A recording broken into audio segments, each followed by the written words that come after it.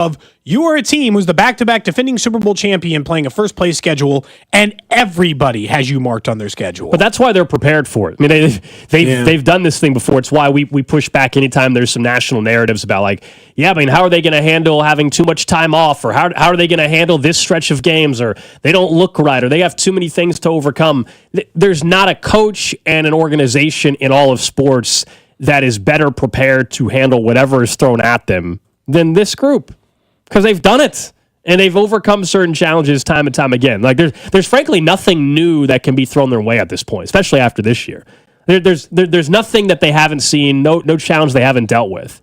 And whether you think this is the top of that list in terms of the challenges or not, it certainly is up there. And here they are potentially going to win 16 games if they can beat the Broncos. If not, they're going to have a 15-win season, and we already know the number one seed's been taken care of. And they've got the best odds to win the Super Bowl once again.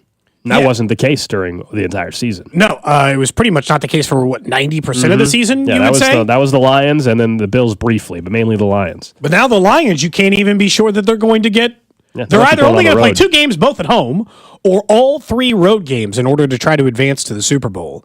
The arguments against, I think, are Mahomes didn't have a great season, and the defense is still elite level.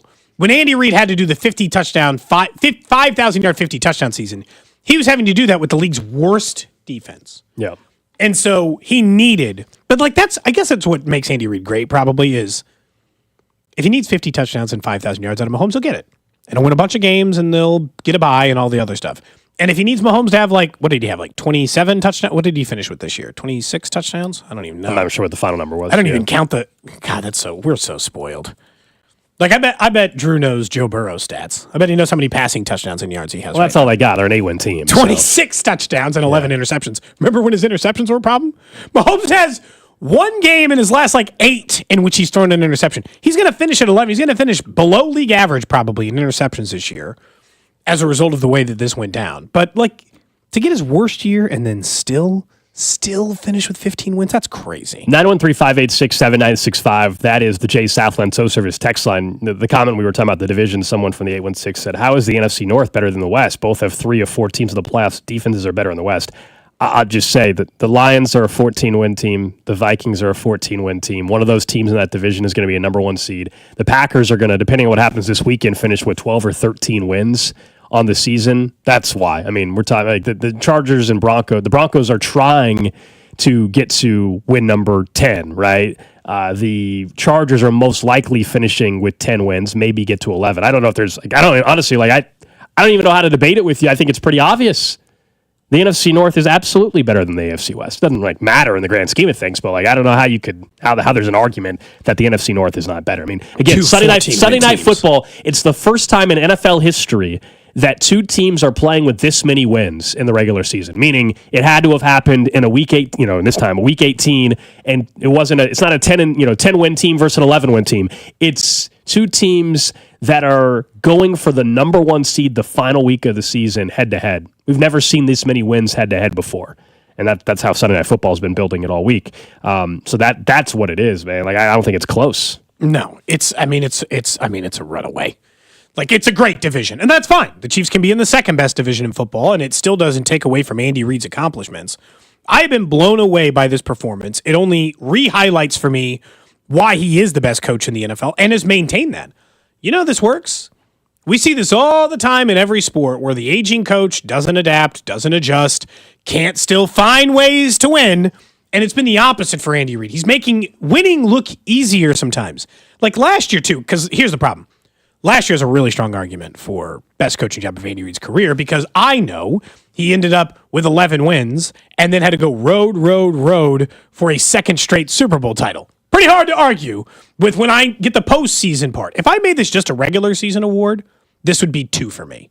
If this were just what he did in a regular season coaching job, it would be second. And that's, by the way, what the actual Coach of the Year award is. Yes. Is regular season. Otherwise, Belichick and Andy would have probably 4 or 5 of these things at this point in time. Yeah, if they let you include the postseason, if they included the MVP, Mahomes would also have an additional MVP by now. He would still have a chance to win this year's. Like that, there's a reason why they cut it off. I have no problem with that. Why they cut it off in the regular season. We mentioned Jalen Watson, the news in the last hour or so before we hopped on the air. I know I'm sure you talked about it a little bit during the roundtable with Bob and Dusty on Fesco and Dusty in the morning. But Jalen Watson's practice window's been opened up. We all know that means, 21 days or so is the timeline potentially where he could return. It's a great sign that we're even discussing this being a possibility. I don't know where you're at. I still think, if we're being realistic, AFC title game's kind of like the target for me. Maybe the playoff game in the divisional round, the first playoff game. He's practicing today. He's practicing. It's a good sign. Like, how does his body react to practicing? I would say this tells you there's a chance for the divisional round, which is more than anybody could have ever expected. AFC title game, I think, is the safe target. But yeah, could he give you some snaps in the divisional round? Doesn't hurt. We all know what he was. I know since we've gotten to week 14 or so, week 13, when this defense has really turned it on. They've been able to make adjustments there, but in the secondary. But Jalen Watson, for a month and a half, we were saying how underappreciated he was and how much different the secondary was. And they couldn't find, was it Joshua Williams? Was it Najee Johnson? Yeah. Like, they couldn't find an answer. To their credit, they've adjusted and they've improved there. But Jalen Watson was playing at an extremely high level. If they got him back, whether it's divisional round, AFC title game, a massive boost to a defense that's already starting to play a lot better. They're number 2 scoring defense in football all of a sudden. So this is great news for the Chiefs because Jalen Watson was absolutely their second best corner. This is not like a debate or up for argument, or it's not even like left tackle where like maybe DJ Humphries could still improve the whole thing. Jalen Watson back makes them better.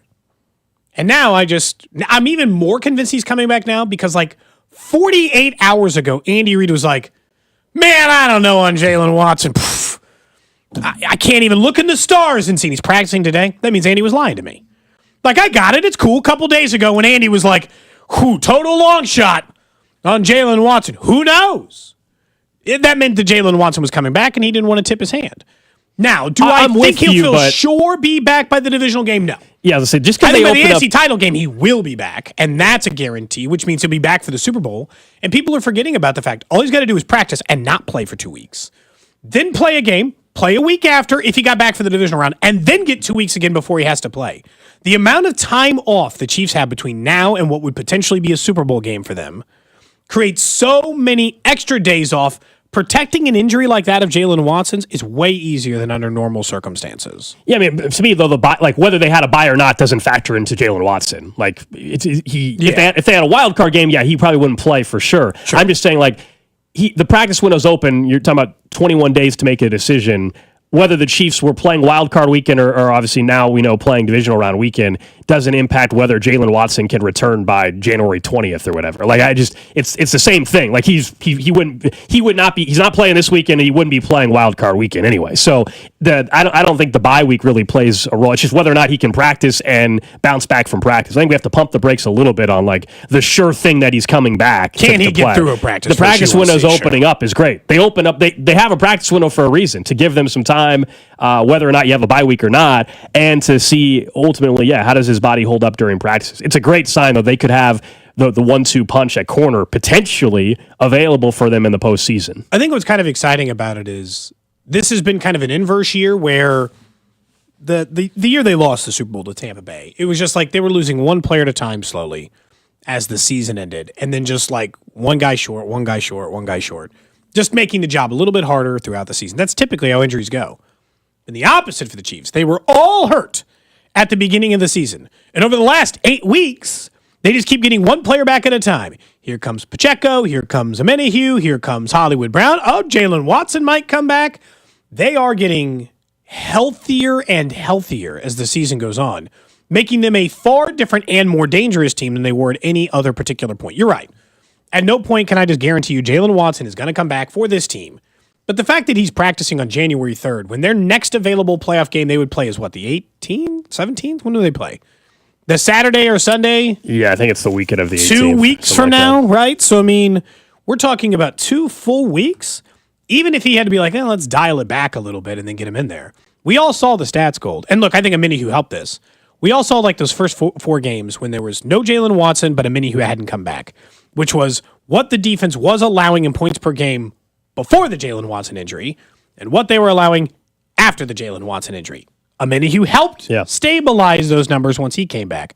So now they could be the even better version of themselves because they've stabilized.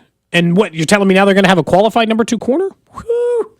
I mean, now we're talking about best defense in the, in the playoffs kind of stuff. And just also adding more depth in general, because there will be some injury that happens, and if this team goes on the run, we think they can go on, playing a divisional round game, playing an AFC title game, hopefully getting into a Super Bowl again.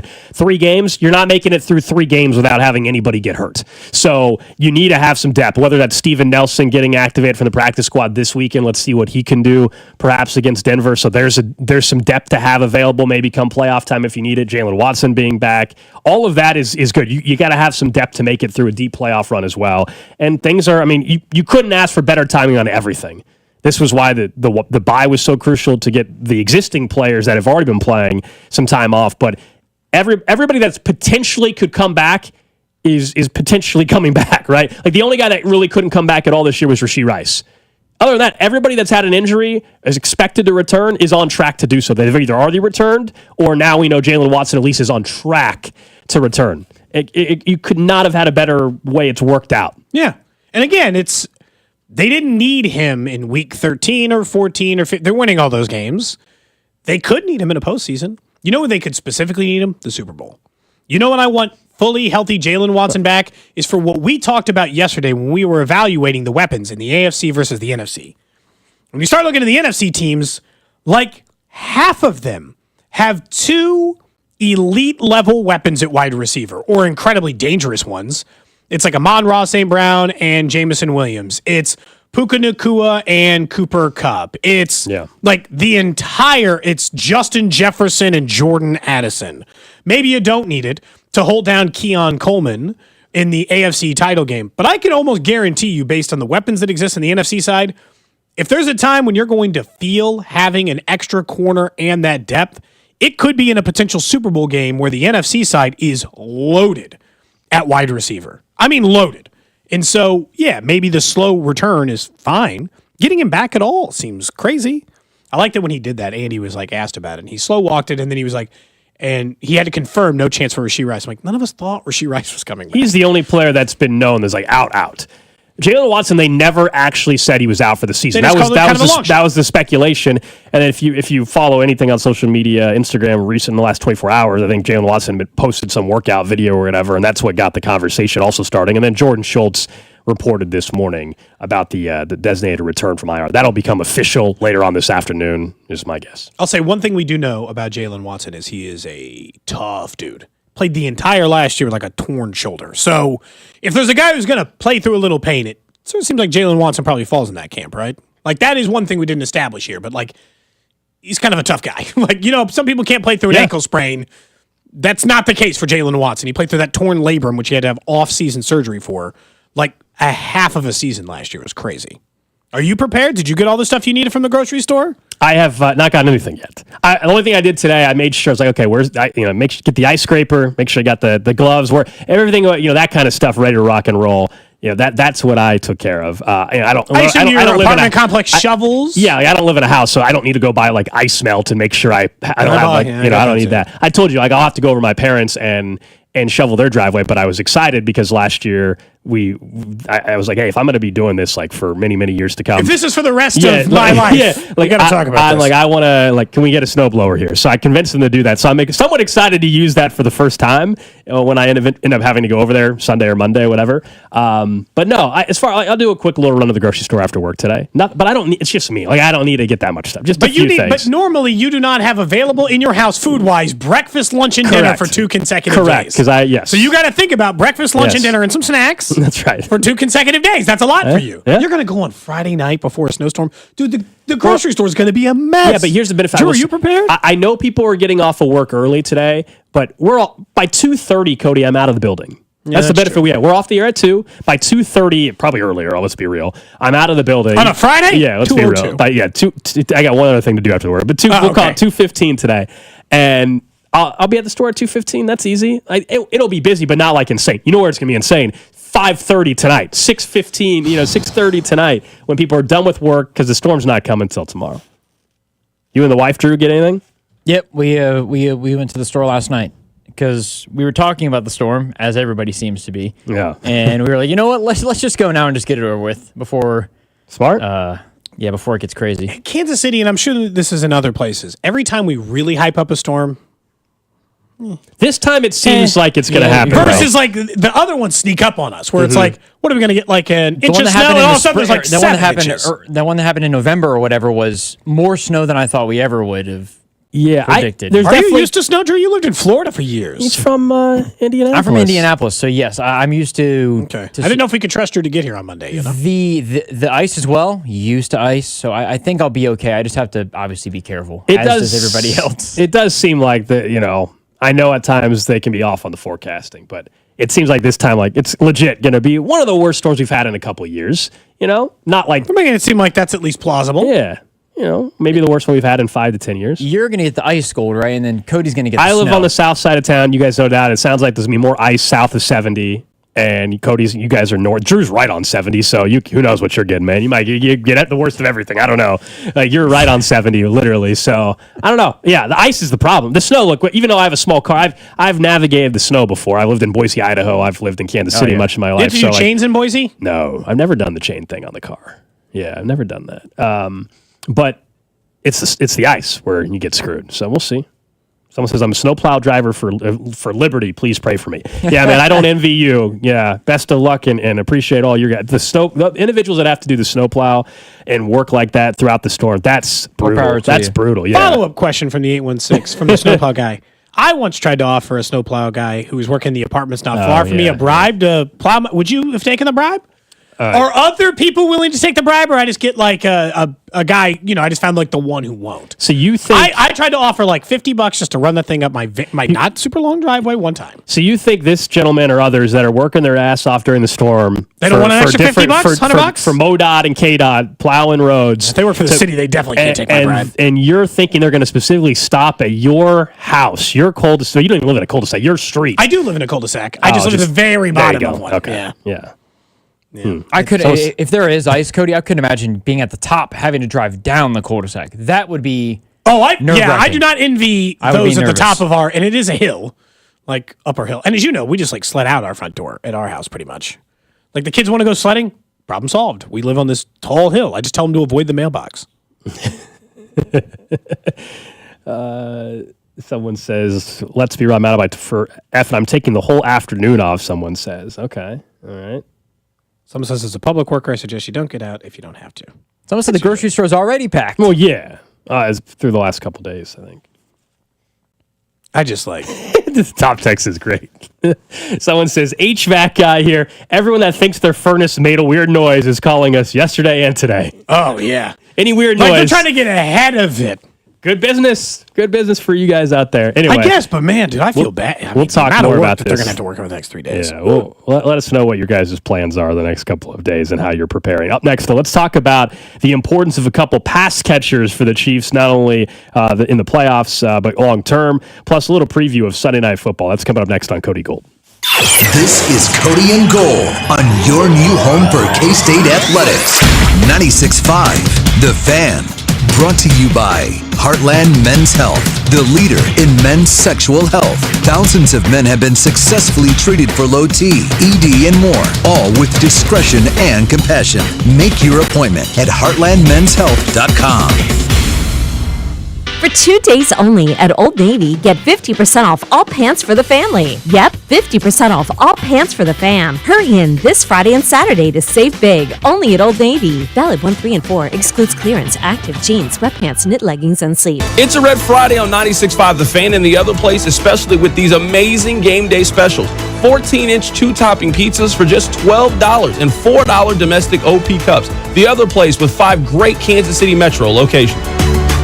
Men, it's the new year, and for many of us, it's a time of deciding to make positive changes in our lives. This is Jeff for Heartland Men's Health, and if you're suffering with erectile dysfunction and are tired of the frustration and embarrassment ED causes, you should call Heartland Men's Health today. because there probably isn't a better resolution you can make than to be done with ED. You see, ED doesn't just affect you, it can also affect your partner, even if they don't talk about it. But here's some great news. If you're like most guys, the treatments at Heartland Men's Health will give you back your sex life, because our protocols have success rates that work in well over 90% of cases. Seriously, you might even find you're performing like you haven't in years. So, make an appointment and get ED out of your life. Your initial visit is only $99 and includes blood work, a medical consult, and if medically advised, a test dose. And if that test dose doesn't work in the office, your visit is free. Call 844-447-6600 or go to heartlandmenshealth.com. That's heartlandmenshealth.com. Heartland Men's Health, a Promenic restorative health practice. We all hear the radio ads about the IRS. They tell you to be afraid, to be scared, and they try to frighten you into calling. I'm not here to do that. Tax Relief Advocates is different. TRA is here to tell you that if you owe money to the IRS, whether it's $5,000, $50,000, or $500,000, we have a solution. It doesn't matter if you're sitting in your car, at work, or with your kids. No matter where you are, call now. 800-575-6812. Don't lose hope. TRA can eliminate or reduce what you owe to the IRS. Generous programs are now available that can give you a fresh start. Our passion is taxes and helping individuals fix their IRS problems. We have over 1,000 5-star reviews on Google and an A+ with the Better Business Bureau. You don't need to be afraid of the IRS any longer. End your tax nightmare today by visiting us online at TRA.com or call 800-575-6812. That's 800-575-6812. Tax Relief Advocates. Real solutions for real people. The election is finally over, and with a new pro-business administration about to start, at Swish Funding, we're committed now more than ever to help America's small businesses come out of the surviving years and into the thriving years. Whether you need funds for cash flow, expansion, or new equipment, Swish Funding will always have your back, with flexible funding options from $25,000 up to $2 million.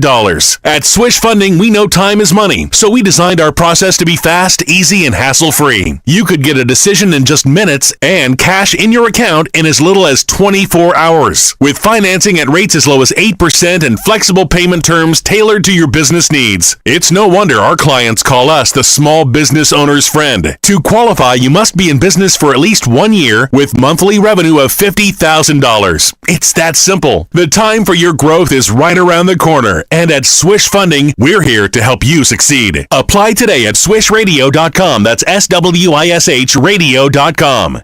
Okay, so that's with bacon, cheese, lettuce, tomato, grilled onions, ketchup, and hold the pickles. You know what you like. You wouldn't order your burger just any way. Why should your sports talk be any different?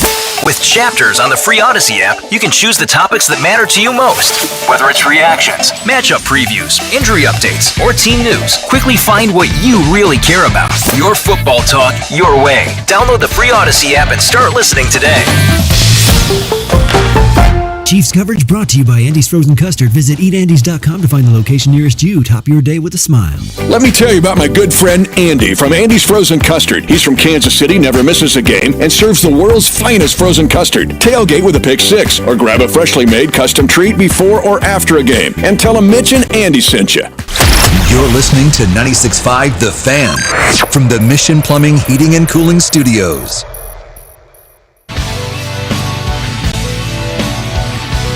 Just getting started here on a Friday. Hope everyone's having a good day, getting set for the weekend. Obviously, the storm on the way. You guys can continue to interact with us on the text line, 913-586-7965. Here in about 30 minutes, Josh Brisco, our Chiefs contributor from Chiefs on SI, going to join us. We'll get his perspective on how Andy's going to handle Sunday's game in Denver, plus the news, as we just got done talking about, the Jalen Watson. It's now been confirmed by Nate Taylor as well that Jalen Watson will be designated to return. That practice window opening up. He's expected to practice today. All great news when it comes to his chances of playing in the postseason. Maybe divisional round. We'll see. If not, maybe an AFC title game. We'll get to that with Josh Brisco in just a bit. We'll probably also talk to him about really the pass catchers in this offense now. I think we've all agreed that Xavier Worthy is right now their number one kind of target in this offense at this point, just based off target share. Over the last couple of weeks, yeah. But does that change in the playoffs? Like, if I were to ask you the order of importance from the pass catchers and who's going to get the most target share, does Kelsey get all the way back to the front automatically because it's playoff time? And we know last year in the playoffs, Kelsey looked like a Hall of Fame tight end again. Or is Worthy number one? I think you still have to say, if you're ranking the importance of pass catchers, how can I not still say Travis Kelce is the most important pass catcher for this team in the postseason versus after what we've seen? Versus a rookie wide receiver? Yeah, I actually think I'd be more likely to say Hollywood before I would say Xavier Worthy. Now, if I put Kelce first, I think Worthy is second. But if I were putting somebody not first that wasn't Kelce, I would entertain Hollywood Brown. The other part that I can't factor, and this is why it's such an interesting conversation, is DeAndre Hopkins is the ultimate veteran. And somehow, if you made me give my list right now, I'd put Hopkins fourth. It would be Kelce 1, Xavier Worthy 2, just based on recent production alone, Hollywood 3, who would have been 2, right, had he played the entire season, and DeAndre Hopkins 4. Now, his 4 catches will be important. Yeah. But if you just made me guess, let's say they go all the way to the Super Bowl and they play 3 playoff games, and we said at the end of this, where did the targets rank? I still think Kelce will be number 1, and I think Hopkins will be the lowest. Does that make you the most important, though? See, that's what I was. That's interesting. Okay, and that's the other part. As I was going to say, if we're just talking about who's going to have the most targets, that's a different conversation than whose targets are the most important, right? And I think Kelce is the answer to both. By the way, like whether it's actual number of targets or who's the most important to target, just because of what he presents defenses with, the challenge. Kelce's 1. I would go Worthy 2 and Hopkins 3, and then Hollywood Brown last. Like I was thrilled to see what Hollywood Brown did in his first game in a Chiefs uniform in the regular season. Like way more than any of us could have expected. You can start to see why they were excited about him in this offense. We how many times mentioned that the difference for him was it all offseason. He still got the work with Patrick Mahomes. He still got the training camp work with Mahomes. Mahomes mentioned how he was a much better route runner than he even realized. All of that clearly I think was true based off of even one game, but I don't know how I can say like just because of one game Hollywood Brown's just like more important than DeAndre Hopkins. I'll push back on that because you're correct that actual catches, who's more likely to have 90 yards in 5 catches? And now at this point you'd say Hollywood Brown, but who could have 4 catches for 45 yards? But man, all for first downs. It's for the fourth quarter. The Chiefs are up by 7. They need a first down to basically seal the game. Who do I trust other than Kelce? DeAndre Hopkins is the next guy I would actually want the football to go to, just in terms of sure hands. This speaks to their incredible depth because someone's like, "Hey, don't forget about Noah Gray." I'm very aware of Noah Gray. Yeah. He is the 5th, at best, receiving option on this team right now. Like, because does McCole usurp him when he comes back, or where does Justin Watson, who finally caught a long pass on that Christmas Day game? Drew was burying Justin Watson, therefore I finally caught a long pass. Weren't you happy for him? Were you happy for Justin Watson? No, it was good for Justin Watson. I did not say anything because I didn't feel like I needed to say anything in that moment in time. It's fine. Good for him. I feel the same way you did about Justin Watson. He was wide the hell open. He better have caught it. His involvement in the offense always felt like it was a little too high. But yes, when I go through it, and you're right, if I say importance versus total target share, it's a little bit different. Because right now, Hopkins has not been what he was in his previous career's name, which is he was a target monster, right? Like, I mean, he was the guy who did nothing but get targets for this team. But Kelce's been that at one point in his career. I would say Hollywood maybe that 1 year when he had 1,000 yards in Baltimore. Maybe he was, like a 100-target guy. So everybody at some point has done that. But if it's postseason time, it's Travis Kelce. It just is. Yeah. I know he's been a 4-catch for 35 or 40-yard guy for the last month. It's Travis Kelce. Yeah, he does find a different gear. I mean, last year was the prime example. There was also probably the health aspect. He's healthy right now. Last year, we know he sat out the last game of the year, even though he could have had another 1,000-yard season. He wisely did that, and we saw him look like the Hall of Fame tight end that he is in the postseason. I think we'll see something similar. I think we'll see a fresh Travis Kelce. Defenses are still going to give him plenty of attention. They're not suddenly going to think that he's not a factor. But the beautiful thing with that is now they have the guys we're mentioning. Worthy is clearly a factor and a weapon. Hollywood Brown is working himself into this offense as well. And sure, you can throw in Noah Gray to the picture. He's been terrific at times for them. That's why this offense further down the list because of how many options they have. That's why this offense is in better shape than it has ever been at any point in this 2024 now 2025 season, because they got everybody available. Other than Rashee Rice, everybody's available. I don't include McCole Hardman, and maybe he will be available anyway. But I'm talking. If you let me swap about a healthy Rashee for Hopkins, this would be an unstoppable. Yeah, I'm talking about the guys that we all expected to come back. This is as healthy as they could possibly really be heading into a postseason game. Someone says to put Hollywood over Xavier is just nonsense. I'm kind of before the season. I would have thought it was nuts, but now Xavier Worthy over his last 7 games is on a 1,000-yard, 10-touchdown pace. So since over no, that's what they're 17 saying. season, You said you would put Hollywood over Xavier. That's what they're saying. I just said I'm just saying if it wasn't Kelsey, I feel like they would force feed Hollywood, I guess. But I could be wrong. Okay. That's all. Again, in my official rankings, the order of importance is Kelsey, Worthy, Hollywood, and Hopkins. But the fact that Hopkins is 4th on the list, and if I include Noah Gray 5th on that list, it tells you a lot about where they are offensively. And they don't even have to, I think it's also why the running back pass game started to work so well late, don't you? I don't think it's an accident that finally they could push the ball down the field and then Samaje Perine was able to get 15 yards whenever the hell he felt like it in the passing game. I just think that now this is a top 5 to 7 offense, in my opinion, in the league right now. I know none of the numbers over the course of the season are going to bear out that way. But if you made me re-rank the offenses based on what I think they are this moment, this is one of the 5 to 7 best offenses in the league. Back-to-back playoff teams they faced. Houston and Pittsburgh, they scored 29 and 27. And we all know that 29 could have easily been over 30 or whatever. They basically slid down to prevent a score. I know the 30-plus point stat or over 31-point stat is one that people nationally will bring up, and the company they're in of not scoring over 31. They could have easily scored over 31. They just slid down to run the clock out wisely instead. The last 2 games is why everybody feels differently about this offense and about this football team. They're getting healthy. They're doing it against playoff teams. They made it through the stretch. All of it's coming together. Tooney's playing good left tackle. They're peaking at the right time, and I don't think they quite peaked yet. That's hopefully happening in the AFC title game, frankly, and ultimately the Super Bowl. But that's the track they're headed on. I know people were skeptical for many, many, many, many weeks that they could get there, and it's amazing. We do the same exercise the last 2 or 3 years. What they are in week 6 doesn't matter whatsoever. And why panic in week 6? And we've seen multiple years of evidence now that when it matters most, things come together, and that's a credit to Andy Reid and the coaching staff more than anything else. I wouldn't exactly sure. They're 11th currently in points per game on offense, the Chiefs. They're 2nd in points per game on defense. If you remember my earlier standard of being top 10 in both, the difference is the Chiefs get leeway. I said that from the beginning. Drew was here. From the very beginning, I said, well, they have Mahomes and Andy Reid, so everyone else has to fall in those parameters. They get a little wiggle room there. That's and if you look at what they did the past 2 weeks, because Hollywood, what you would say, Gold leading all the way up with Charles Omenihu coming back. We've been waiting for Hollywood Brown to come back, like you guys said, let's see what they look like when Hollywood is there. I know they won't get Rasheed, but let's see how much better they look on offense. They've scored their 27 and 29 since Hollywood is back, because he came in right before the Texans game, if I remember correctly, and he's been good. So him being that X factor into the offense where it's another weapon you have to account for and not just somebody else who's a body on the field that's just running around makes them a lot tougher. I wonder what they would rank in the last 2 weeks, Cody, where they probably are top 10, I would assume.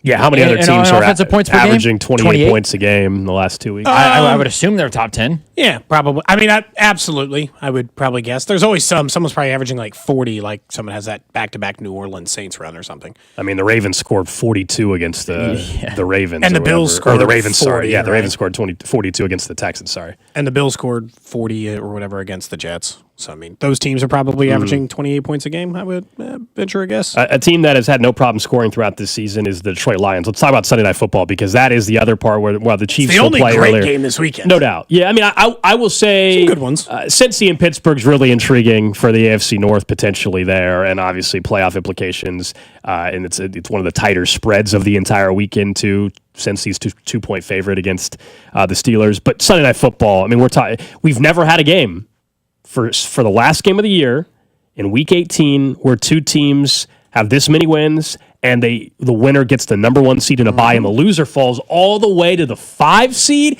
and has to go on the road the entire playoffs. And there's a chance it could be the Lions, who for 95% of the year everybody said was the best football team in the league, and they might have to actually go on the road. You have Dan Campbell last week. They get the win and they got out of the game healthy, fortunately, but short week, and they went all for it on Monday Night Football against the Niners. Does that have a carryover effect to this game on Sunday night? You know, there's so many aspects that can change how people, I think, will view how Dan Campbell handled things. You've got the tough guy attitude. It's he's the tough guy. He played good for him. It wasn't about just getting healthy out of the game.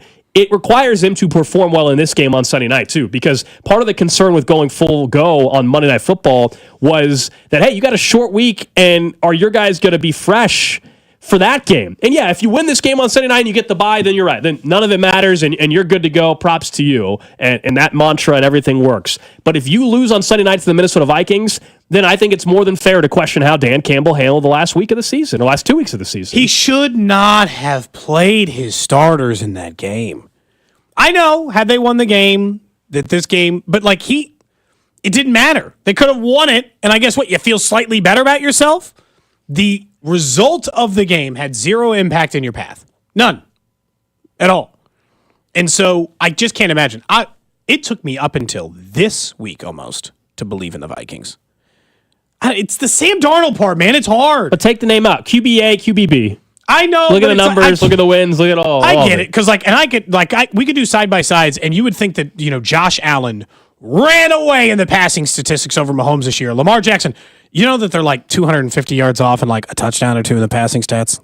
Josh Allen's got like rushing numbers. Yeah, but like he does those all from the 2-yard line. No offense. Like there is a number in which that number doesn't actually hold as much. He's got like 150 more rushing yards and like 200 more passing yards and an additional passing touchdown. Like they're not as far apart as you think, as you have in your brain. So I understand that if I look at Sam Darnold's stats, that there isn't the gap that exists statistically that would be there. But it took me up until this week to believe it. I'm saying I do now. In terms of what? Them making the Super Bowl? Yeah. Because come on, dude. It was really hard to take Sam Darnold seriously as a Super Bowl contending quarterback. I know. They're as good as the Lions, especially because of the injuries. Did you take Jared Goff that way last year? Yes. Because I think that Jared Goff, if we're talking about Sam Darnold that way, then Jared Goff had to have been in the same conversation. Not as much, because Jared Goff had been on a Super Bowl contending team and started for a winning team. Sam Darnold was viewed as one of the worst quarterbacks in the league for a while. Jared Goff was never viewed as the worst quarterback in football. That was a legit thing people were saying. He's going to go down as one of the worst draft picks ever for a minute there. So I think that's the difference. Now, Jared Goff is probably still a name people have been hesitant on, to your point,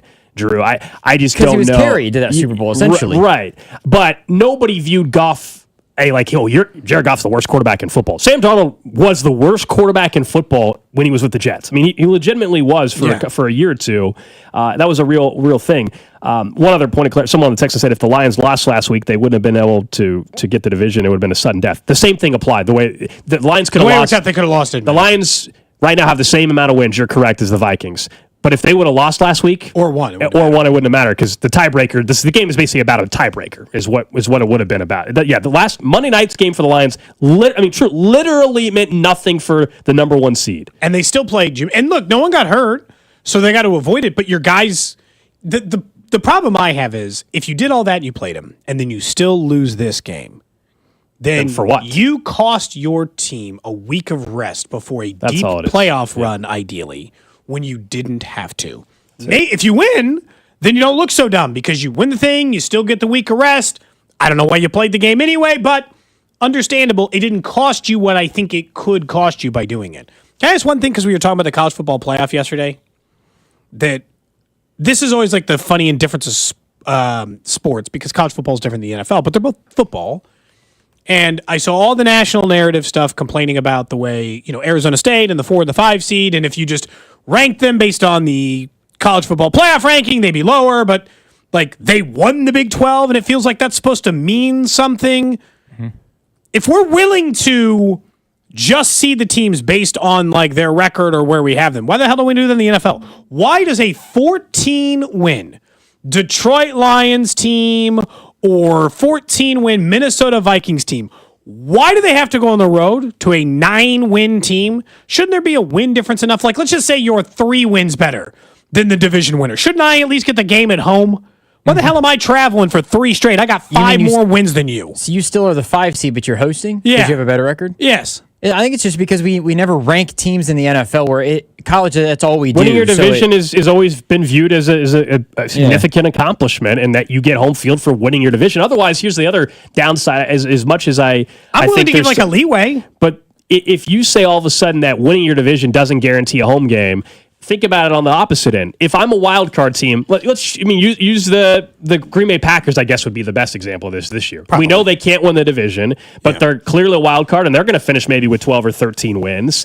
And we know the Bucks are potentially going to win their division with 10 wins, if I'm not mistaken, in the NFC South. So if you were the Packers, you would also have nothing to play for the final 2 weeks of the season because you had already known you couldn't win the division, and you know that you're still good enough to outdo the NFC South champion. So then you'd run into even less games meaning something the final 2 weeks of the season. That's my argument for not doing it that way, too.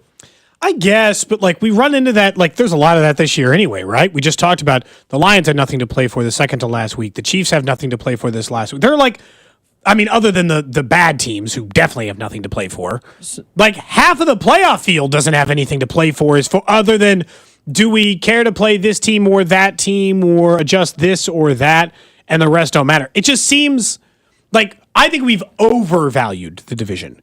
The division should mean something.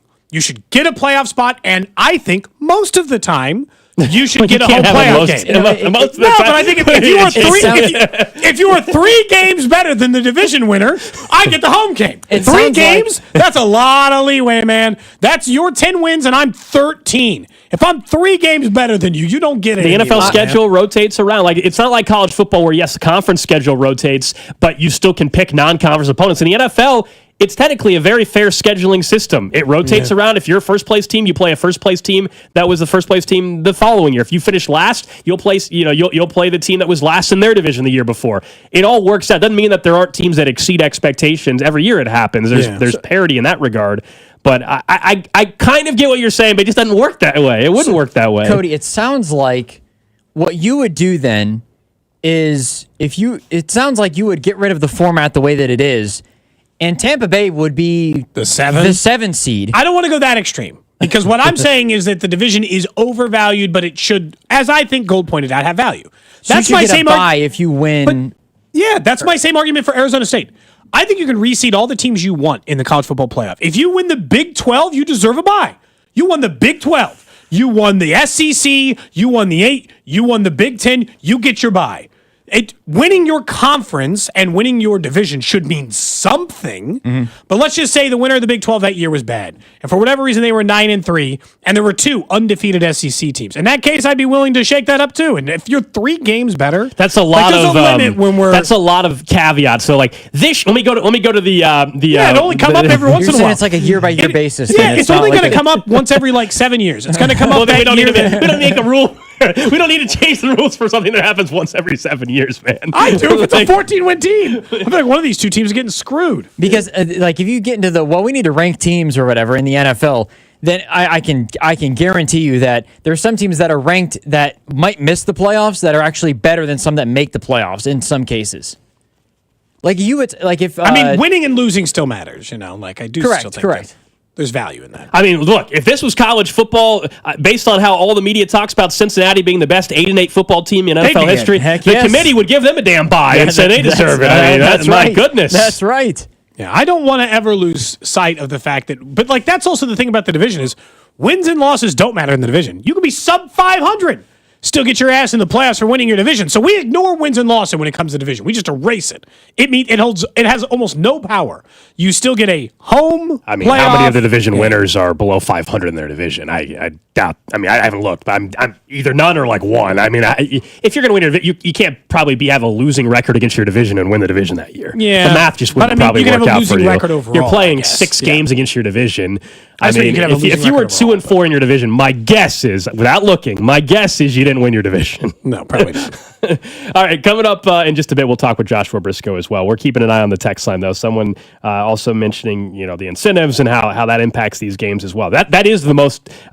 If you're just looking games that don't have playoff implications, that's the other interesting thing to watch in some of these games. Like Geno Smith needs 185 yards or something to get an extra half mil or something.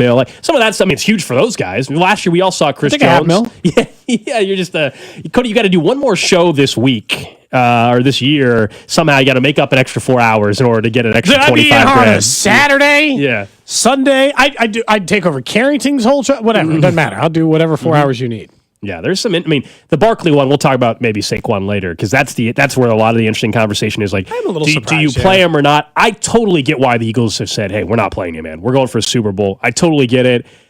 It's a really tough situation because we know he's trying to get Dickerson's record, but I think even Barkley, while he wants to play, I think you have to understand you're going for a Super Bowl, and if you get hurt, that team has no chance to win a Super Bowl. And I guess I'll be honest with you. Unlike baseball, Like, I would have guessed Dickerson eventually. Like, I would have guessed him once we went through the numbers.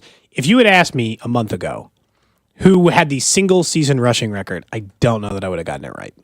Like, I would have been like, was that it was OJ. Yeah. It was OJ, and then you had Eric Dickerson was in. I put out some video yesterday because people were giving him a hard time because he was saying how he was the amount of games thing, right? OJ, I think, did it in 14 games.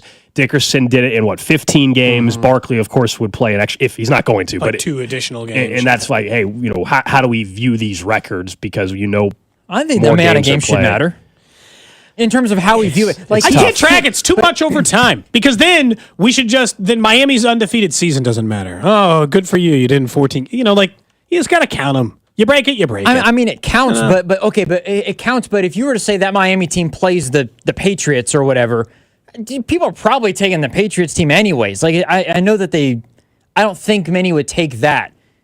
Like, Ashton Genty, if he broke Barry Sanders' record, Barry Sanders did it in 11 games. Ashton Genty was trying to do it in 14. Yeah.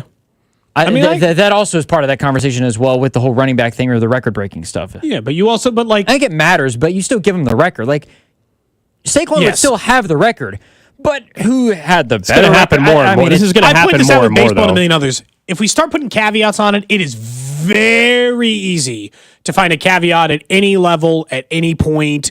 The number of games is only one of the determining factors of the things that were different about the game at that time. Yeah, like Barkley, versus the difference in the game now, right? Better athletes, a million other things. So just if you break the record, you get the record. Like, I don't need to throw a bunch of nonsense. Yeah, I mean, this is going to happen more and more too, because one day the NFL is going to go to a 20-week schedule or something, and so we're going to have an extra game or two on top of this, and so there will be records that are even broken this year. Barkley, there's way more to the story too with that, because the games are one thing. I think Eric Dickerson had more carries, though, than Barkley or something. That also is part of the conversation. So, yeah, Dickerson played in less games than Barkley, but Barkley's going to have less carries than Dickerson. So that matters more, honestly, than games played. How many opportunities did you have to touch the football? Or actually, not opportunities. How many times did you actually touch the football? Dickerson had more carries than Barkley did. Anyway, we don't have to get into that whole debate, but that's definitely another factor this weekend that people are talking about. Up next, though, let's get back to the Chiefs. Joshua Brisco, our Chiefs contributor from Chiefs on SI, going to join us. We'll talk to him about Jalen Watson's chances of playing in the postseason and how much Carson Steele are we going to see on Sunday. Cody and Gold. I didn't sleep well. I was drunk. Brought to you by Heartland Men's Health, the leader in men's sexual health. Thousands of men have been successfully treated for low T, ED, and more, all with discretion and compassion. Make your appointment at heartlandmenshealth.com. 96.5, The Fan. I'm Mitch Holtis, voice of the Chiefs. Everyone develops cataracts naturally as they get older. When your vision is affected by cataracts, you should see my doctor, Dr. Steven Silverstein at Silverstein Eye Centers. Dr. Silverstein is a world-renowned cataract surgeon who performs life-changing laser-assisted cataract surgery with premium lens implants to correct your vision up close and far away. Trust my eye doctor, Dr. Steven Silverstein, Silverstein Eye Centers, 816-358-3600 to schedule an appointment. When it comes to financial goals, everyone has that one thing you want to accomplish. Raise your credit score, give your kitchen a well-deserved glow-up, or eliminate credit card debt. At Main Street Credit Union, your main thing, well, that's our thing. It's what we're passionate about, helping you achieve your main thing. So bring us your wants, your needs, and your goals. We'll provide you with the tools to achieve them. Go to mainstreetcu.org for more information. What's up, Kansas City? It's Mitchell Schwartz. There's nothing easier to enjoy than watching the Chiefs with some wings and an ice-cold Bud Light. And Buffalo Wild Wings is serving up both for every game, all season long. Join me at the Buffalo Wild Wings located at 137th and Metcalf in Overland Park on Friday, January 3rd. I'll be there with the crew from 6 to 8 p.m. celebrating the back-to-back Super Bowl champs while eating some wings and drinking $5 Bud Lights. Nothing easier to enjoy than that. Bud Light. Easy to drink, easy to enjoy. For more details, go to 965thefan.com. Enjoy responsibly. Anheuser-Busch, Bud Light Beer, St. Louis, Missouri. For 2 days only at Old Navy, get 50% off all pants for the family. Yep, 50% off all pants for the fam. Hurry in this Friday and Saturday to save big. Only at Old Navy. Valid 1, 3, and 4. Excludes clearance, active jeans, sweatpants, knit leggings, and sleep. It's a Red Friday on 96.5 The Fan, and the other place is your sports watching headquarters this fall. Now with 5 great area locations: Shawnee, Olathe, downtown Overland Park, Mission, and Belton. Enjoy Red Friday specials all day. Diabetes, high blood pressure, anxiety meds, everyone's on them. If you're a 50-year-old male, maybe a bit porky, and you may even have type 2 diabetes, $1 million of term insurance may only cost you about $200 a month. Call Term Provider. Speak with Big Lou at 800-353-9057. Big Lou will find a term life policy for you even if you have type 2 diabetes, are overweight, or have high blood pressure. Term Provider has helped thousands of people like you who think they can't afford term life insurance. To buy $1 million of affordable term life for you, all you need to do is call Big Lou at 800-353-9057. Lou will make sure the scales are tipped in your favor. Call 800-353-9057. Big Lou will answer your call and work to fit you into a term life policy that you can afford. Remember, Big Lou's like you. He's on meds too. Call 800-353-9057, 800-353-9057, or biglou.com. You're listening to the all-new 96.5 The Fan, your home for Kansas City sports. KFNZ FM and AM, HD1 and HD2 Kansas City, an Odyssey sports station.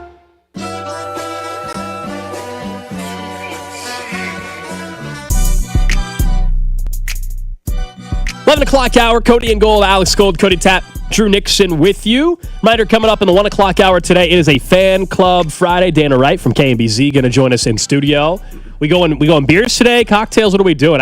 Cocktails. Weather on the way, so I don't know. I didn't know if we had a theme today. Cocktails. No theme. Cocktails. I know that you are you like Dr. Pepper. I over do. over the holiday season, my wife had we bought some frozen cherries and stuff because she wanted to have like almost like a dirty Shirley, but like a dirty Dr. Pepper cocktail with cherry vodka and Dr. Pepper and grenadine and some other stuff. Okay. So that's what we're having? Perfect.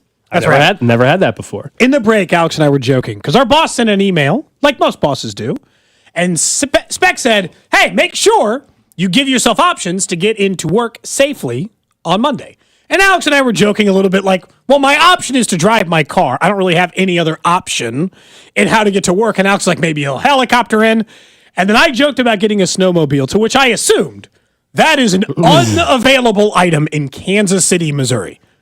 There is one listed in the metro area in Overland Park. Oh, perfect. On Facebook Marketplace. I'll rent it. You can pick up this 2012 Polaris. So it's got some aftermarket accessories. It looks pretty badass. I'm not going to lie. How much we talking? You look pretty sweet. What does this thing run? Like $3,000? Riding into work. What does that run? Is it $6,400? Oh. Is that how much the going rate is for a nice snowmobile? Could you imagine taking that in? Like, obviously, it's not legal to do that, but just even taking that out. It comes with the trailer. It comes with the snowmobile trailer. That's part of it. That's why it's $6,400. Mm-hmm. Okay. Maybe a little bit less if you don't want the trailer. I don't know. And the cover, got to make sure it's covered. If you rode into work on Monday on a snowmobile, it'd be my favorite day in the show's history. Would they pull me over? I don't know. If I if you passed the cop on the highway on the snowmobile, I mean, probably. Well, they just let you go because screw it.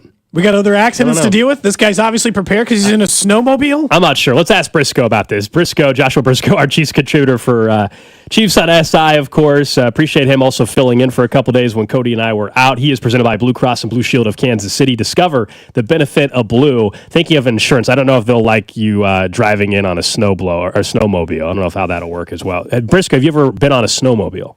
No, I haven't, but I got 2 words for you, fellas. Business expense. Yeah. Your boss he said get in safely. Get here. He said, you know what, I'm going to go ahead and read between the lines. I heard him say, get here no matter what. That's right. Whatever the cost. The money is no object. Be here on Monday. And so I hear you guys saying, yep, boss signed off on a snowmobile, and I feel like Cody and Gold deserves one as a show. Get that thing wrapped. Get the decals on there. Yeah. 10 to 2, baby. Dude, getting it wrapped would be incredible, first off.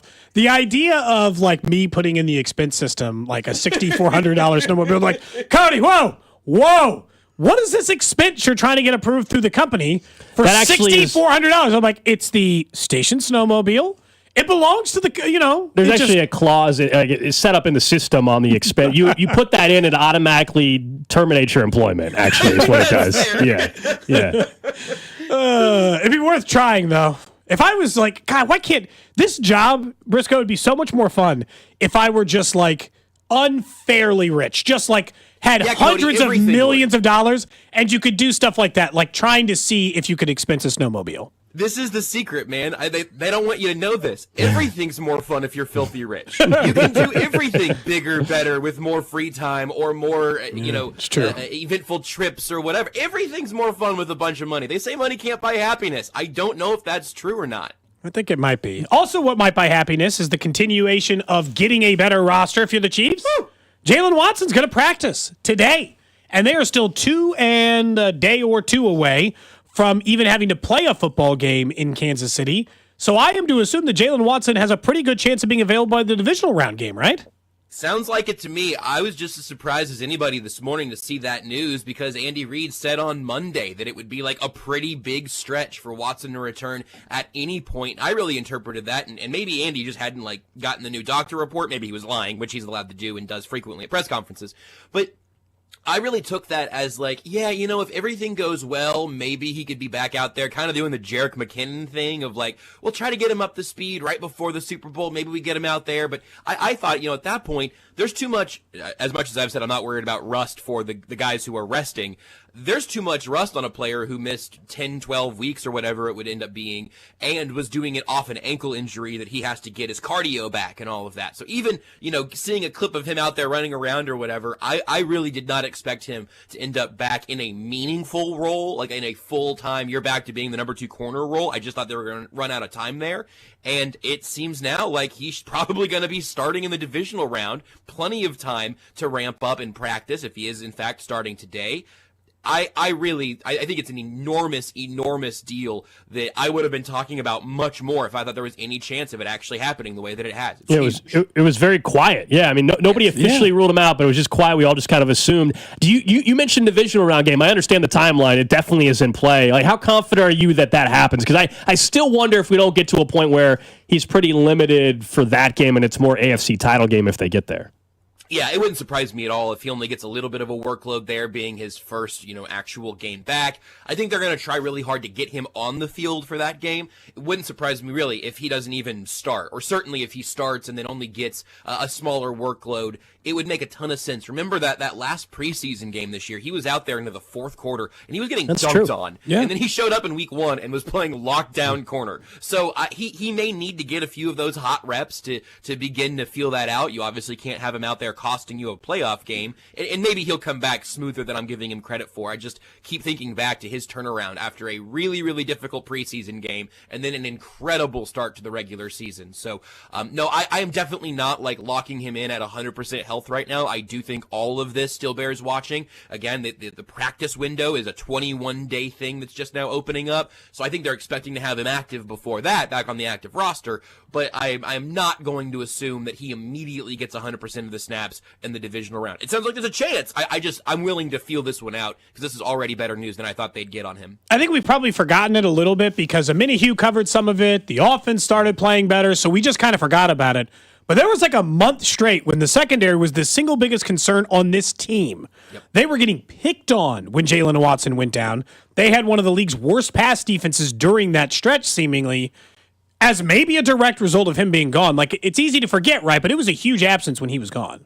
Enormous. We were having the conversation at the time, and I still could make an argument for either side. I think we were having the discussion at the time of what would be better. If you could just magic wand cure one injury here, you either get Rashee Rice or Jalen Watson back. I remember tweeting that out and getting pretty close to 50-50 in terms of the responses, and I still kind of vacillate between the two because I think, again, there's a good argument on both sides.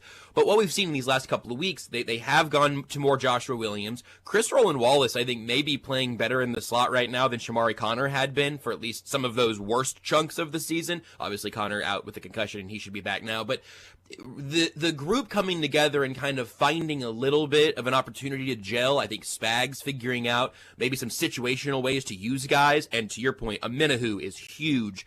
but they've figured out ways to patch things up. That's really good. That's really valuable. But if Jalen Watson is back out there, if he looks like himself, if he's playing pretty much his usual workload, at least by the championship game, presuming they get there, which we will do, that is an enormous boost, because suddenly the blitzes don't have to be as frequent, which means they can be more exotic and a little more pick your poison type of stuff. That the pass rush does have more time to get home, which was one of the reasons they were successful even without Chris Jones against the Steelers. So it's just a snowballing thing of great news, because when we were talking about this back in week 6 or whatever it was kind of losing a Jenga block that brought a lot of the defense back down. Now they've rebuilt a lot of that tower, and Watson's coming back. I don't want to undersell it. I think it's massive. Josh Brisco joining us here on 96.5 The Fan. He's our Chiefs contributor for Chiefs on SI.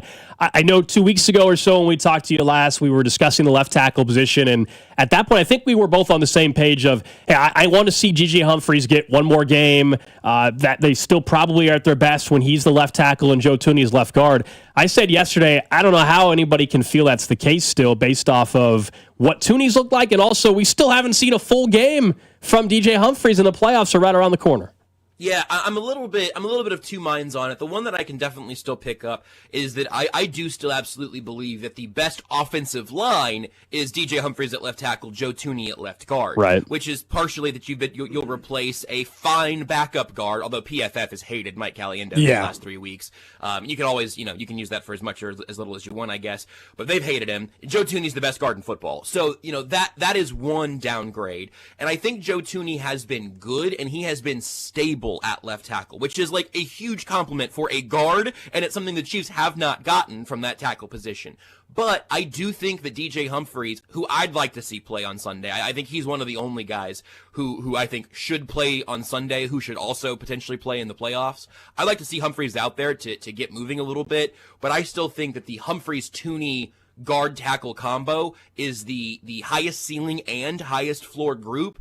But it's incredible to know that if DJ Humphries can't go or doesn't look very good, that you have an actual option. I believe they can win a Super Bowl with Joe Thuney at left tackle. I think the best case scenario is Humphries, Thuney, tackle guard, but I think they can do it with Thuney, Caliendo, and I'm not sure they could have done it with Morris and Thuney, and certainly not with Suamataia and Thuney. Based on the way that they're talking about it, I feel like the Chiefs must feel the same way, right? It seems pretty clear they want to see if Humphries can do it still. Yeah, I think that's right. And I think we know that even by the order of operations here, that Thuney moving to tackle was such a desperation type of heave. I think it was plan D, ultimately, kind of considering all the guys they wanted to take over that role. An interesting thing, this was as heard on Monday's edition of Cody and Gold here on 96.5 The Fan. I was talking to Ryan Tracy of RGR Football, and he has a background in the physiological side of all of it, as from a training perspective, plus he knows football better than almost anybody else. He knows the Chiefs better than. So I say all that to say that I really, really trust his opinion in a way that I maybe only extend to 5 or 10 people in the space. And he said he actually doesn't even really care if Humphries plays on Sunday, because that hamstring issue is a soft tissue injury, and that more time there might actually be the best possible thing to extend that break. So I'll be really curious to see if the Chiefs want to see him get a little bit of work, a lot of work, or if Humphries practices this whole week and he doesn't play on Sunday. I think that's your answer all over again, that the Chiefs are actually just holding him out because they want him to play tackle. But a few different paths of that over these next couple of days would not surprise me. What about on Sunday just against the Broncos? We know the Chiefs don't have anything to play for seating-wise or anything. The Broncos have everything to play for. Carson Wentz, I mean, do you agree that if he goes out there and plays well, that he could end up being a starting quarterback or at least in a competition next year for some team based off of what we saw in the NFL this year? Yeah, I kind of do. I think, as you kind of put there, it's like starting with an asterisk. Like, I think that's probably his path at this point. If you're a Raiders team that wants to draft somebody and have a stabilizing force, you try to sell Carson Wentz. No, the Raiders would not be the team to do this, at least not with their current staff. But you try to sell Carson Wentz on the Sam Darnold position, the Baker Mayfield reclamation. I think those little cycles of former high picks, Jared Goff almost to a different level, really, but those cycles of former high picks exiting, particularly in free agency, finding a home for themselves, performing well, and then getting another contract off the back of that, I think that's a real path that teams are probably a little more open to, where retread isn't such a pejorative as it often is. So I think if you're going to have Wentz and some younger quarterback, and maybe it's not somebody selected 1, 2, or 3 overall, but maybe it's one of those second-round guys, or even, again, like what the plan was in New England with Drake May and Jacoby Brissett, and what it would have been in Minnesota if J.J. McCarthy had stayed healthy. I think there's a real chance that he does that. I think he could be in line to do that anyway, but going out and having like a real game on Sunday, I think could absolutely impact his market, which is crazy because this game means nothing to the rest of the team, but it means a lot to a lot of guys individually. Pacheco look okay to you? Like, I mean, other than the rib injury, but he just doesn't look like the same Isaiah Pacheco yet. Yeah, I wonder how much of that is him getting back to himself, and I wonder how much of that is us getting more acclimated to the offense without him. I think it's been nice to see Kareem Hunt's vision and be able to see him maximize, well, not always maximize what's there, but get enough of what's there and typically hit the right hole. It makes Pacheco seem like more of a contrast in a lot of ways, but it would also not surprise me if, he is still working back from the fact that he broke his ankle and is working back in a way that maybe getting his feet under him is still a little bit of a process. I think as it's good for everybody, it's certainly good for every running back. Getting him a long break off the ribs and kind of a little, an interlude in his recovery. He had to recover, get back, play some games, and then get another time off and then come back and play again. I think it's as good of a setup as you could ask for him. But no, I'm kind of with you, and I think maybe the shine is coming off that apple a little bit because I think Kareem Hunt in a lot of ways has been this team's best running back this year. All right, I'm going to have you. We did this earlier, so I want you to rank them. I'm going to give you 4 target options for the Chiefs, and you tell me in order of importance, 1 through 4, where they rank as the most important target guys for the Chiefs in the postseason. Not where they rank so far this year. Kelsey, Worthy, Hopkins, and Hollywood. Oh, man, what a blessing that's a terribly difficult question. It is. And, we didn't even get to, 5 or 6, which includes, Noah Gray or Juju Smith-Schuster, because those are the 4, but... No, you're right. Those are the 4. I think... After having been very, I would have probably been opposed to this in season, but I might put Worthy at 4. I think his growth has been out of necessity a lot, but he's going to get his shots, but it doesn't need to be a lot of targets necessarily. He's had a lot of targets lately. Yeah, no, and that's been a very promising thing, but if I'm thinking about how they're going to get used and how they should get used going into the playoffs, I might go, I don't know, I might go DeAndre Hopkins 4, and he's just going to get... I had him 4. He's going to have 4 chain-moving catches and a touchdown every week. And it's all right, yeah, no, he's DeAndre Hopkins, but he'll have the few. Let's do that then. Let's go Hopkins, Worthy, Hollywood, Kelsey. I like that we all had Kelsey. That's the funniest thing in the stabilizing It's the playoff factor. time. We all had Kelsey. Yeah, honestly, it felt bad saying it out loud because I think the regular season order, or if you were starting a new season with those 4 guys, would be very different. But yeah, you're going to give me Travis Kelsey fresh off a month of rest in the playoffs. Yeah, he's going to get 10 targets a game. I mean, absolutely. Why wouldn't he? Even though there are you can happily give out 35 targets to that group, which is awesome because so much of this season was all right, so how many times do we need to throw the ball to Justin Watson? Do you load up from the grocery store for the weekend storms, or what's the plan for you?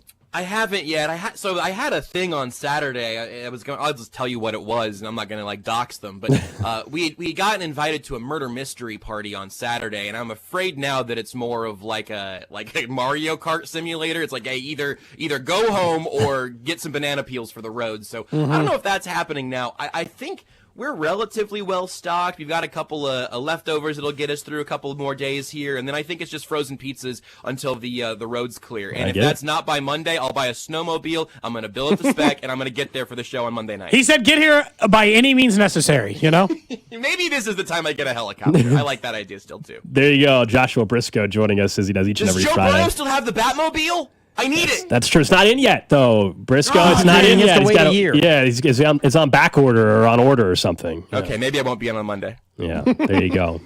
Check out his work on ChiefsOnSI.com. Yeah, you saw that there are 2 places, as you said, that you can. There's one. I was trying to see if you could rent one. It's $400 a day. $400 for the day, huh? That's better than $6,400 total. Can you rent one in Kansas City? I don't think so. It doesn't even. I only saw one on Facebook Marketplace in the Kansas City area. There was one listed in St. Joe. Mm-hmm. But I'm not going up to St. Joe to get a snowmobile. That's crazy. You can ride it back. That would take you forever. That would take you forever to go up there, rent, and get it all the way back to your place. And that's to buy it. I still got to buy that one, although it's a lot cheaper. Oh, that's that's to buy. Oh, okay. Never mind. That's one to purchase. I thought I was like, that again requires me to purchase a snowmobile, which again, but that one's only $2,100. It looks way less cool. I'm just gonna say. It looks. Well, that would make sense. So you're going to hook up. So imagine this: Cody's going to go hook up the trailer. He's going to buy the snowmobile in St. Joe, hook up a trailer to his rental car because he doesn't have his normal car still. I don't get my normal car back for like another week. I don't know if you can hook up a trailer to your rental car that you have. I don't currently. think so. No way. I don't think that so. would be the most hilarious looking thing. The back end of your car is going to be dragging on the ground. It would work. I think that would be somehow breaking the terms and agreements. I actually don't think it would work. He mentioned Saturday. I currently have a dinner reservation for my wife for her 40th birthday, which is next week. Okay. So I made a reservation and a nice we like to go have a nice meal. Mm-hmm. Saturday night. Am I need to you got to cancel that. You think I got to cancel it? We got an overnight babysitter, man. On the flip side. Overnight babysitter for a restaurant? On the flip Those are side. tough to come by. Right, but then how are your kids getting home Sunday? I'll pick them up. You sure? And the snowmobile. I get two overnight babysitters. It's a snowmobile, remember? The snowmobile. I'll pick them up on the snowmobile. I feel like on the flip side, if you don't cancel it and you go, it's even better. You went out of your way. I'm driving through a snowstorm, you know? Someone says, offer that guy $500 for that snowmobile. You know, he's got an insane show. You know he's been trying to get rid of that thing. This is his weekend. Years. This is his time right now. Today's the day. This is his first moment ever to maybe get rid of that thing. Someone says, I have to go to St. Joe this evening. I can grab it for you. Pick it up on the way home. Thanks, man. So you think cancel it? You think just cancel the dinner? Here's why I think you need to do it. It's not so much that Saturday, because the ice isn't supposed to start and mix until Saturday early evening, right? Yeah. It's not. I'm talking more about the fact that your kids are staying somewhere else that night. How are you getting them the next day? That's the problem. The place that they're staying is close to my house. Okay. So I mean, it's is it like a friend or family member or what? Yeah. Okay. It's my in-laws. Okay. Well, then if they get stuck there, they get stuck there. Yeah. You know, I mean, what's worst case scenario? How far is the restaurant from your house? Like 15, is it a restaurant on the plaza or something? It's Crossroads. Okay. You might be able to. How early is the dinner reservation? 7:15. Right in the middle of this. Right in the middle of the ice. Yeah. I mean, that's up to you, man. That's up to you. It might be a hell of a ride home. Can you reschedule, like, for even if it's the week after your wife's actual birthday? The week after is booked. I'm afraid. I don't know what to tell you, man. I think you should go. And it's her, it's her 40th, so I can't be like, and unmovable plans the following weekend. Gotcha. I think Drew thinks I should go. You think I should cancel? I think wait to see what happens tonight with the weather forecast. Someone says pack them just a bag for the week in case, They're probably not going to have school on Monday. Let's face reality. Yeah, someone's right. The snow's not going to start till later. I'm saying, though, but does he want to be driving in the ice? And then it's more about the kids part of it. Like, how's his kids get home? I mean, I'll just tell you, where they are, it'll be fine. Like, Okay. if it takes me a little longer in the day to get to them, then you know the answer. No one's going to complain. Then you know the answer. Go to dinner.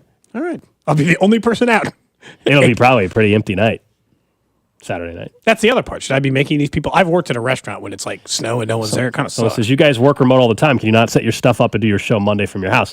It's great. That's a great point. It's a great point. I got to be here. Drew has no option. Drew has to be here either way. Unless he's built a robot that can handle his job remotely. I'm not that smart. And if you did that, you're essentially just getting yourself out of the job. The problem is only one of us. The only one of us would be able to do that anyway. Someone says they're going to make a reservation at 7 o'clock at the same restaurant. You don't know what restaurant I'm going to. I didn't say the restaurant. I just said the area in which it was located. Let's all go. Yeah. We're all going together. You're coming out too? That's right. Would you feel bad if you were the only person in there where as soon as you walk in, everybody's like, this guy? Yes, I would feel Yeah, terrible. are you worried they're going to close early? I'm not worried about that, but I've worked at a restaurant where like snow came in. Restaurant might close early. And like we had like 2 reservations and I'm like, I'm not even sure what you people are doing here. You should give them a phone call. But it would not surprise me at all if some places close like it's 5 o'clock Saturday. Yeah, that's a good point. All right, I got to call. I got to call them later and see what their plan is. Let's get to the trash of the day. Trash of All right, the day. 2 options you guys pick. One involves someone who vanished 70 or 52 years ago. The other one involves someone that had a bad driving lesson. Which one would you prefer? Driving lesson. Okay. This one Since, goes, driving, weather. let's it's go to Pennsylvania for this one. So did you, by the way, real quick, did either of you guys take like driver's ed or did you just learn on your own? I just learned on my own with my parents. Same. You did driver's ed? I think I in Indiana, you have to. Oh, okay. So parents and siblings. I just like we went to the parking lot, initially like parking lot down the street, learned how to park there, and just started driving from there. I drove with my dad, and that's how I learned. Anyway, and this was an actual driving lesson, ended in a crash in Pennsylvania. An SUV was around this pavilion. There's a photo of it as well. Fortunately, nobody was hurt or anything. One of the tables of the pavilion was flipped, and the pole there right by the pavilion was toppled over. Oh, gosh. The driver stayed on the scene and traffic citation was issued. Would you be scarred for life if you were 16 and your first driving lesson, you ended up doing what this person did, which is like, basically it's like a pavilion at a park. They took the car up on the curb and they knocked the post of the pavilion over. So there's already these statistical studies that say that 16-year-olds want to drive way less than like we wanted to drive, right? Like they don't want to get driver's license the way that we used to want to get driver's license as youth.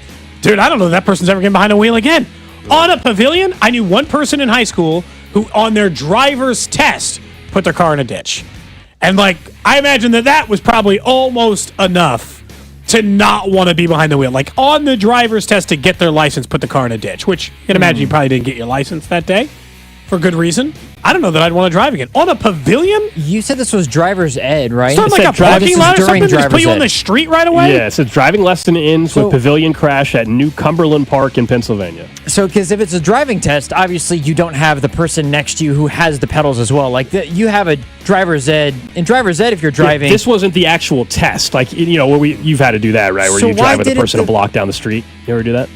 I had to do a driver's test. I had to That's go. what I mean. Yeah, it was like, I don't know. Yeah, it takes 30 seconds. Yeah. Mine was like 10 minutes. Mine was like basically went around the block. Like, did you stop at a stop sign? Did you signal? And then, okay, we're good. Thank you. Oh, it wasn't even. Mine was a little more complicated than that. They dinged me on points for not turning my wheels the proper way, for being parked on an incline. I didn't have to parallel park or anything. I didn't either. I escaped from having to parallel park. I had to attempt the parallel park. Yeah, I didn't have to do that in mine. Anyway. But I wonder... What'd you get on yours? There was no... I passed. I don't know. That's it? It wasn't score? Ours is like an out of 100. No, in Kansas, they're like, it was out of 100, I got 92. Wow. No, they're like, you're good. I'm like, okay. That was it. That's it. Yeah. And like when I moved... when I moved... No freaking wonder. What's going on here? That's you how I just go feel around about... the corner? That's how I feel about Missouri. What the hell? But in Texas, I didn't have to... Like, I had to take the written test when I got a new license there when I lived there. But I didn't have to do a driver's test. When I moved to Idaho... When I was in Boise, I had to do a written test, but I didn't have to do a driving test. Did you really? Anywhere that I've moved, I'm just giving my license. I'm just giving a license. Yeah. In Missouri, it was written test. You had to pass a written. The toughest one, honestly, was the one in Idaho because a lot of wildlife questions, like about how do you handle wildlife and stuff that I wasn't used to in Kansas. You honk your horn at this moose. You're like, I don't know. It's a lot of questions about that. That was the toughest part. I was like, because normally you're like, okay, use common sense, like you'll pass the driver's written test. There were a couple like, what happens if this animal is like how do you proceed forward? I'm like, in Missouri, you had to take a test. It'd be like, if you're driving 60 miles an hour on a highway, how many car lengths should there be between you and the car above you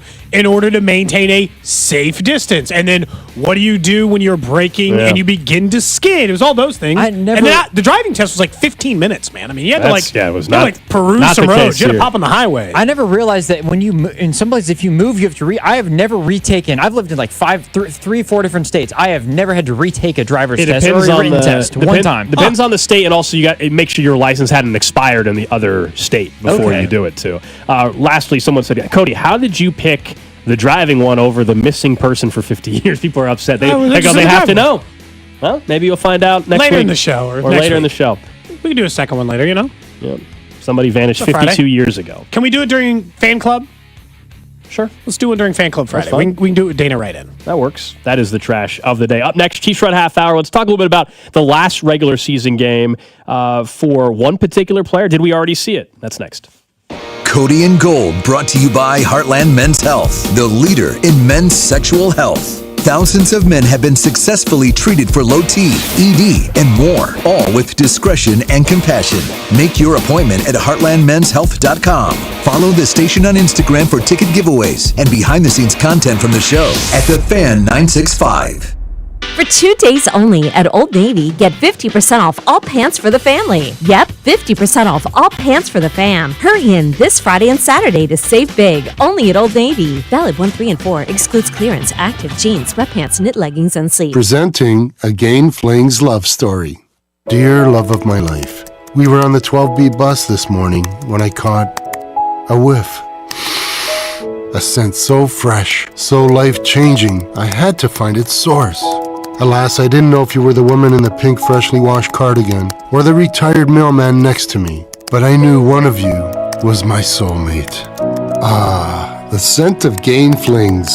Try Game Flings with OxyBoost and Febreze. Prescriptions require an online consultation with a healthcare provider who will determine if appropriate. Restrictions apply. See website for details and important safety information. Subscription required. Price varies based on product and subscription plan. Hi, I'm Dr. Peter Stahl, board-certified urologist and Senior Vice President of Men's Sexual Health at HIMSS. In my 12 years of practice as a reproductive urologist, I've helped many guys with ED, and it has never been more convenient to treat than it is right now, thanks to HIMSS. It really wasn't easy before. You had to take time out of your day, come to a physical office, and see a specialist like me in person. Now, through HIMSS.com, you can get world-class sexual health care and a full range of treatment options for ED through a 100% online process. It starts with a free assessment from a medical provider licensed in your state who can determine if ED treatment is right for you. If prescribed, your medication is shipped to you for free. So don't wait. Join the hundreds of thousands of guys who've gotten help for their ED through HIMSS.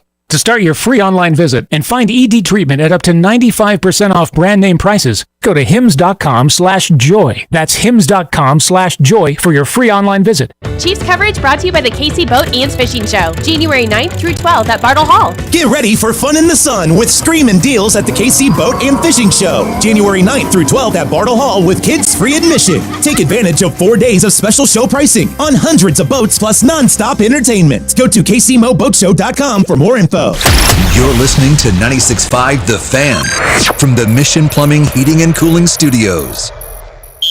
Welcome in to the Chiefs Red Half Hour.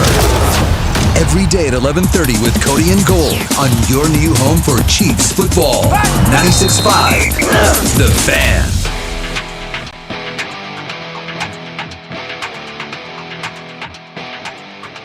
Chiefs Red Half Hour. We're back, baby. Cody and Gold. Short breaks today. Alex Gold, Cody More of Tapp. us. Always happens first week after the new year. Always happens. Things will be back to normal next week. Always happens. More content, more time to talk. I am still waiting for my car back. I would like to be able to take it in its first test drive in the snow, right? We see how it handles a little bit. That's right. You haven't had it in bad weather yet. I got hit like the week before Thanksgiving. Bad timing. I then got my car into the shop on the 9th. Still do not have it. And they're putting a whole new tailgate on the car. I miss my Tiguan. I'd like it back. They are putting a whole new tailgate on, which was not the original plan. They were just going to fix the dent. And then they sent me a text yesterday, like, hey, so the new tailgate came in. We'll pop that thing on today. I was like, whoa, hey, rewind a little bit. What? Like, yeah, that other one. We tried to take that dent out. It didn't work. So let's put a new one on. You're like, okay. But look, it's on the other guy's insurance. So you're not paying for the rental car? No. I am kind of sick of driving it. I want my car back. I get that. I totally get that.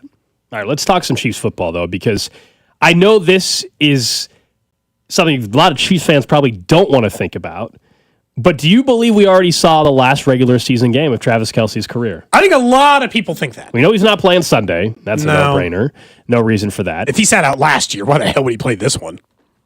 This year has not been the same, but he also hasn't been bad by any means. No. I mean, he's still going to finish, I think, top 6 in tight end yardage if at last check, depending on how this week goes. I think it was Nagy who had said, like, he looks like Travis. Yeah. There's times, I think, after the catch where he doesn't. Yeah, not quite as nimble. But there was a play against the Steelers where he did look actually, like old Travis Kelce in a good way. Last year in the playoffs, we know he looked like Hall of Fame Travis Kelce again. I think that's going to happen as well. Do you think that was the last one? I still think the Super Bowl result matters here.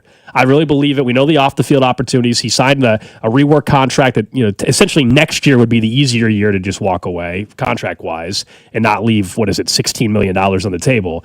But with more and more opportunities off the field, personal life stuff, everything like that, if they win the Super Bowl, I think we did see the last regular season game. I do still think it might require that. He still has 1 year left on his contract after this. He has made it clear that he didn't want to go out not playing football at a high level. Not like I'm still a league average tight end, which he's better than a league average tight end. Still, you can say whatever you want about Travis Kelce. He's still way better than league average. Sure, maybe Brock Bowers has passed him or Sam Laporta. Maybe there's 2, 3 tight ends you would take over him in the league. Maybe. And that's the end of the list. Absolutely. Kelce's 5th, by the way, in yardage this year.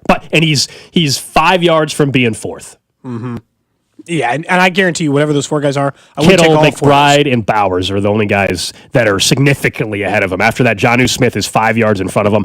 And then after Kelce, there's a 175-yard gap between the next guy, Still Hunter took Henry. Trey McBride like 17 weeks to get a damn touchdown this year. And I know Kelce doesn't have a lot.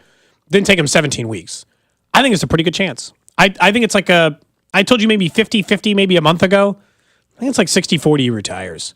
It's just starting to feel like it's going to go that way. I think so much of the off-the-field stuff that makes it so much easier to make this transition, seeing his brother successfully make this transition, seeing the opportunities, the beating you take on your body, the personal life stuff that's growing, right? Maybe you want to have a family or, and I mean, God knows your girlfriend is real busy and you're going to stay busy, right? Between the podcast or ESPN or whoever comes calling. Travis Kelce's going to have a lot of things to do. I think we probably saw the last. I think it's more likely than not at this point. We've seen the last regular season game from Travis Kelce, and all we have left is these 3 postseason games. I hope it's not the case, but I would definitely lean in the direction that if they win the Super Bowl, then this is it for Kelce and the end of a Hall of Fame career. And it'll be very, very weird if that's the case to see. But I also think Noah Gray's emergence this year makes it a little bit easier for the organization and maybe even for Travis to stomach. Remember, they gave a contract extension to Noah Gray as well before the season. And he's been a piece of this offense, but he was a larger piece this year. Overall, going out with a three-peat, only team in NFL history, to do that would be an unbelievable way to ride off into the sunset for a Hall of Fame career and what you're already the greatest tight end in NFL history. Yeah, it stinks. Because I will be bummed when, like, let's say they win the Super Bowl. Let's just put it in the most positive terms. They win the Super Bowl, and at the end of the game, one of the things we got to talk about on Monday is that it? Is that it for Travis Kelce?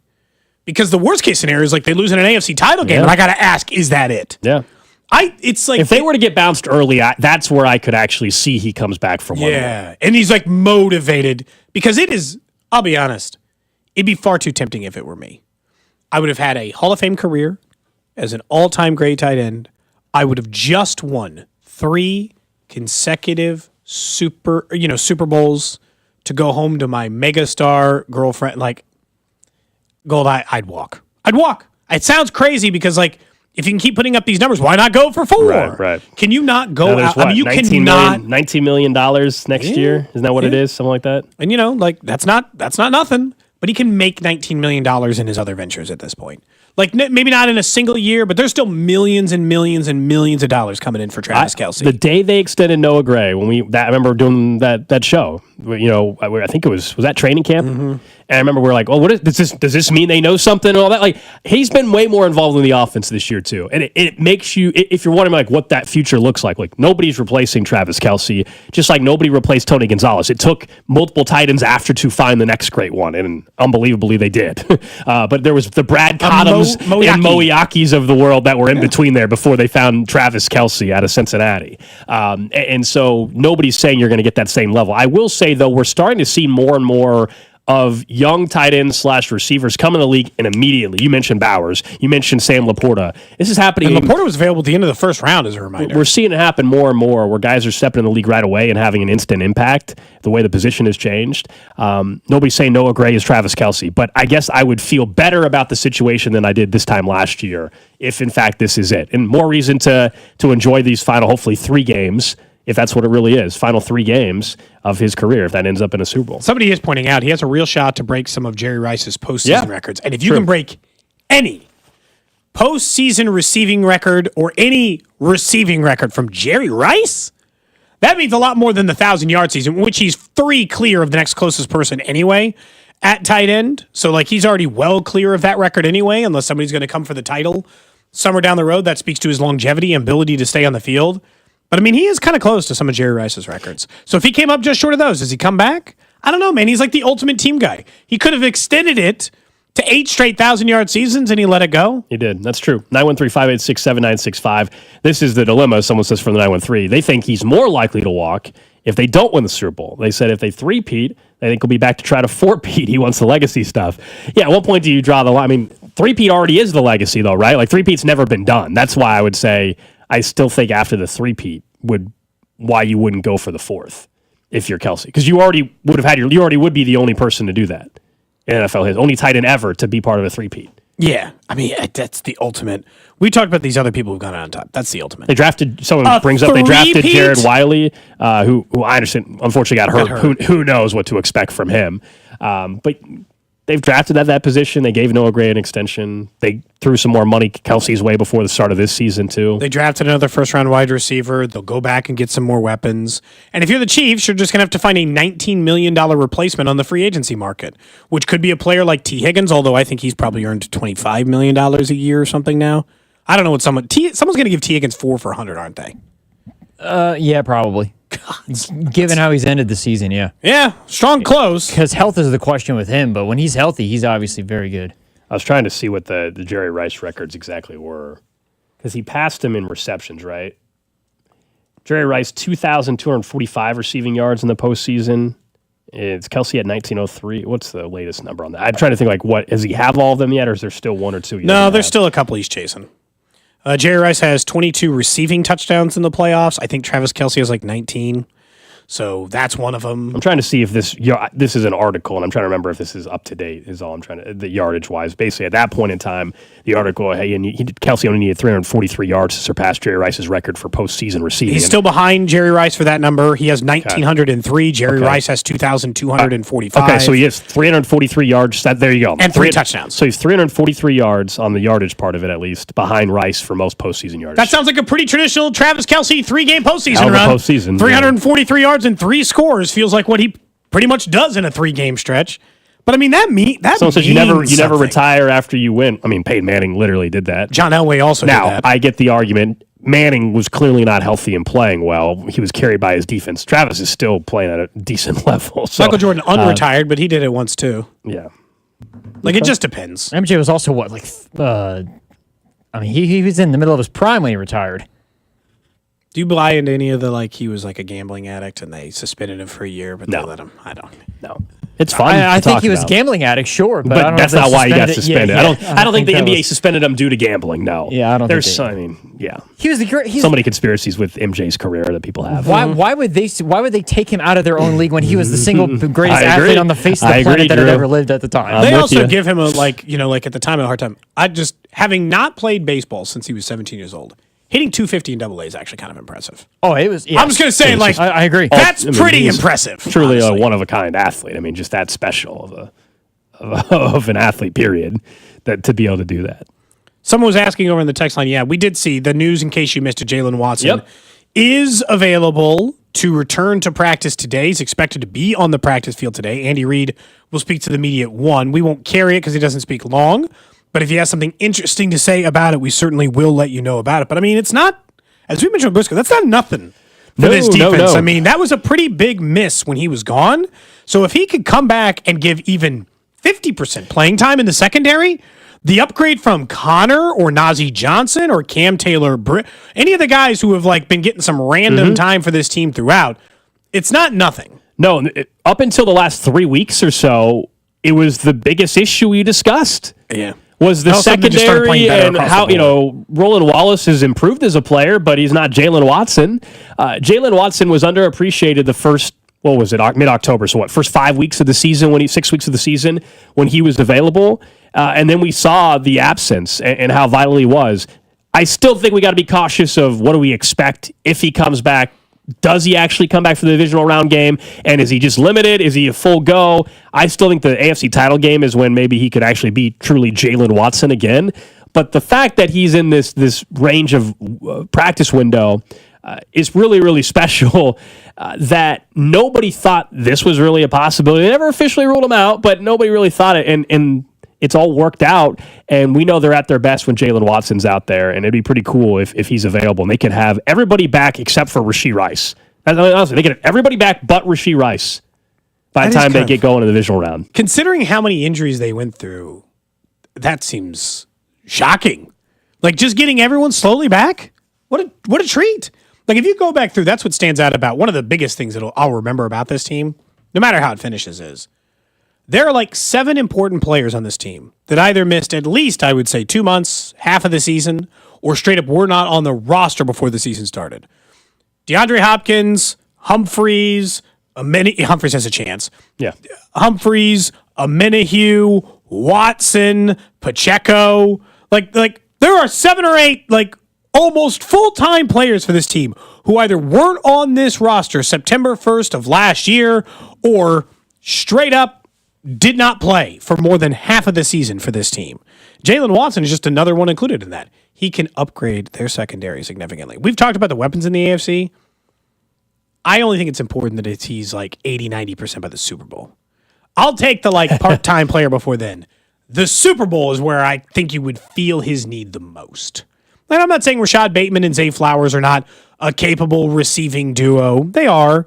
And obviously Isaiah Likely had a really nice game against Kansas City week 1 of the NFL season. That was the first game of the season. So a million years ago. When everybody thought he was going to surpass Mark Andrews, that never happened. No, it didn't. They didn't realize how many receiving yardage totals that the Chiefs were going to give up to tight ends this year. If they had done that, they might have felt different about it. But it's a big get. If he can come back and actually play for this team, it is a big defensive stabilizer because then Karlaftis, Chris Jones, and Aminihu rushing the passer, and Trent McDuffie and Jalen Watson guarding makes you very formidable. More than you are now, and you're the second highest scoring or second lowest scoring defense in the NFL already, depending on how you view high or low. Second in points per game allowed. What's funny? Text line, did you see? I didn't catch it either. Oh, sorry, Cam Taylor. I did say Cam Taylor Britt. I can always forget the name of the... Multiple people are like, Drew, someone said, Drew, tell him, Drew. Why do you say anything, Drew? Cam Taylor Britt is a Cincinnati Yeah, sorry, not him. The Christian Roll Wallace. Yeah, sorry, the 3 names. The assassin names, right? It's always there. CRW. Yeah. Is that what we're going with now? CRW. Yeah, CRW. Roland Wallace. I don't care. Cam Taylor Britt. I know who the rest of the corners are. That's why I want Jalen Watson back. We're way down the depth chart on the quarterback room this year. Dude, for a while they were. Remember when they signed Steven Nelson? Anybody remember that? They're playing Keith. Is he still technically on the practice squad? No, I'm guessing Steven Nelson's going to get called up for Sunday's game, don't you? Oh, you think he's going to be one of the... They only get 2 elevations. I think they might need those on the line. You don't think they'll rest some of those? You think they're just going to use it all on the O-line? Oh, you think someone will just be healthy and active? Yeah, maybe. I mean, I'm just... Taylor will be healthy and active. If Steven Nelson doesn't play Sunday, then, I mean, when's he playing? Not. This is the last regular season game of the year. He was available for... I just don't think he's playing in the playoffs. If you're telling me Jalen Watson's on the verge of coming back, the first game that Steven Nelson plays this year is going to be in the playoffs. I don't. They're going to have him active then. No, so that's what I'm saying. Like, if I don't think he's playing for the Chiefs. I think they just picked him up because they weren't sure. Okay. Now it turns out Jalen Watson might be back by the divisional round anyway. You don't need Steven Nelson. There was a moment you signed Steven Nelson as a break in case of emergency, right? Yeah. Break glass in case of emergency. We weren't really sure what that was going to look like. Turns out they didn't need Steven Nelson. I don't think he ever plays for this team. Okay. He was on the street. They pulled him off the unretired list. That also speaks to probably how bad they need Jalen Watson. The fact that I can't remember Christian will. He's gotten better this year, I will say. Give him credit. Well, fine, but I hope he plays more next year or whatever. This is like the advantage you have in injuries sometimes is that down the road it actually can be beneficial to you. Like Xavier Worthy, I don't think ever turns into this version of Xavier Worthy unless he was forced into action as a result of all these injuries. Next year's, and you don't want to think this way because you care about winning this year, but next year's wide receiver crew of Rashee Rice and Xavier Worthy is now far more dynamic going into the year because of how much Xavier Worthy had to play this year. Hopefully Hollywood Brown's part of it too, and they bring him back on another incentive-laden contract. You're pro bringing him back? Absolutely. You've seen 10 snaps. Absolutely. I was excited. Yeah, in fairness, you can attest this. You were. I was excited when they signed him this past offseason. So, yeah. I know, but now it's a year removed, and he's coming off a serious injury. He's not 35 injury. years old. Yeah, but as we've witnessed, the injury he had is not a lower body, like, oh my gosh, he's not able to cut anymore. His knee he didn't injury. tear an Achilles or something. He had a fluky shoulder thing, or sternum, whatever, that sternoclavicular or whatever. I can't even pronounce it. Sure, I can't pronounce it. That thing. That's a tough one. That one. And that's not something that's impacting his career, in my opinion. He's played 2 games, 9 catches, 91 yards, and you're like, I'm good. Bring him back. Absolutely. On another 1 year. On a 1 year deal, right? Well, that's what he's on now. Incentive-laden deal. How good is the free agent wide receiver market? The likely to achieve incentive thing? The guy barely played this year, so most of them probably won't even count against the cap. No, he's not going to hit any of those. So I mean for next year even, based on the numbers this year. That's tough. People always point those things out because you were talking about the playtime incentives, and we didn't touch a lot on the Pro Bowl yesterday. Yeah, who cares about the Pro Bowl? People are actually mad about Mahomes. Who cares? I don't care. Who cares? Let him use it as motivation, but who cares Mahomes on the Pro Bowl? But I was surprised. I think it was Jordan Schultz maybe who pointed it out. I was surprised to find out how big of a difference it could make for some players. Because they pointed out Trent McDuffie, who did not make the Pro Bowl, if he had made 2 Pro Bowls in his rookie year, or in his rookie contract in the first 4 years, he actually would make an additional $6 million for his fifth-year That's option. a huge thing, yeah. So he's going to make Crazy. $6 million less on his fifth-year option because voters are stupid. And you're like, man, that hurts. Now, if history Great goes, for the Chiefs, but that sucks. but also if history goes the way it normally does for players like that, the You pay fifth-year him. option, they'll end up just doing a long-term deal. Yeah, but that fifth-year option typically ends up being the amount of money you would have think made we- in that, and then they stack on you. It's But like don't you- Arby's for baseball. Right, but like he's the type of player where he's going to get top-tier quarterback money no Yeah. matter what. Like it's not. I don't know if it's going to impact. If he was someone, It's going to that- still cost him $6 million, but he's going to make a lot of money, so you don't feel as bad. Yeah. yeah. When do the All Pros come out?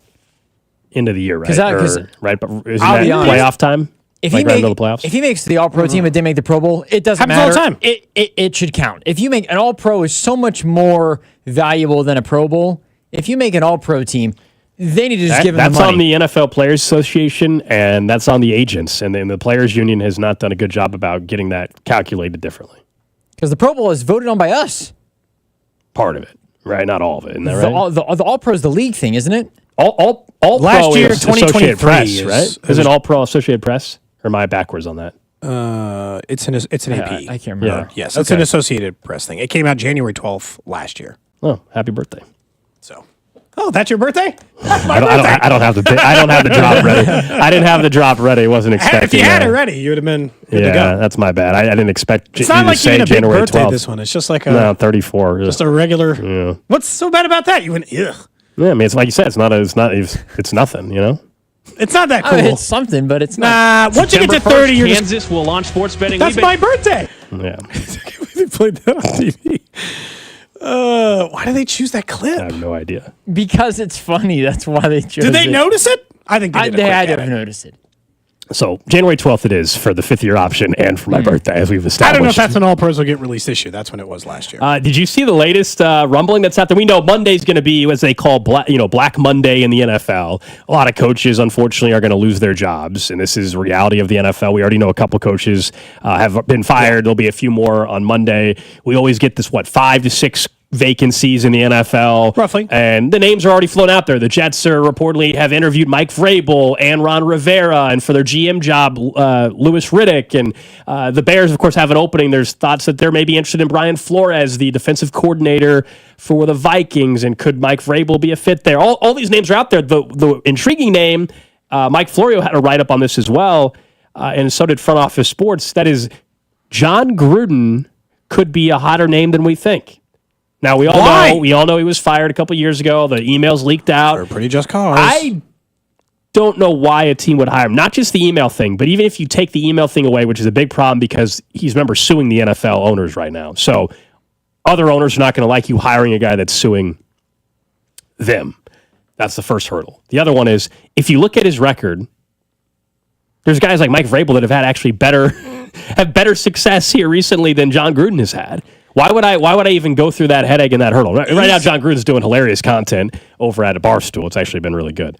But he wants to coach again. I'll admit I haven't seen much of it. It's good. Maybe I don't know. It's funny. He's actually really, really good. So I didn't really love his ESPN stuff back in the day, so maybe I just never got around to it. Doesn't matter. Yeah. But that's not beside the point.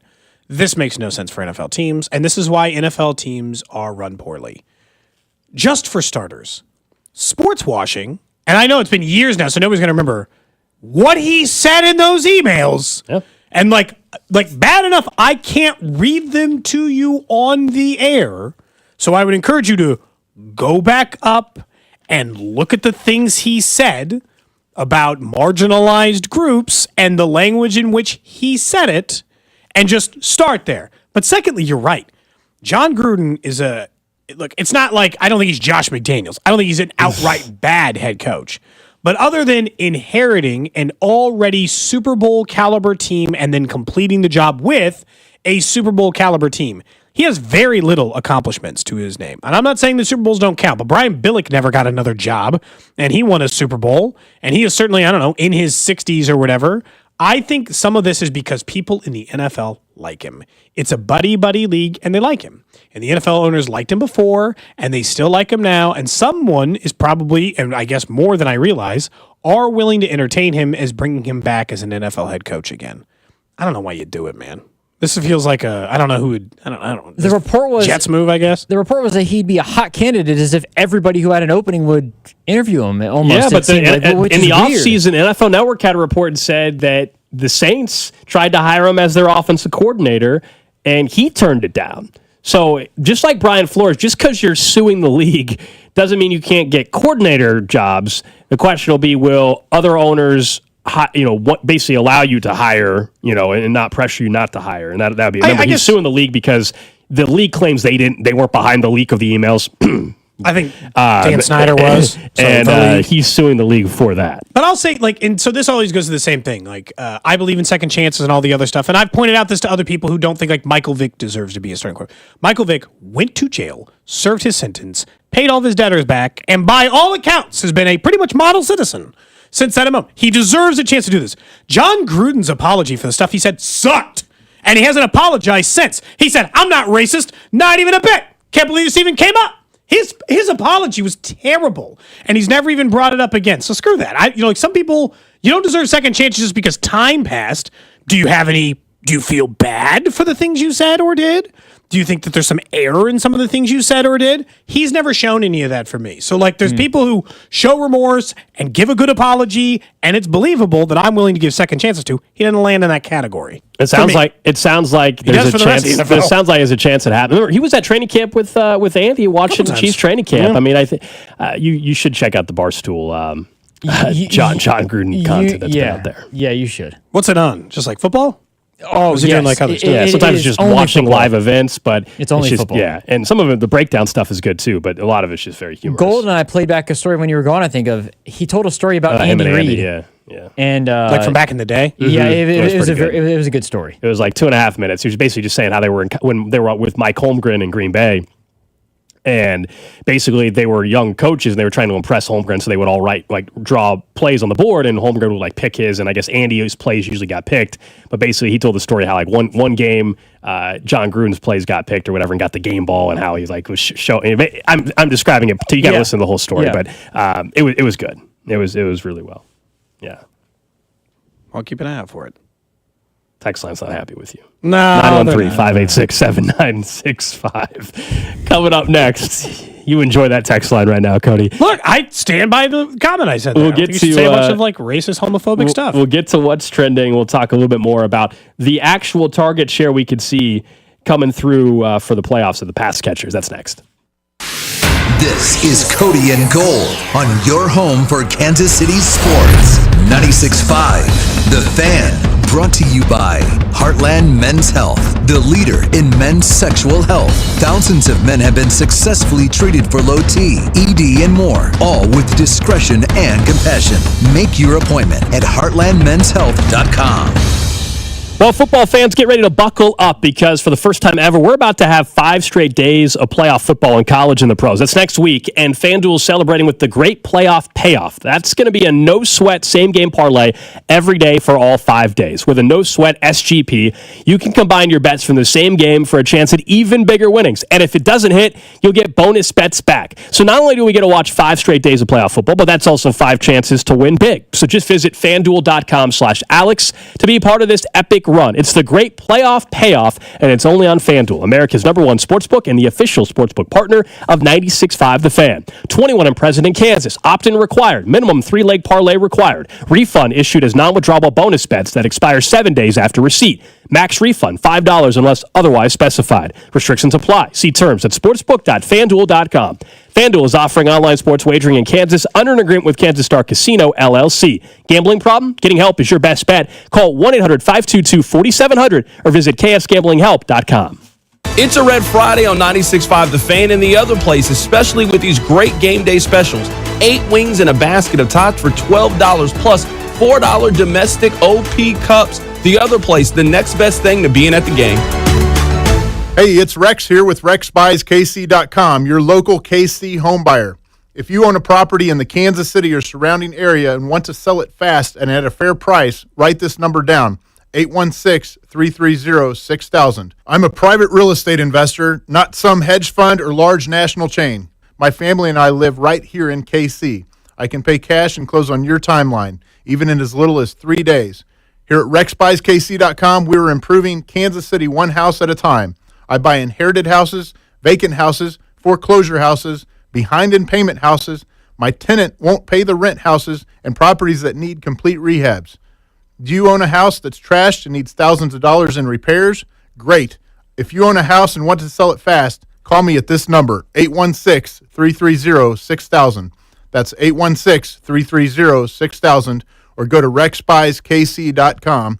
That's RexBuysKC.com, and I look forward to working with you. Paid for client portrayal and endorsement. Choice of a lawyer is an important decision and should not be based solely upon advertisements. Past results afford no guarantee of future results, and every case is different and must be judged on its own merits. I got hurt in a car wreck. Give me one good reason why I should call DM Law. How about 3 great reasons you should call us? 1, it's easy. You can hire us today on your phone, or we can come to you. 2, it's fast. We can start helping you today. 3, the results. DM Law got me $331,000. Mike's got this. I've got this. 816-888-7500. Mike's got this. For 2 days only at Old Navy, get 50% off all pants for the family. Yep, 50% off all pants for the fam. Hurry in this Friday and Saturday to save big, only at Old Navy. Valid 1, 3, and 4. Excludes clearance, active jeans, sweatpants, knit leggings, and sleep.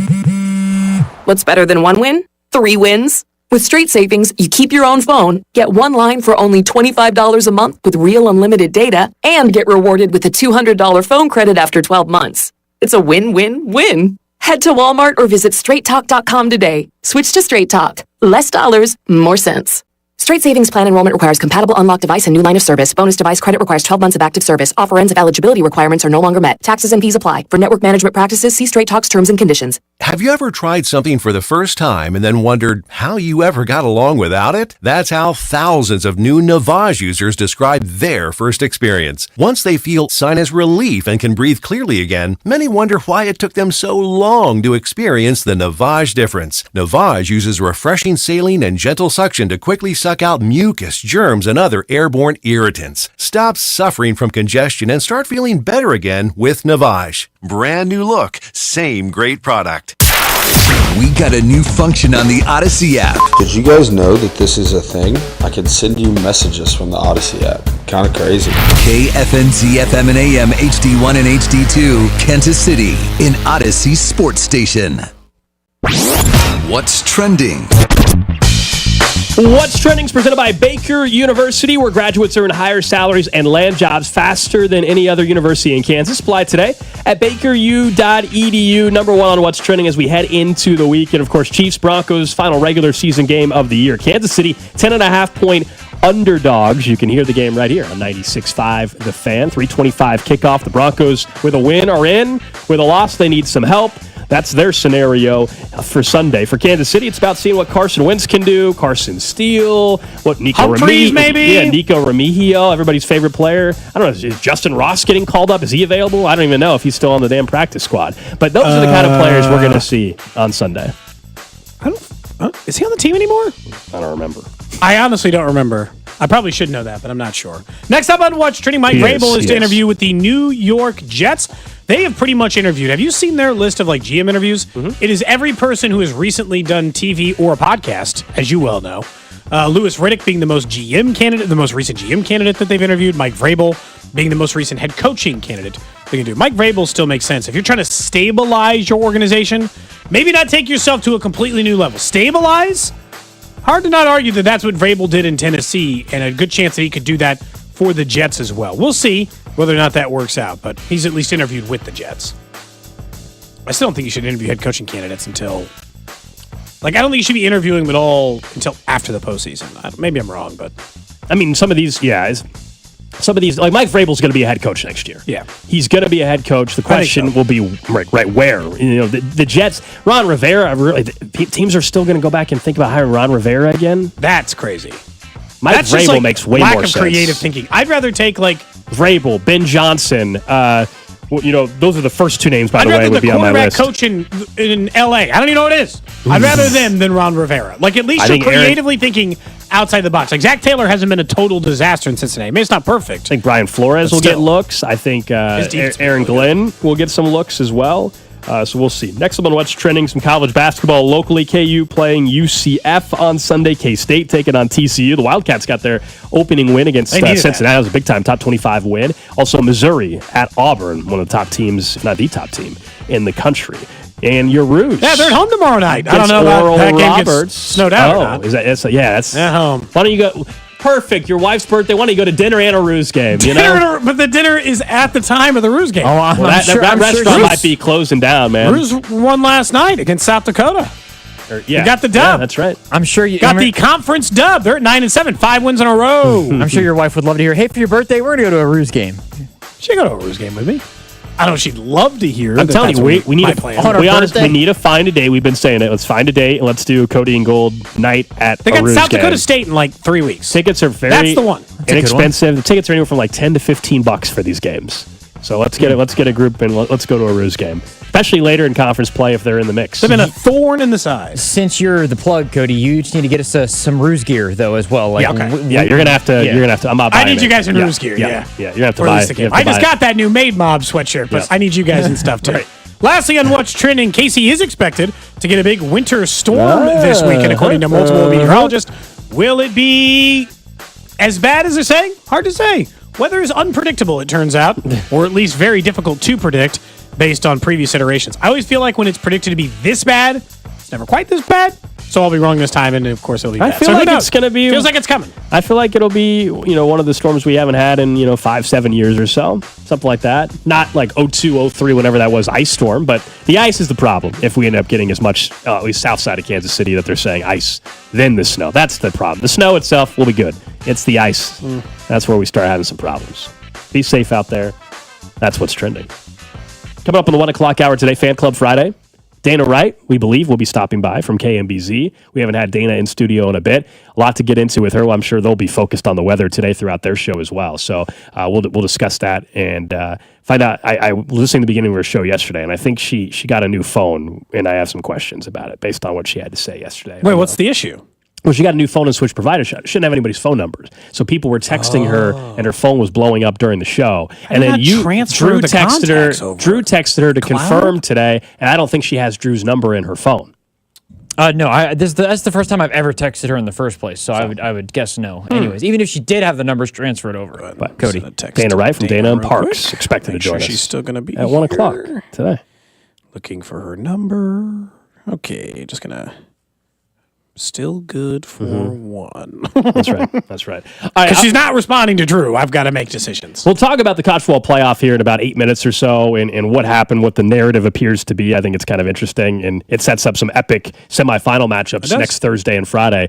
But for the Chiefs, if we were to look at the pass catchers for this postseason, and not actual stats, but just if you're looking at who do you believe is going to have the most important targets throughout the postseason run out of the pass catchers, and I were to give you, as we did with Josh Brisco, a couple of names, how do you rank these out? We talk about guys like DeAndre Hopkins, Hollywood Brown, Worthy, Kelsey. Where do you rank them out? Because I think easily we should all have, frankly, number one being Travis Kelsey. I don't care anything that's happened in the regular season.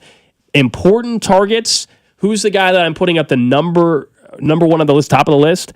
It's Travis Kelsey. Most important targets are still going to him. Number two, though, it's absolutely going to be Xavier Worthy as far as most important targets for this football team. And then it's DeAndre Hopkins, and then it's Hollywood Brown. You cannot put Hollywood Brown above these guys, even though I'm excited with what we saw. DeAndre Hopkins statistically might have the lowest stats out of that entire group that I mentioned. Heck, he might have lower stats in receiving yards than Noah Gray in the postseason.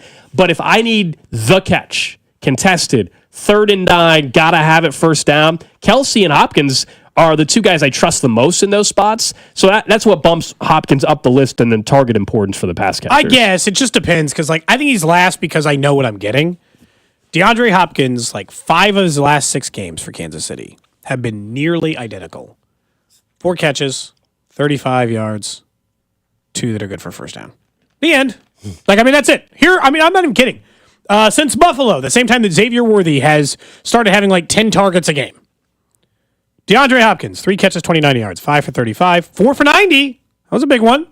4 for 32, 5 for 36, 4 for 37. I mean, it's the same big game. time catches. Every single catch. I can almost remember. You can remember those catches though. Yeah, they're always like some guy draped over his back. He puts it into his chest. He gets a first down on 3rd and 7. Right on the sideline, 2 feet in bounds, like just perfect technique, everything. But unless Hollywood Brown in 2 weeks has found a way to pass him, Xavier Worthy is their number 1 wide receiver. Yeah, I agree. That's how I ended up with Travis Kelce 1, Xavier Worthy 2, Hollywood 3, and DeAndre 4 for target importance. Because if their offense is going to go, I think Travis Kelce and Xavier Worthy are going to have to be big-time playoff performers for him, which is crazy because that means for the second straight postseason run, you are heavily relying on, in my opinion, a rookie wide receiver to not just be a good receiver in the regular season, but to also be a postseason performer. And you and I know one thing. Born postseason performers are not just everybody. Just because you're good in a regular season game does not mean it translates. For the same reason you and I both have Travis Kelce 1. He could have had 40 yards in the regular season this year, and it had been the postseason, and he almost still would have been my answer for number 1, because when the postseason hits, Travis Kelce shows up. I was surprised to find out we all put him 1. I thought somebody'd have him at 2 or 3 because of the statistics, and somebody had pushed him below Hollywood or Xavier. No, we saw the playoffs last year. I mean, that's what's in the back of my mind when we're thinking about this, is that we saw he was able to find a different level no matter what you thought of him last year. And last year was injury-related in the regular season. Yeah. But we saw him look, once again, like the best tight end in football come playoff time. And I think there's a chance that happens again. If you guys don't mind, I'll play devil's advocate for a second. So one thing that you said, Cody, is that you know what DeAndre Hopkins is going to give you. I think we kind of know what Travis Kelce is going to give you in a way as well, where he's going to up the ante, but you know what to expect from Travis. Yeah. That might not be the running down the field. He's going to give you 6 catches, 60 yards, and maybe a touchdown as well in there. Mm-hmm. Is it maybe more important to make sure you keep Xavier Worthy going in the stretch that he's going in, not necessarily the yardage-wise, maybe not even the target-wise, but trying to get him the ball in a variety of different ways? It might not even be 7 throws. It might be handoffs, the jet sweeps. It might be anything. Yeah. Let me get this guy the ball because he's shown over the last few weeks that he's been able to do that. I think maybe that's the only thing that I guess there is a point where maybe we know what Travis will give us. We don't need to try and overdo it, even though we know that we can. Like, we can go 10 for 90 if we need to. He's going to be fresh, too. You know, doesn't that factor into your decision here? Yeah. He's going to have a month off of football before he has to run another route. Yes. He's going to be so fresh before this game starts. Like, borderline kind of a crazy amount when you think about it. Because the way this is all going to shape up is like, well, pretty good, I guess. Right? Like, it all works itself out. What did he finish in last year's postseason run? 400 yards? They played 4 games, so I wouldn't be surprised to find out. In the postseason alone, probably. Dude, he had 200 in the final 2 games because he had like 106, 110 or 120, I think, in that Baltimore game, maybe? And then he had almost 100. I don't think it was 100, but it was close in that San Francisco game. So it had to be in that range. I'm pulling it up now. He had 116 and 93 in those final 2, 75 and 71 in the first 2. I mean, that's a pretty good postseason run. Because if we're talking about targets, that's why I don't think you can put Worthy below 2 at all whatsoever because of what he's done. Based on how many is he getting? Like DeAndre, we know he's going to get the key ones on the 3rd down or they got to have it downs, or Travis is going to have those. But the sample size might not be there compared to Hollywood or Xavier I would Worthy. agree with the only one that I think we disagreed on is I still think Hopkins would be ahead of Hollywood Brown in this circumstance because of what you just said. The value of the catch. Yeah.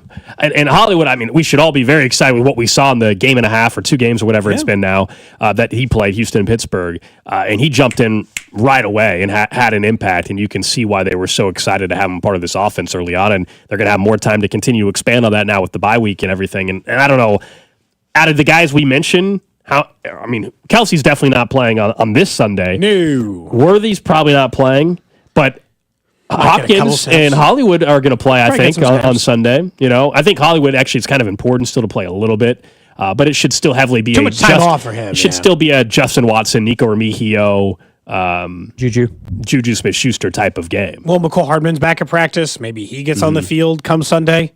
Talk about other wide receivers. Juju Smith-Schuster, who for like 2 weeks this year had to be the Saints game, week 5, man. He was their the guy. He was their number 1 wide receiver for like 2 weeks this year. McCole Hardman, who was one of their more consistent wide receivers for like a month straight, are now options 6 and 7, 7 and 8 on this team. I mean, how far down? I mean, like, it's crazy, right? They have revamped a wide receiver unit in the middle of the season through development and through acquisition. That's impressive. And through through three ways, actually. Development of Worthy, acquisition of Hopkins, and improved health of Hollywood Brown. We were talking about the bye week, the time off the Chiefs have. That was also front and center with the college football playoff yet again yesterday. We know the Sugar Bowl took place in the afternoon due to the rescheduling of that game with the terrorist attack in New Orleans. We now have the semifinals set. With Georgia going down yesterday to Notre Dame. So it'll be Notre Dame, Penn State on Thursday. And then on next Friday, a week from today, we'll have, I think, the game everybody's most excited for, Texas and Ohio State in Arlington. It should be epic. Should be awesome. Cannot wait for that. But there's a lot of conversation about the teams that had bye weeks because all four of the teams that had a bye, they all lost. And all four had slow starts. I think that, while that's accurate, that is a fact, that did happen. I think you can explain away just about every single one of them. For example, they were all underdogs. Like, none of them were, quote-unquote, supposed to win. No, by the time Oregon kicked off, they'd started as a favorite, they were but by the time they kicked off, they were a point and a half underdog. Like, so in Boise State, nobody thought they were going to win. They were 10.5-point dogs. Arizona State was a 13.5-point underdog. Oregon, as you said, was the closest spread, but in one point they were a favorite. And then Georgia was an underdog, and also they had a backup quarterback who didn't play terrible, but everybody just thought he was going to just run right in there and lead them to a national title. Like, so I what I'm saying is I don't think 1 year sample size of the bye week in college football playoff should not now be like, well, see, you don't want to buy in the NFL anymore. You don't want to buy in college football anymore. I think that is a big reach to make that point, especially the NFL comparison, because we're talking about 18, 19-year-old college kids having 3 weeks off versus 28-year-old NFL veteran having 3 weeks off. A little bit different. Well, it's not even 3 weeks. It's only 2 for the NFL, right? Sure. Right. Yeah, but tighten it up in college. What the hell? Like, I do think that there's a difference between having 2 weeks off and 3 weeks off and a month off, or the amount of time they have college athletes take the time off. I'm with you.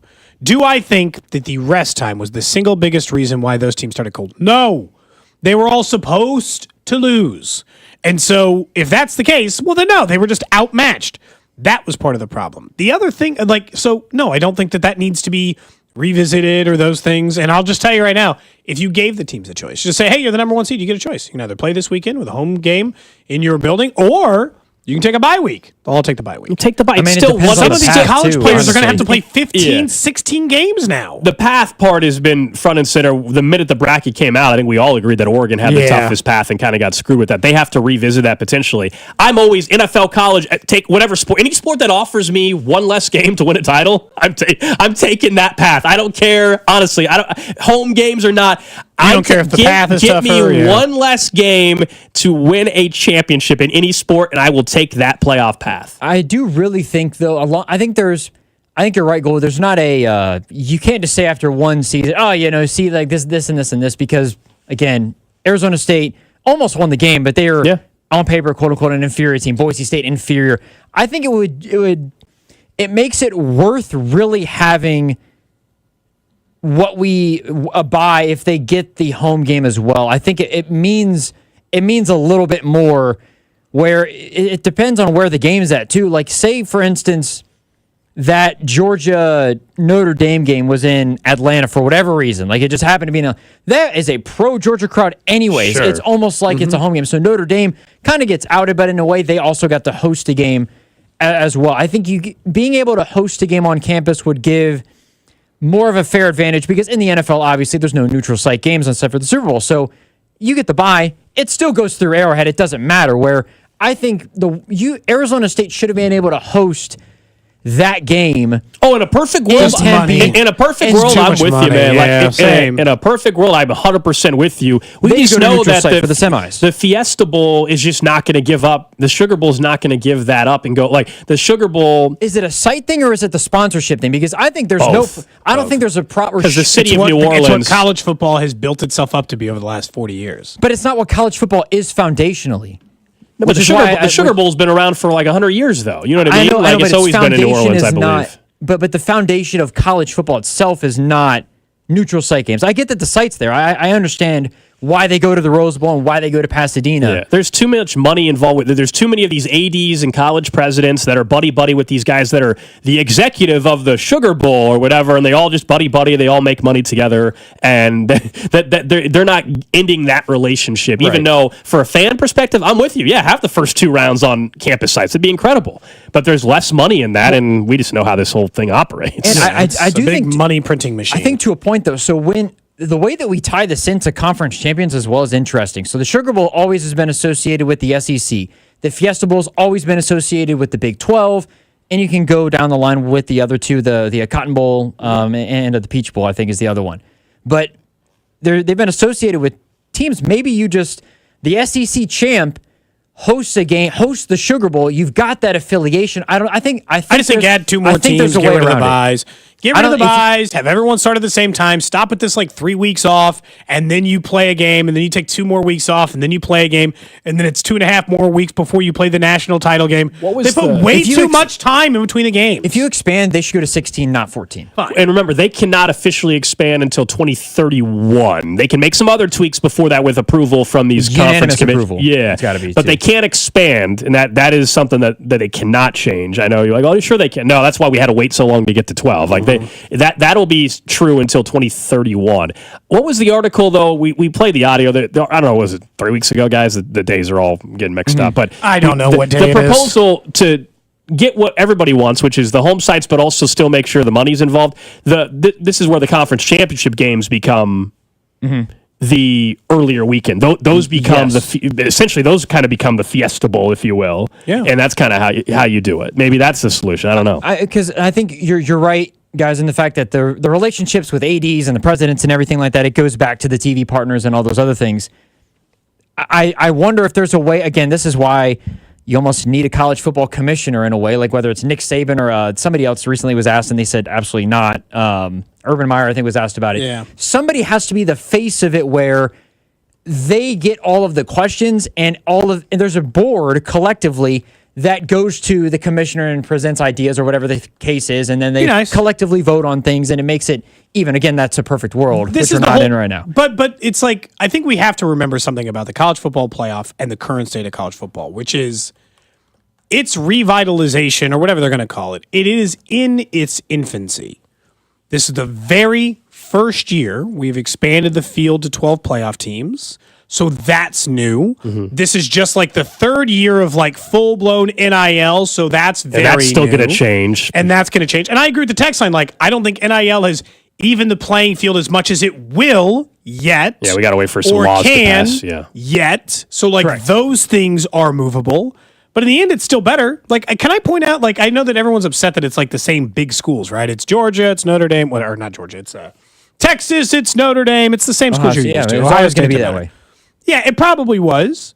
But at the very least, in the previous system, Boise State didn't even get to play a game. No, they had a legit shot to win a title this year. They weren't even given a chance. And in every other iteration of the college football playoff and the BCS, the final 4 teams who currently remain weren't in. 5, 6, 7, and 8 weren't in. They didn't even get a chance to win a national championship, and at least this year, one of those teams will. That's good for me. But remember, though, in the way the bracket's set up, if you're ranked 5th in the bracket, doesn't mean you were the 5th ranked team. Yeah, that's fair. Boise State was a 3rd seeded team. They weren't 3rd in the country. But they wouldn't have been the 4th team at all. No, right. But that's fair. But in the AP top 25, these teams are probably Texas maybe don't make it. Texas still would have been in. Yeah. Even if we, I think if we would have done 4, right? It'd been close for Texas. And TCU, not TCU, SMU would have been out for sure. Boise State would have been out because I think Boise State was 10 in the final rankings. Yeah, 10 or 11, something like that. Yeah. But Arizona State, typically, the Big 12 winner would get in. They would have probably been in the Final Four. Hell, Arizona State was 16th in the country when they were playing in the Big 12 ended up game. 13th, weren't they? Yeah, or something like that. Yes, something like that. But they weren't the 13th seed, were they? Or were they actually the final spot? I can't remember how that planned out. They were the 12th seed, That's right. but they were 13th in the country. Yeah. Okay. But I like that there's at least, of course, it still favors the big boys. That's how college football works. It's an imbalanced sport. What do you make the of this same as Major idea? League Baseball favors the Dodgers. It's not, What do you make of this idea from the text line? Someone says flip the first round in neutral. They're saying first round are the Fiesta Bowl and those. Quarterfinals become the campus sites. What do you guys make of that? They still get their Fiesta Bowl that are college football playoff games. So like the SMU, SMU and Clemson, SMU, I'm sorry, and who did SMU play opening round, guys? Penn State. SMU, Penn State, that would have been, let's just call it the Fiesta Bowl. Sure. And then the Sugar Bowl would have been Texas and Clemson instead. That's fine, man. Sure. And do that. I mean, that works. I don't know if the bowl committee's like that, but that's one way to do it. And then the quarterfinals become the campus side. So then the seeds that win their conferences get to host a game, essentially, is what it turns Here's my into. only issue with it, Drew, is that we've had a number of conversations about how to fix the NFL and college over the last, during the show.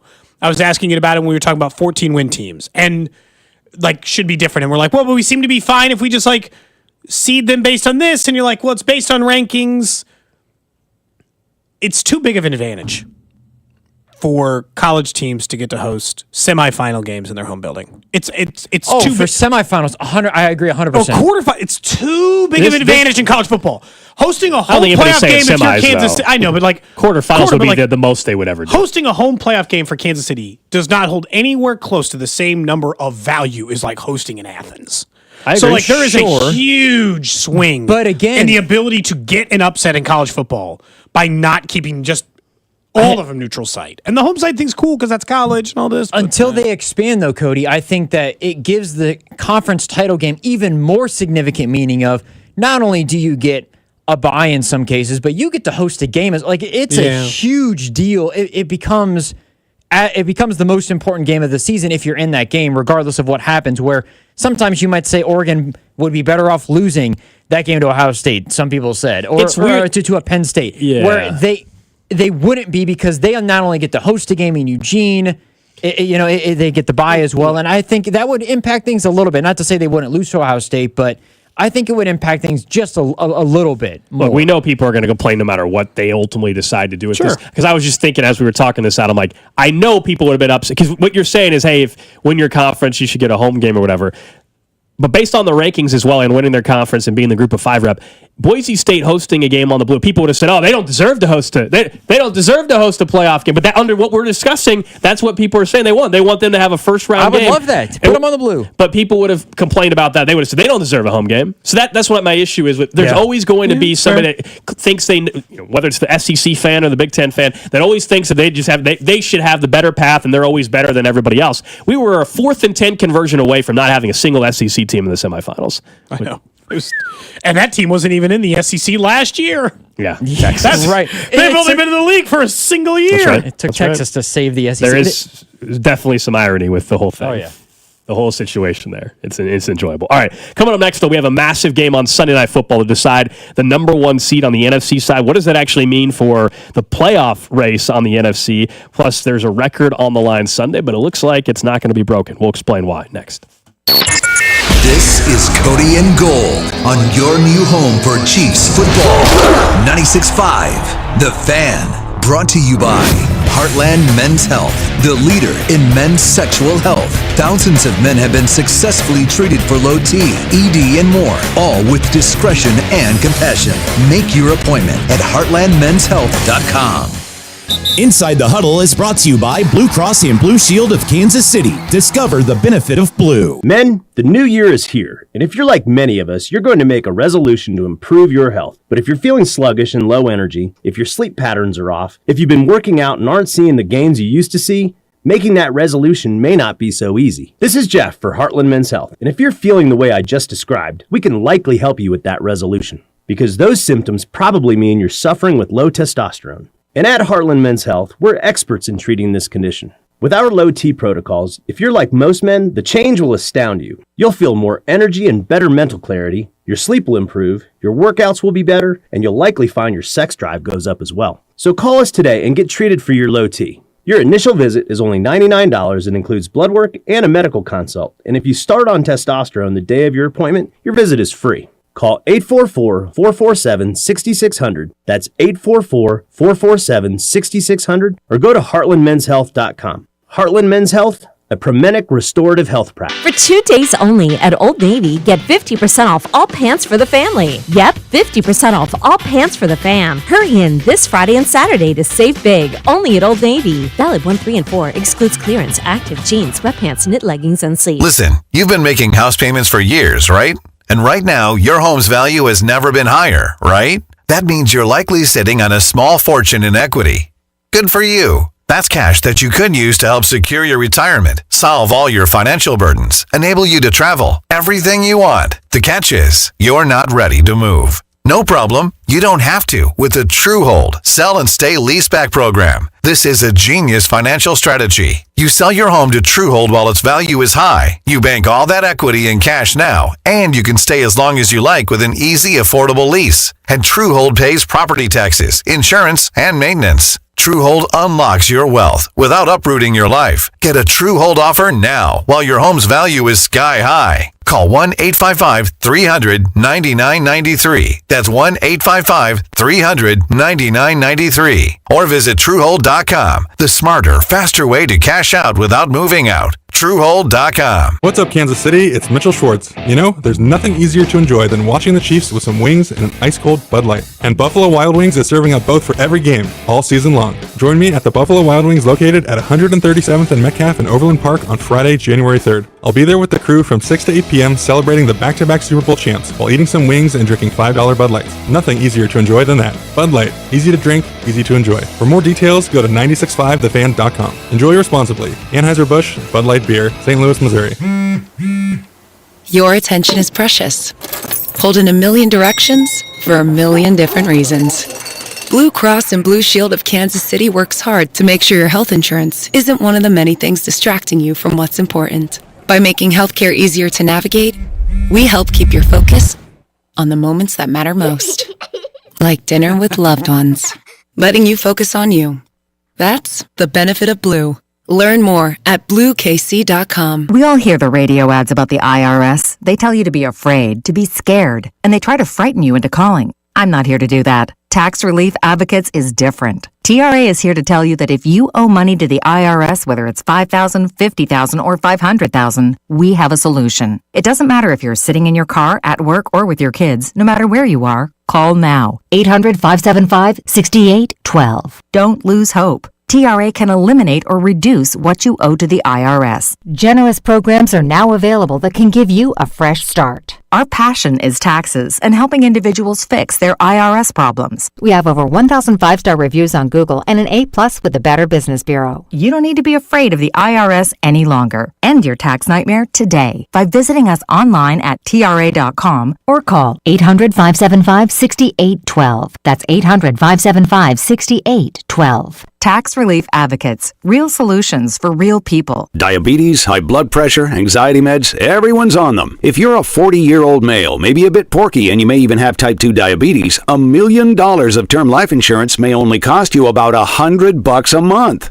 Call Term Provider. Speak with Big Lou at 800-353-9057. Big Lou will find a term life policy for you even if you have type 2 diabetes, are overweight, or have high blood pressure. Term Providers help thousands of people like you who think they can't afford term life insurance. To buy $1 million of affordable term life for you, all you need to do is call Big Lou at 800-353-9057. Lou will make sure the scales are tipped in your favor. Call 800-353-9057. Big Lou will answer your call and work to fit you into a term life policy that you can afford. Remember, Big Lou's like you. He's on meds too. For affordable term life insurance, call 800-353-9057. 800-353-9057 or biglou.com. Chiefs coverage brought to you by Andy's Frozen Custard. Visit eatandys.com to find the location nearest you. Top your day with a smile. Let me tell you about my good friend Andy from Andy's Frozen Custard. He's from Kansas City, never misses a game, and serves the world's finest frozen custard. Tailgate with a pick six, or grab a freshly made custom treat before or after a game, and tell him Mitch and Andy sent you.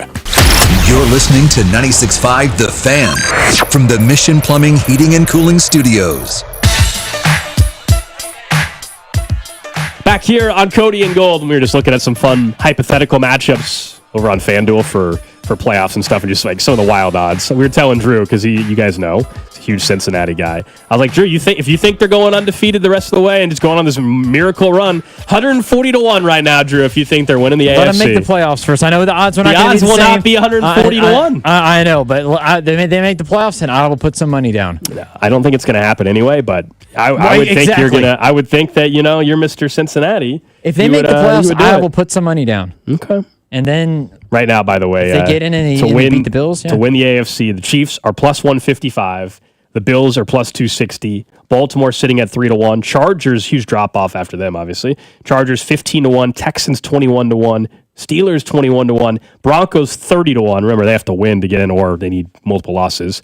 Dolphins, they need help. They're 110-1, and then Cincinnati 140-1. The Dolphins have better odds than the Bengals do? Oh, yeah, because percentage-wise... Well, they got a better chance of making the postseason. I know. I totally understand, but you can't... There's but no way. one team has a much better chance of going on a run. No way that the Dolphins go on a run. I will give you that. 100% with you that there's no way Miami's winning 3 playoff games. Miami should be 210-1 is what they should be. Yeah. On the NFC side, that's what I wanted to talk about for a second, though. We know the Lions are the favorites to win the NFC at 2-1, but does that change drastically for you if they lose Sunday night? This is an epic Sunday night football game. I know the last game of the year always has playoff implications for a reason, but this is as good as we've ever seen. Number 1 seed, last game of the year, 2 teams that you so rarely get. The number 1 seed, wins. not just the division, the number 1 seed. Vikings, Lions, Sunday night football. The Vikings right now have the 3rd best odds to win the NFC. If they win Sunday night and they get the number 1 seed and the playoffs go through Minneapolis, the best odds, probably. Then maybe Philly does, and then maybe slightly have better odds. But there's a very good chance the Vikings would. I mean, how would you not? The Vikings would have wins in back-to-back weeks against the Packers and the Lions, and this one's in Detroit Sunday night, isn't it? Yeah, and they're going to play everything in Minnesota the rest of the way and only have to win one game just to get to the AFC Championship game. And it also decides Coach of the Year. I think Kevin O'Connell wins it even if he loses, but it's definitively Kevin O'Connell Coach of the Year if they win Sunday night against Dan Campbell. I don't think it should be. Yes, I think you're probably right. I think it probably is up more for question because the last memory you'll have before you vote is that he took him close, but not quite the number 1 seed. If he wins 15 games with Sam Darnold, yeah, he's going to be Coach of the Year. I'll still make my argument for Andy Reid, but that's fine and doesn't need to be this way. But yeah, this is the single biggest regular season finale game I can think of in a long time. We've seen a few, Gold, that have been like for the division. We've seen a couple that are for a wild card spot. We've seen a few that are like, remember there was the one that were like, if both these 2 teams just tied, they'd both be in the postseason as like the 6 and the 7 seeds. Those are fine. This decides, in my opinion, this game on Sunday has the single biggest swing impact factor of who wins the NFC and is going to the Super Bowl. I am going to select the team who wins on Sunday to be the representative of the NFC in the Super Bowl. And they must know that too. Are you really? Yeah. That's good. This is going to decide it for you. Yes, it is. So you're out on Philly. Yeah, for now. And look, there's still Jalen Hurts has not played that great. He just hasn't. And I think Sirianni is a choker. So I still think he'll blow it. So look, I hear you know I'm not a big fan of it. Now, in fairness, I would say out of the 3 coaches we're talking about, only one of them has actually gone to the Super Bowl, and that's Nick Sirianni. I mean, in fairness to him, I'm with you. I don't like Sirianni, but in fairness, he has taken his team with that quarterback to the Super Bowl, something that neither of the other 2 have yet. McVay and Shanahan, well, Shanahan won't be in, but McVay will be in. Look, I'm still on the Rams bandwagon. I'm sticking with my preseason Well, my stuff. preseason pick was the Packers, but if you're making that can happen still. I know, but if you're making me like rethink who I think will make it, I think it's one of these 2 NFC North teams. As you remember, Lions-Packers was my NFC representation. Okay. I don't even know that can technically line up anymore. I'm not sure. Based on the seeding. I'd have to look at it. It depends. Are the Lions the 1 seed or not? Oh, yeah. Good point. No, I had Rams-Niners, so obviously only one of those can happen. But I had Chiefs-Bills in the other one. Real creative. Yeah. I still think when the Rams are healthy, man, to me they're very dangerous. I still think the Rams have a chance to surprise, but they're 12-1 to win the NFC right now. I get it. The Lions and Vikings look great. I will say the gap to me amongst Lions, Eagles, Vikings compared to where the Packers and Rams are at has narrowed. Like before, I thought there was a huge gap between what Detroit brings to the table and what the Packers. It's tightened. It is definitely tightened up. That's why I think that bye is going to be incredibly important in the NFC side.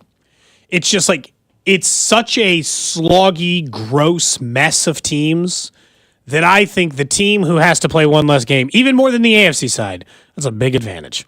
Because in the AFC side, there's 3 teams. You got to play one extra game, just as long as it's not against Buffalo or the Ravens. You haven't really changed, or the Chiefs. You haven't really changed your odds in your favor. The only difference between the 2 and the 3 is Buffalo and Baltimore have to play for the right to play the Chiefs in the Arrowhead Invitational, not the other way around. In the NFC, I just feel like it might be an even bigger advantage. We know playoffs can shape legacies and narratives, rightfully, wrongly, whatever. Think about for Dan Campbell, if they don't get to a Super Bowl, Yeah. and certainly if they don't get an NFC title game, that'd be 2 years where you're like, hey, this might be as good of a shot as you ever have. Like there's no, as we always say, there's no guarantee you ever get back to it. Yeah, Your true. offensive coordinator might be leaving for a head coaching gig. We'll see if Ben Johnson does. Your defensive coordinator might be leaving for a head coaching gig. Like Jared Goff will still be there. Amon Ra will still be there. Jameer Gibbs. Those guys, Aiden Hutchinson will be back healthy next year. Like they're not going away, but your coaching staff could be way different. This is a year where the Niners are down as well. Like this seems like as good as you have. Last year was your best shot, I actually think, because you were up in the NFC title. Like I already knew you were up double digits and you blew it. But if that didn't happen this year, not that the Lions are going to stink again It's just harder to keep replicating this it over seems and over like again, if you unless don't you're get there, Mahomes. how do you get back? So the narrative and what it does for Dan Campbell's legacy is just massive here. There have only been 2 teams in the NFL over the last 5 to 7 years who've been able to maintain high-level Super Bowl winning play over 5 consecutive years, Chiefs and Bills. Every other team has had a down year, bad year, out year. They can come back or they can bounce back or these things, or they have a couple of years where they don't matter as much. There's only 2 teams who are in the playoffs, winning their division, winning 12 or 13 games a year. It's the Chiefs, and then point 2 is the Bills because they've maintained that level of consistency, and they haven't even gone to the Super Bowl. The text line did ask, if these two teams tie, who gets it? The Lions, just so you know. If the I don't two want to teams- tie Sunday night. Oh, I don't want to tie sick. Sunday night. That'd be sick. I don't want them to tie on Sunday night. No. If they tie, the tiebreaker will go to the Lions. They have the head-to-head against Minnesota. From earlier. Earlier in the season. So the Lions would actually be the 1 seed if they tied. I hope it's a great game. I mean, the total for the game is, in terms of what people expect, the odds makers expect the points to be. In that game, it's nuts. I think it's 56.5 points.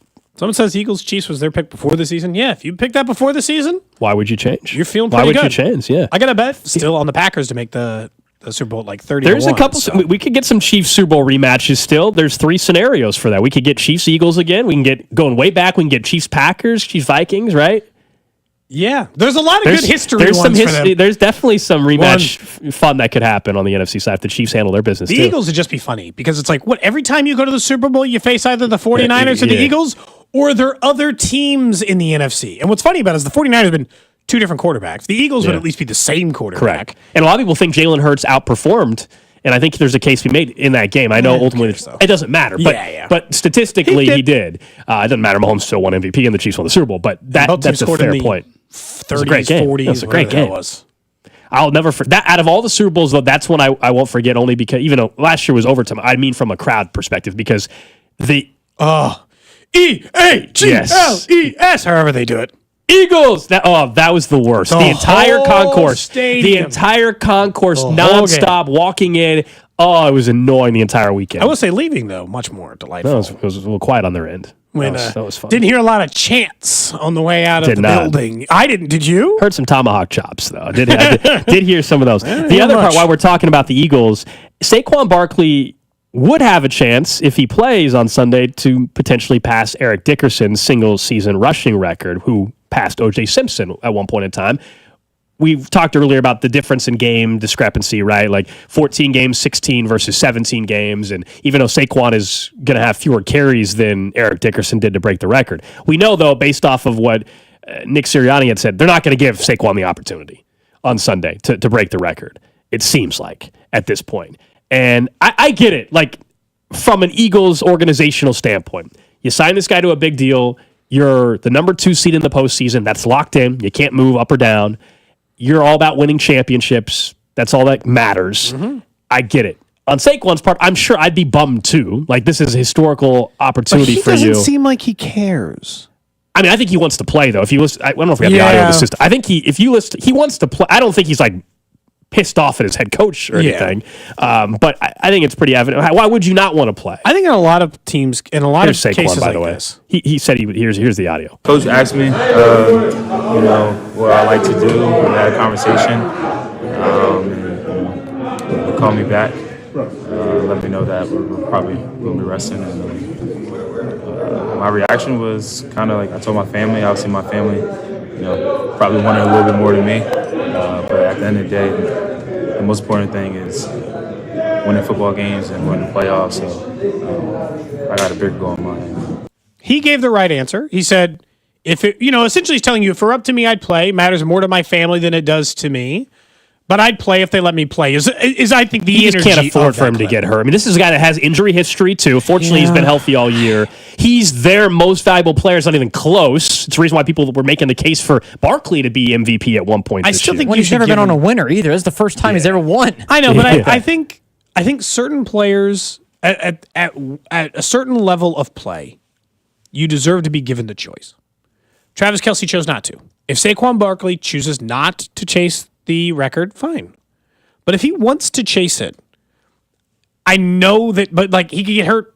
Yeah. He needs 101 yards, by the way. Walking into his house. That's if it was 20 yards, I'd say give him the first quarter, first half. You're good. 101 yards. That's a whole game thing, probably. Like Chris Jones Jones last year was like the third most important player for Kansas City. And we saw the reaction on the sideline, and he stayed in for 3 ass quarters. He did to get that money, and that was just money. That wasn't even like that wasn't even like a historic NFL record. Right. I think with players of Saquon Barkley's caliber, you give him a choice. What if Barkley But I understand this is actually something I'll give Sirianni credit for, even though I just like you do have to, when given the choice, prioritize playoffs versus regular season. Always. I think the difference with, even though clearly Chris Jones' teammates last year wanted him to have the incentive, and we saw the reaction, and there's something to be said there for your teammates rooting for each other to either hit an incentive financially or historical implication.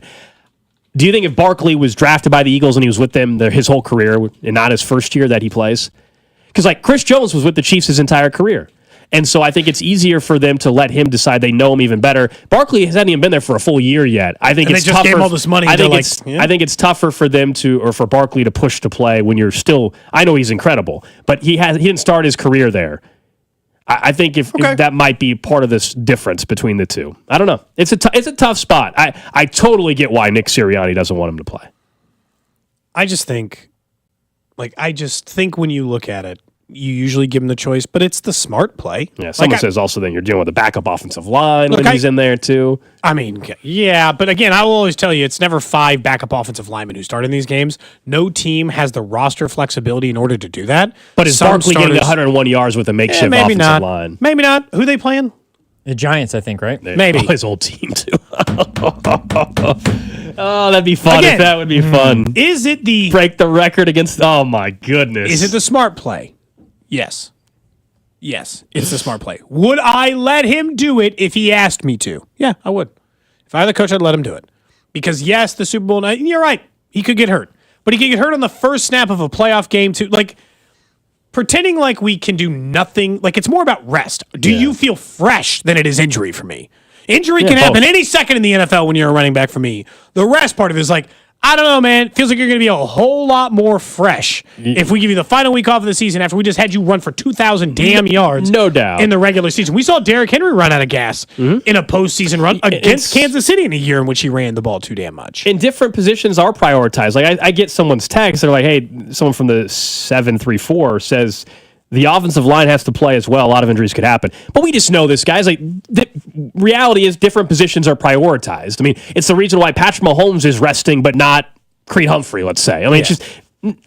Creed Humphrey understands it. We're talking about a quarterback, running back, wide receivers, pass rushers. They're paid more for a reason. They're prioritized health-wise for a reason in terms of keeping them fresh. And there's also injury risk differences that come with different players. You are less likely to get hurt at center than you are at wide receiver. I will say real quick before we get to a random question. It is kind of nice every once in a while to see Mike Florio fire off a take that is so dumb, but also does not involve the Chiefs, and instead involves Drew's Cincinnati Bengals. Let me hear this one. So congratulations, Drew. What'd he Welcome say? to the world of dumb Mike Florio takes, in which his article says, quote, if the Bengals make the playoffs, T. Higgins, who has had knee and ankle injuries and no financial security beyond the season, should not play for Cincinnati in the playoffs without a new deal.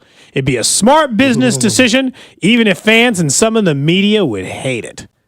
His actual suggestion is that if they find some way to backdoor themselves into the playoffs, that T. Higgins should just sit out the postseason. Why wouldn't he just sit out week 18? What financial securities he had at any point during this regular season? Right. What on earth kind of take is this? He comes with the dumbest takes. I mean, I guess I'll give him an ounce of credit. Like, how the hell? You're just sitting there and you're just like, let me come up with the most BS freaking take I can right around playoff time. Well, what do we do? Oh, well, here we are. We're talking about him, so I guess he won. It worked. I didn't click the article. I just read the headline, so he didn't give it the click for me. Good job. I didn't even get the click. And if I share it later, I'll screenshot it. I didn't give him all the engagement he wanted, other than to say that is a stupid idea. Drew, T. Higgins should play. So once they make the playoffs sit out, like you said, like why wouldn't you just sit out this game then? Like this is Saturday night. Like this is ridiculous. I mean, why did he sit out the whole season? He had no financial security after this year at any point. And he's been hurt multiple. He's missed stretches of games twice this season already.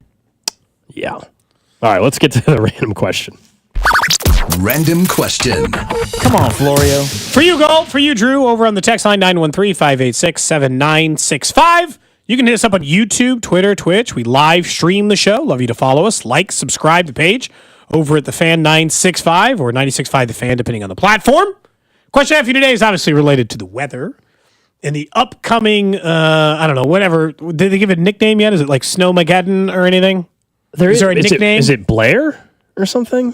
Isn't there like a name for this? Is that a winter storm? I thought I saw that. There are some reports of inclement weather coming in this weekend. Snow and ice certainly plausible. It is Blair. So the question I have for you today, what is or are, I'll take a short list, the items that you deem completely, not food, items you deem completely necessary that you like having around before a big winter storm. So I want to know, like I told you, I was very strongly considering getting one of these like $250 like super power bank things because the idea of being without power for a length of time, having that seems like it'd be pretty sweet. It would. So I was strongly considering the purchase of one of those. So I figured this would be a good way for us to workshop the things people feel like they have. Do you put batteries in your flashlight, for instance, Gold? No, I have a cell phone, so I don't use a flashlight. But your cell phone battery could die. But that's why I have power banks for the cell phone. Oh, you have some of so those. I will have those charged up just in case you lose power with the ice storm that we're going to get as well. But I don't need a flashlight because my phone can. I'm good. Would you charge the power bank tomorrow? Oh, that'll be charged tonight. Okay. Like today, I already went. Like today, I made sure I got the ice scraper and stuff good to go. Again, I live in an apartment, so I don't need to have like a shovel and ice melt and stuff like that. That'll be at my parents' house when I go over there and do that. I told you I'm excited. I've said it a couple times. They got a snowblower because if I'm going to be doing this at your house for the next X amount of years, I'm not using the regular shovel anymore. And so you're I talked done. to You got too old and you're not doing the shovel. You're tired of your back I was like, you guys got to get a snowblower if I'm doing this. And they have like their driveway's pretty slope too. So I'm like snowblower time. Yeah. Oh, so you're out. Yeah. Are you going to throw some salt down tomorrow for them? I think my mom can and dad can do that on the steps. That's not a big deal. Like they'll do that tomorrow morning. I know, probably. But think about all they did for you and your okay. And you can't even throw some salt down. I'm going over there. They have a snowblower. They have to do pre-salt though. Like they're going to do that. I'm sure tomorrow morning. I won't be there tomorrow morning for that. Text line went dirty with it immediately. Someone said weed and beer, condoms, and Playboy. Someone says they just need 2 family-sized boxes of Cheez-Its would cover them. Is there nobody else? Like, I put batteries. I make sure that I have a couple of flashlights. I don't want to have to be using. How many phones do you have in your house? 2. My kids don't have phones yet. Their iPads have. You can turn the light on that too. They do. You have 3 at least. But again, I'm not burning their iPad battery on flashlights. Yeah. Those aren't flashlights. They're iPads. It's not hard to own we own flashlights or candles or anything else. See, at least with the apartment, if the pipes burst, not my problem. I have renter's insurance. Pipes burst in your house, you got some problems. Someone was talking about the pipes bursting. Don't have to worry about that. I mean, they tell me obviously to like leave the faucets dripping and stuff, but like, yeah, is it supposed to be so cold that I need to do that this weekend? I have not. I'm assuming it's a freeze warning. In the negatives, yeah. Okay. It's gonna snow and ice. I mean, freeze warning for sure. Someone says the power outage is fine. It's the pipes. Yeah, like you said. So it's like, yeah. I mean, I get. I've never had that happen in a house I've lived in. I'm not saying it can't happen. Depends on some houses have better insulation. Am I supposed to let all of them drip? This is one of those things that people say. You have a sink in your basement. Yes. Bathroom, probably the one in the basement. That I don't think anybody ever actually, they just say these things, but they don't actually know what it means. They're like, make sure that faucet drips. Yeah, how much? How little? No, just a little. On how just many enough floors? To have some water going I through. know, we're all just guessing though. What I'm saying is that nobody actually knows. We're all just like making running. I don't think we're guessing. Don't have it on full go for 24 hours. Literally dripping. A little drip. Just the water's flowing through there, so it's not freezing. Someone says they already got a cord of wood and backup charger banks just in case. I do miss having like a fireplace. My old apartment had a fireplace. Do you have a fireplace at your place? I do, but it's not. Is it operational? Not yet. And I haven't. I haven't been a good weekend. Does it need to be just cleaned and stuff and inspected? I don't know. Like it wasn't. Like most people, when you get a house inspector, they're like, we don't care what you inspect in the fireplace. We're not doing anything about it anyway. So like, it was that in case of the house, and so we just haven't had it looked at yet. That's all. I want to get like a potbelly stove for it. You would. You would. The hell's that mean? You would. Very on brand. Nice. Very on brand. Oh, I'm sure. Someone says they always make sure their power tool batteries and everything is charged ready to go. That's really smart. Oh, you know what? I have not charged the snow. I have one of those power shovels. I have not charged that battery. No, we'll yet. do that tonight. Yeah. That's a must. That's an immediate. Got it. What about you, Drew? This is what I need help for. I don't know if there's anything that's like too specific. I do have the batteries in my flashlight as well as my phone, so I'm good to go there if something happens. They're just using their phone for flashlights, I guess. I would say, like, for us, just we have a.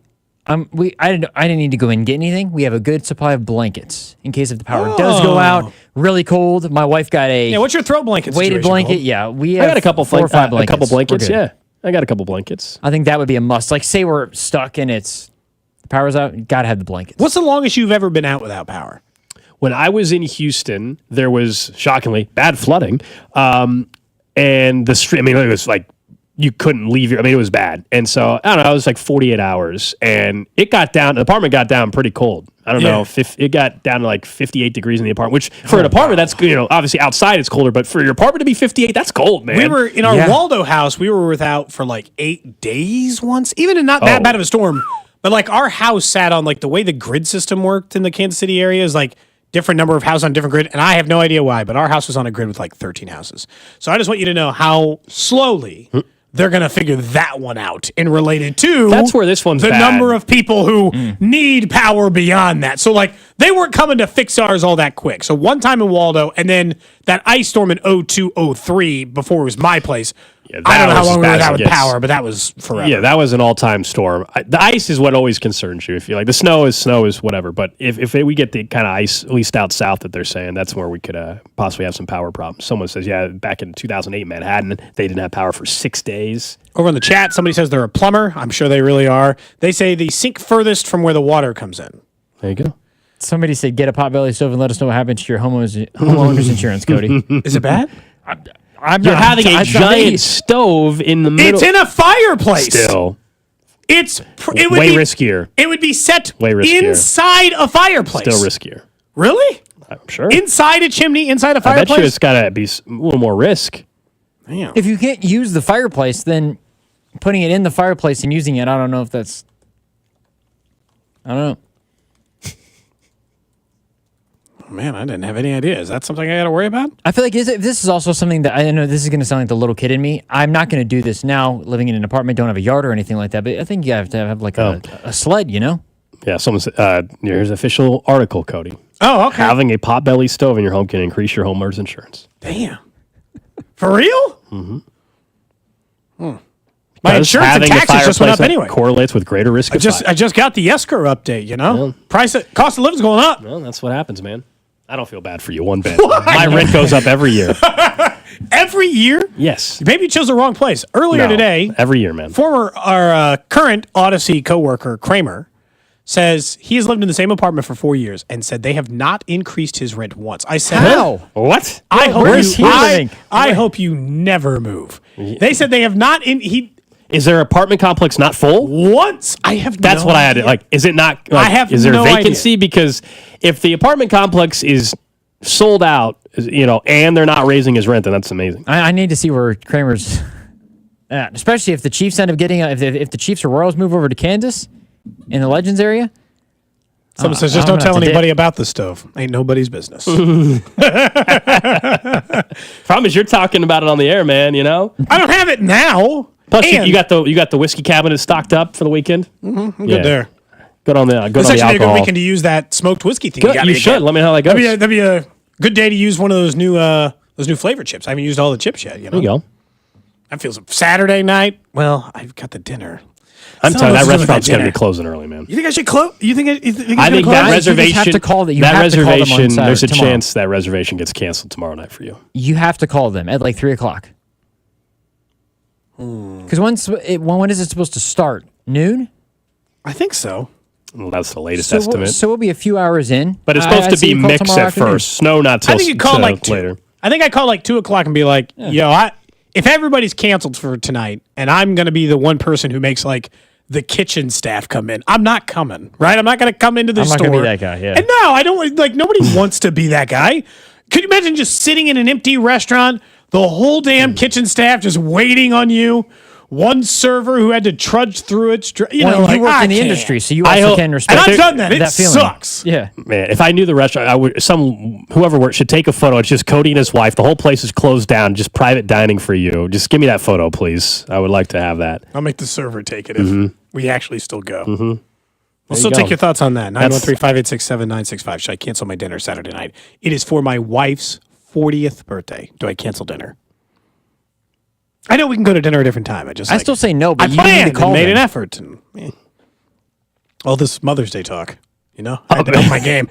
Up next, after forgetting. Up next, we'll get to Fan Club Friday. I think Dana Wright's going to stop by from KNBC. We'll see. If not, we'll keep having some fun, talking some NFL heading into the weekend, plus more just on what's going on weather-wise in Kansas City. This is Cody and Gold on your new home for Royals baseball. 96.5 The Fan. Brought to you by Heartland Men's Health, the leader in men's sexual health. Thousands of men have been successfully treated for low T, ED, and more, all with discretion and compassion. Make your appointment at heartlandmenshealth.com. Your attention is precious. Pulled in a million directions for a million different reasons. Blue Cross and Blue Shield of Kansas City works hard to make sure your health insurance isn't one of the many things distracting you from what's important. By making healthcare easier to navigate, we help keep your focus on the moments that matter most. Like dinner with loved ones. Letting you focus on you. That's the benefit of Blue. Learn more at BlueKC.com. Hi, it's Derek Johnson, and I know there's nothing better than being part of a team. A group of great people you can count on and learn from. The Sheet Metalworkers, local number 2, are growing their team and looking for quality men and women who want to build Kansas City's future. While you're making KC a better place, you'll also get great pay and benefits while gaining lifelong skills. Explore the possibilities at sheetmetal2.org. That's sheetmetal2.org. And take a step towards a fulfilling and rewarding way of life. It's a Red Friday on 96.5 The Fan and the other place, especially with these amazing game day specials. 14-inch 2-topping pizzas for just $12 and $4 domestic OP cups. The other place with 5 great Kansas City Metro locations. Money-back guarantees and parts and labor warranties mean you're not just buying products, you're securing your investment. For a limited time, receive a free furnace when you purchase an AC. Schedule a complimentary proposal online at anthonyphce.com. Hey, it's Rex here with RexBuysKC.com, your local KC home buyer. If you own a property in the Kansas City or surrounding area and want to sell it fast and at a fair price, write this number down, 816-330-6000. I'm a private real estate investor, not some hedge fund or large national chain. My family and I live right here in KC. I can pay cash and close on your timeline, even in as little as 3 days. Here at RexBuysKC.com, we are improving Kansas City one house at a time. I buy inherited houses, vacant houses, foreclosure houses, behind in payment houses, my tenant won't pay the rent houses, and properties that need complete rehabs. Do you own a house that's trashed and needs thousands of dollars in repairs? Great. If you own a house and want to sell it fast, call me at this number, 816-330-6000. That's 816-330-6000, or go to RexBuysKC.com. That's RexBuysKC.com, and I look forward to working with you. Your attention is precious. Pulled in a million directions for a million different reasons. Blue Cross and Blue Shield of Kansas City works hard to make sure your health insurance isn't one of the many things distracting you from what's important. By making healthcare easier to navigate, we help keep your focus on the moments that matter most. Like dinner with loved ones. Letting you focus on you.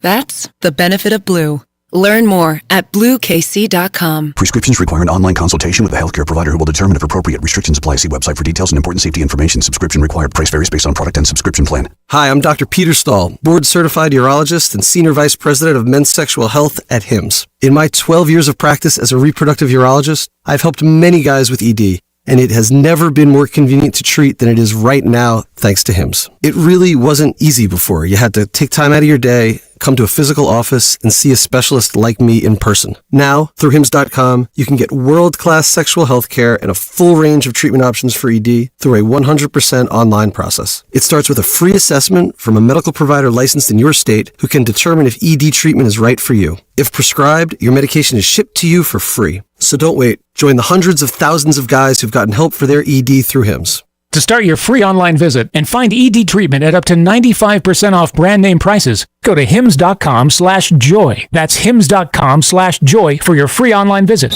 Inside the Huddle is brought to you by Blue Cross and Blue Shield of Kansas City. Discover the benefit of blue. Inside the Huddle is brought to you by Blue Cross and Blue Shield of Kansas City. Discover the benefit of blue. What's up, KC? It's Hollywood Brown. Catch the play-by-play all season long with Mitch, Dana, and Clean right here on your home of Chiefs football. 96.5, The Fan. KFNZ FM and AM, HD1 and HD2 Kansas City, an Odyssey sports station.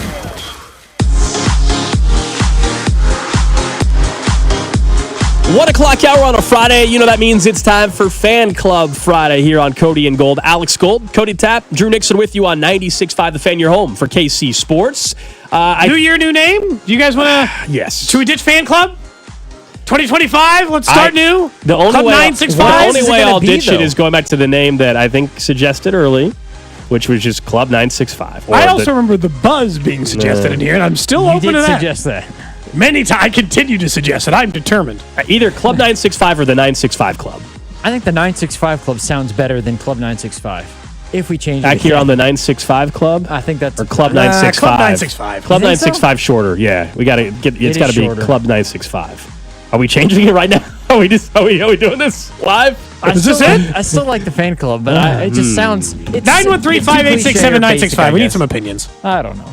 Yeah. I'll just tell you right now. It did not age as poorly as... over time, it did like not anything. age as poorly as Club Club Fantastic. That was quick. Yeah. That was 2 weeks. But it still aged poorly. Club 965.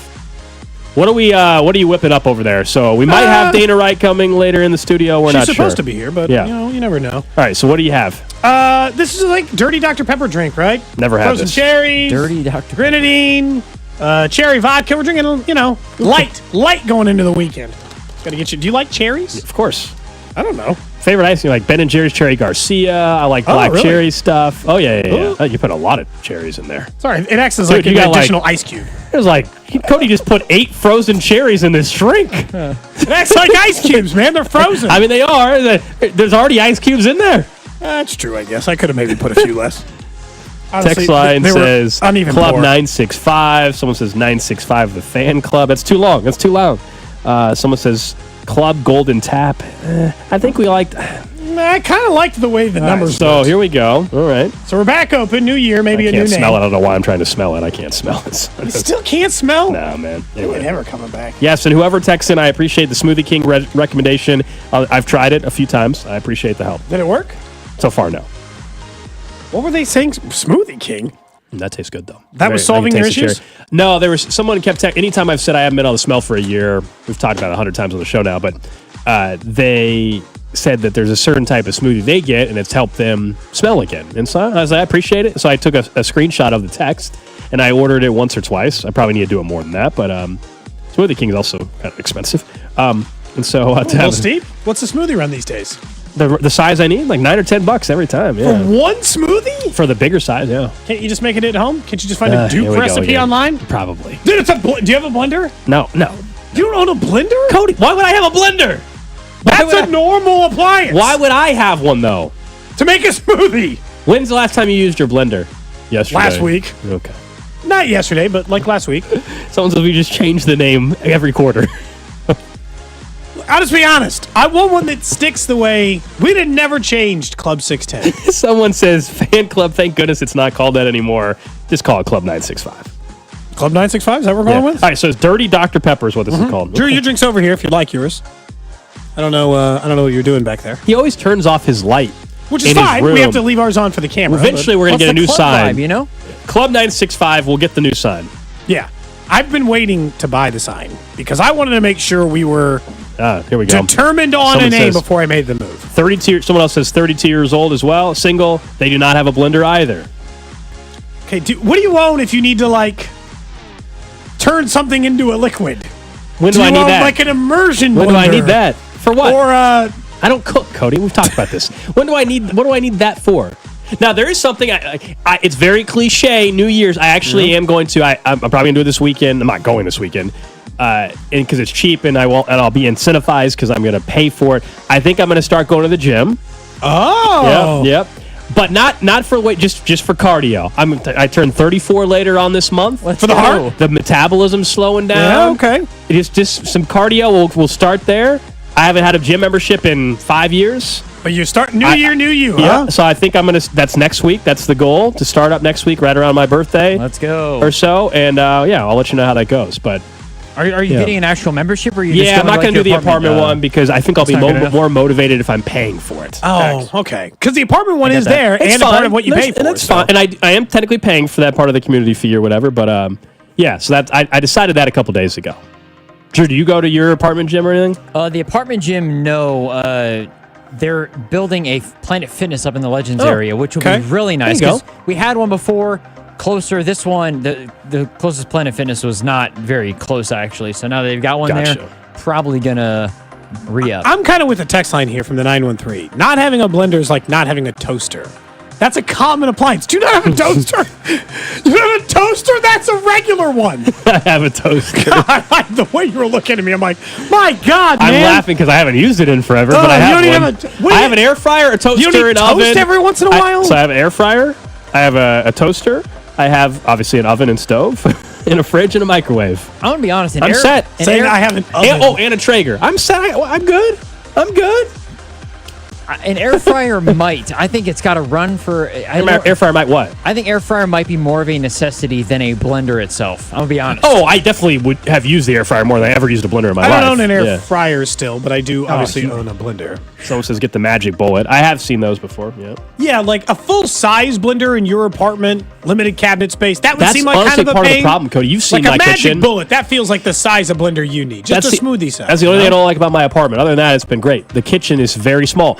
But I don't cook, so it's not as big of a problem. But there's no room for extra storage. There's no Like space for a counter, I can barely store my pots and pans. I think that you should. I think instead of going to the gym, you should learn to cook. You should make it your goal to learn to cook. Cooking classes? Yes. I think women like a guy who can I don't cook. disagree. I don't disagree at all. They also like someone that's in shape too. So let's start with the gym. Let's start with the gym. Yeah, I mean probably. I don't know. Like how many? I know we have female listeners. Can you guys just tell us if you would, if given the two choices? Because Alex is not like he's not like obese. Like if Alex is just his size right now, would you care more that he got in shape or learn to cook more food? So if you're a female listener, we're counting on you now. I'm interested I don't want a to man's actually opinion hear what the here. responses would be. Only the female listeners. That's the opinion I want. Well, there's no way we're going to be able to... Hang on. The text line, when you text it, doesn't tell Text us in your real female name. Can we start something new, though, in fair, on the text? I was thinking about this anyway, because I think we're 5 years into the show now, as we said yesterday, and a lot of you, I recognize some of the numbers, and some of you do this anyway.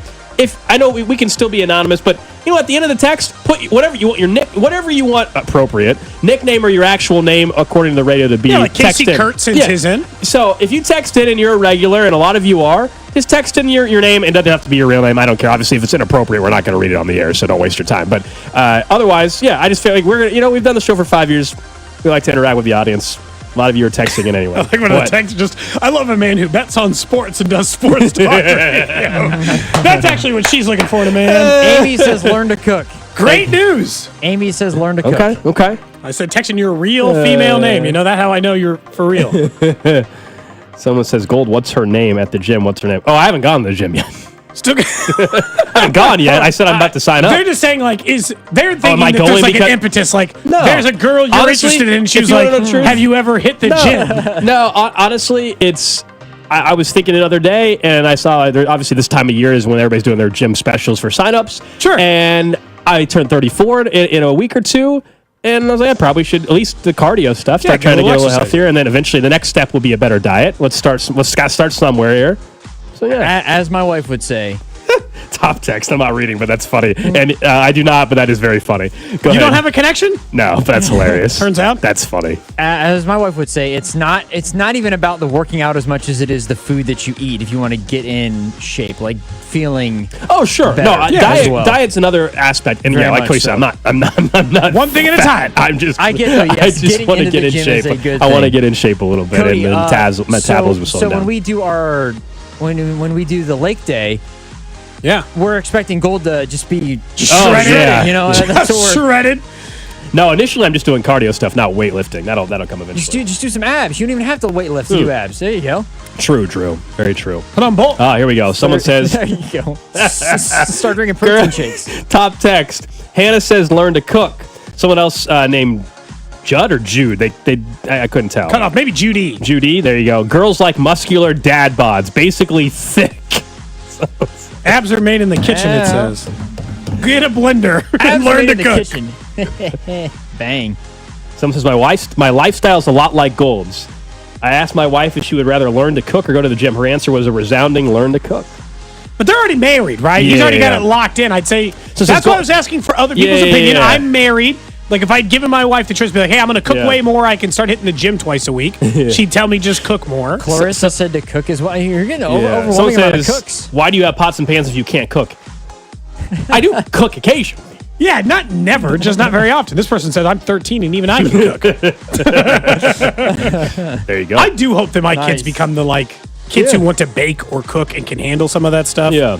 Like I think mine was probably born out of necessity. Like sometimes if you wanted to eat, you needed to make something. But we also just ate bulk food, man. Like we just ate things you made 18,000 of. Yeah. Big pots of spaghetti and you can, I'm sure you can cook a noodle. And it's not, you don't Spaghetti is overcook not it. hard to make. No, I'll do spaghetti You don't and meat. overcook Spaghetti noodles, and right? meat They're not all, like, spaghetti, mushy? no, spaghetti and meat sauce. I can do tacos. Easy stuff. So you right? brown a little beef. Yeah, easy or stuff. sausage. Obviously, I have the grill, so I do grilled chicken and smoked chicken on there every once in a while when it's warmer out. I don't mess with it in the cold weather, but yeah. Someone said, I like a man who can drive to Chipotle. Yeah. I don't go there anymore, guys. You That's way know off, this. man. You guys know I don't go there anymore. But yes, that was definitely the routine. Oh man, this is great. This is actually a really good way to end a Friday before. Why you're not? stuck inside. Maybe. But for no, the I'm weekend, serious. depending. I'm going to sign up for the gym. We'll start there. Judd is a guy. Okay. All right. That gave you that suggestion. Okay. We were looking for muscular dad bods. Yeah. We weren't looking that's for the suggestion they gave. This is again. We weren't looking for the male opinion on this. No. We were looking for any of the people who, of our female listener base, who could give Alex an honest opinion. Something. Let's see. None of those of above gain a skill that benefits me, says Sarah. Nothing more attractive than a guy who can build me something or fix my electronics. Well, bleep. Dude, Well, ain't gonna work out between you and Sarah. Yeah. That one's too far down the list. Gold's Yeah. too far gone to be like he's gonna start learning how to take apart a piece of electronics and rewiring. Yeah, I built this dining room table myself. I'm just I just do a little bit of everything. I'm not great at anything. I just do all of those things in moderation. Yeah. So, yeah, that's The all. drink's good, by the way. Drink's very good. Yeah, I'm Why enjoying no more Chipotle? So it doesn't taste the same. Yeah, since the some of it smell. goes back to the smell stuff. It's also gotten really Right. expensive. So it's gotten really expensive. But yeah, a lot of it doesn't taste the same to me. It's not their fault. Do we have It's any just, idea what the percentage of our listenership is female? I think we I kind don't of do. I don't know the number. I don't know the didn't number. if We you know do. it. We have that. Yeah. I don't know either. I mean, I know we can get access to it, but I don't think Spec just wants me getting on his computer. All the women while he's listen to this gone. show, Cody. I bet you know what? I bet of all the three shows, I bet more women listen to this show than the other two. You know? I don't know. Mornings is a popular time, man. Mornings, they're driving meant kids to percentage. school and stuff. Percentage time. Okay. You know? I give us credit for being Top inclusive. text 913. I'm fat, out of shape, don't go to the gym, don't own a blender. Thanks, Cody, for making me feel like crap. Jeez. What? I just think a blender's a normal thing to own. That doesn't seem that. Drew, do you own a blender? I do own a blender, yes. I was In about to fact, say, I used it 2 days ago. Make a smoothie or something? Someone says I'm Milkshake. 43. I'm 43, can cook like Gordon Ramsay and rip like John Cena, been divorced twice. Maybe I'm actually the problem. You actually might want to work on personality stuff. I don't want to say for sure, but Might be some other missing element there. Goodness. I don't want to knock your drink, Cody, but It's good. It almost tastes like medicine. I'm just. I'm So not saying it's bad. That's always a problem, I would say, with any cherry-based. So this is one of those drinks where I'm not saying it's bad. One of those drinks, one and done. You could I not. wouldn't want to drink 10. You could not make me another one of these. I wouldn't want it. It's too sweet for that. Like one's like I'm already like okay, it's not because the alcohol. Yeah. It's just a sweet drink. Pretty sweet on the stomach. Yeah. I understand that. But it's well done. You also could have used like a 0 sugar soda, and that might have. Well, that would have been nice, Cody. I didn't know you were going to the gym. I actually chose this. Oh my gosh! Hold on, you cannot say I need 0 sugar everything immediately. You can still have sugar and go to the gym. I didn't say that far. I didn't say I'm cutting. I told you I'm not changing the diet yet. We're starting gym. We'll work on the diet after. Baby steps here. Baby steps. Someone says, I'm only a female listener because my husband tells me to. That's fine. We'll take it. We appreciate it. We actually appreciate him. Again, same rule Someone, applies. And if for some reason the ratings come back in favor of this show, I am willing to donate some of my personal funds. Party. Hey, from the 913, I agree with this. Alex should get shredded and then get a tattoo. It's the perfect. He's never getting a tattoo. Cody knows. Come on, Gold. Cody knows. Getting a tattoo. Cody's not wrong. You got a better chance. I mean, there's a lot of things. A lot of things. Yeah, before that. Tattoo's just not, and that's nothing against anybody that has a tattoo. That's just not my thing. Get not your gonna ears have. pierced? Oh, yeah. Get your ears. Oh, yeah. He's more likely to do that and get a tattoo. But What am I, 19 years old? Get my ears pierced? Why? No. Drew's ears are pierced. He's not 19. No, but like they've been pierced for a while. In fairness, I did get them pierced when I was 19. I believe.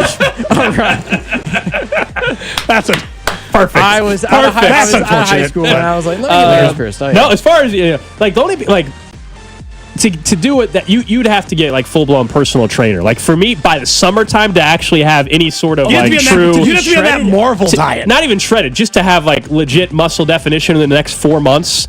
You have to be on the Marvel diet, like just personal working out. trainer, diet, and all of that. Shout out! I think I'm owed some personal training from one of our listeners, though. We both were. I think the gym up north, right? One of the bribes from 2 years ago, 3 years original, ago. I think, or second guillotine. He said he would give if it's still he's on a the personal table. trainer. He's a like legit personal trainer. Has a nice gym, new location up north. Used to play for the Rams. Yeah. If that's still on the table, hit me Shout up. out to you. Yeah, hit me up. I am interested. Someone says you'll get Cody in a strip club before you ever get Gold to get a tattoo. Yeah, I mean, way that's more the way it likely. sounds Yeah, like. probably. Based on That's what you I've said, at least Cody. been to a strip club one time.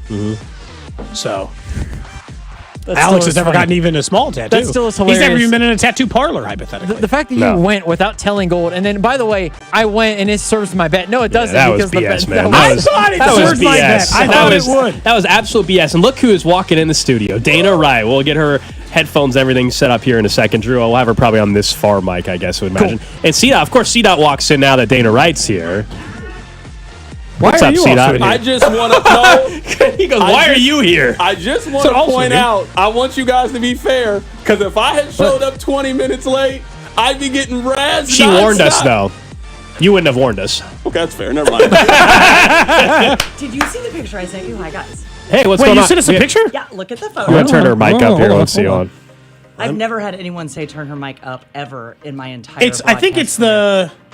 I didn't get your text. Did you get a new phone? I did. Okay, that's what we're having. I think that's the issue. I did not get your text. I heard the beginning of your show yesterday. She has she doesn't have my phone number because you She lost said your... a doctor's appointment ran long, and either you got a tattoo... Okay, look at it. Zoom in. What do you get, acupuncture? Yes. Have you ever done that? No. How was that? Is it junk science? Okay, no. Or did it feel good? For anyone listening who's done it, I've no idea why her mic's so good. It's because it needs to be close. Our mics aren't as good. You guys have brand new microphones over there in the fancy KMBZ studios. I've had people say to me, like, you don't understand what it is until you do it. Like a lot of things, like marriage, right? You don't even know until, or like having kids, you just don't even know. I did not know what to expect. Yeah. I went in. I probably had 12 needles, is my guess. Okay. Just in your wrist? No, they were all over. Ears, feet, wrist.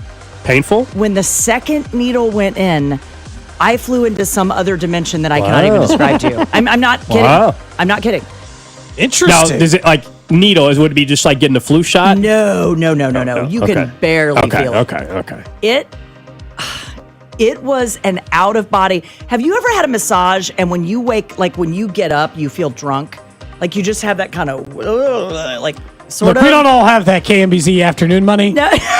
I've never got paid for a massage. I wish. Oh my God, you guys! I'm telling you, we only just got to the FM. The money comes later. all I'm going to say is I now am a fan. I believe in it, and I was floating above my body at one point, and it only took.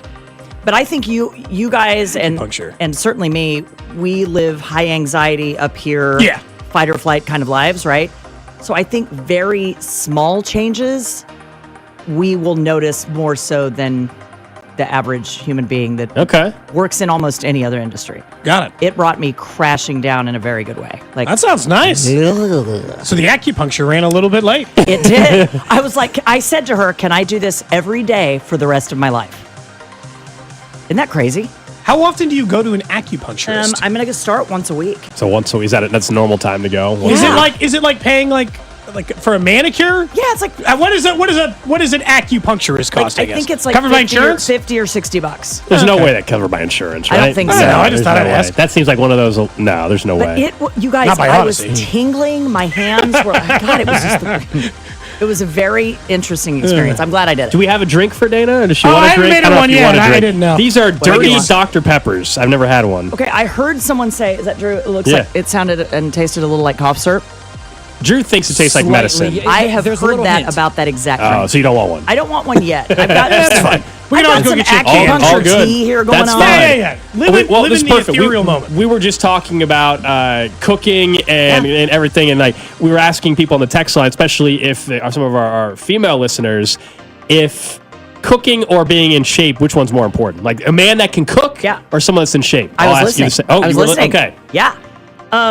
So I think you have to complement each other, right? Okay. And I don't work out or cook. So for me, knowing your way around a blender is nice. Yeah. I would tell you, Alex, to get a bullet, but they're like $350. I looked at those for Christmas. No, I was at Macy's. I looked at one for Christmas for my son, and I'm like, no, you can schlep it in a blender like the rest of us. I like the same blender for like 15 years. I like the working out. My person is a worker-outer person. Okay. That helps. You need someone to motivate. That's the other part of it. Is you golf, like you get physical activity. Yes. I would say that but lands in the same. It's harder for me in the winter because I don't, I'm not out. Sure. I'm not getting the vitamin D. That's something you said you're going to start going to the gym. I'm going to start. I've got to start going like once or twice a week just to walk. Next week, I'm going to try to start going again. It's Sounds been a like long you're time. suffering from seasonal depressive disorder. Do you just get that crash when it starts getting gray? Oh, sure. Everybody. I mean, yeah. It sucks this time of the year. It does. I had a nurse tell me once that she used to work in Texas and then she moved here. Like a year before I met her, she said, I used to work in Texas. She said, we would check everybody's vitamin D levels and then we just stopped checking vitamin D levels because in Texas, everybody's just normal, right? She said, I moved to Kansas City. Everyone here is woefully vitamin D deficient. So if you're tired, if you're feeling those things like now, like most of us, like bleh, that is somewhat based in chemistry. Go find some vitamin D. Okay. She said it's Kansas City wide. And in Texas, they never saw it. Citywide issue, Yeah, it is a citywide funk. Kansas City has a vitamin D deficiency. You get flipped off in traffic, a lot in December and January. It's vitamin D. It's going to happen probably when people are trying to drive into their jobs on Monday. Oh, yeah, after being hot. Are you guys going to do the show? Yeah. Well, I mean, there's all the snow or ice that could come. Yeah. Also, can you get us some inroads? We don't have a meteorologist connect on this show. Yeah, absolutely. Do you want Busby on? Let's get We just Busby want on. one meteorologist to tell us how bad it's going to be this weekend.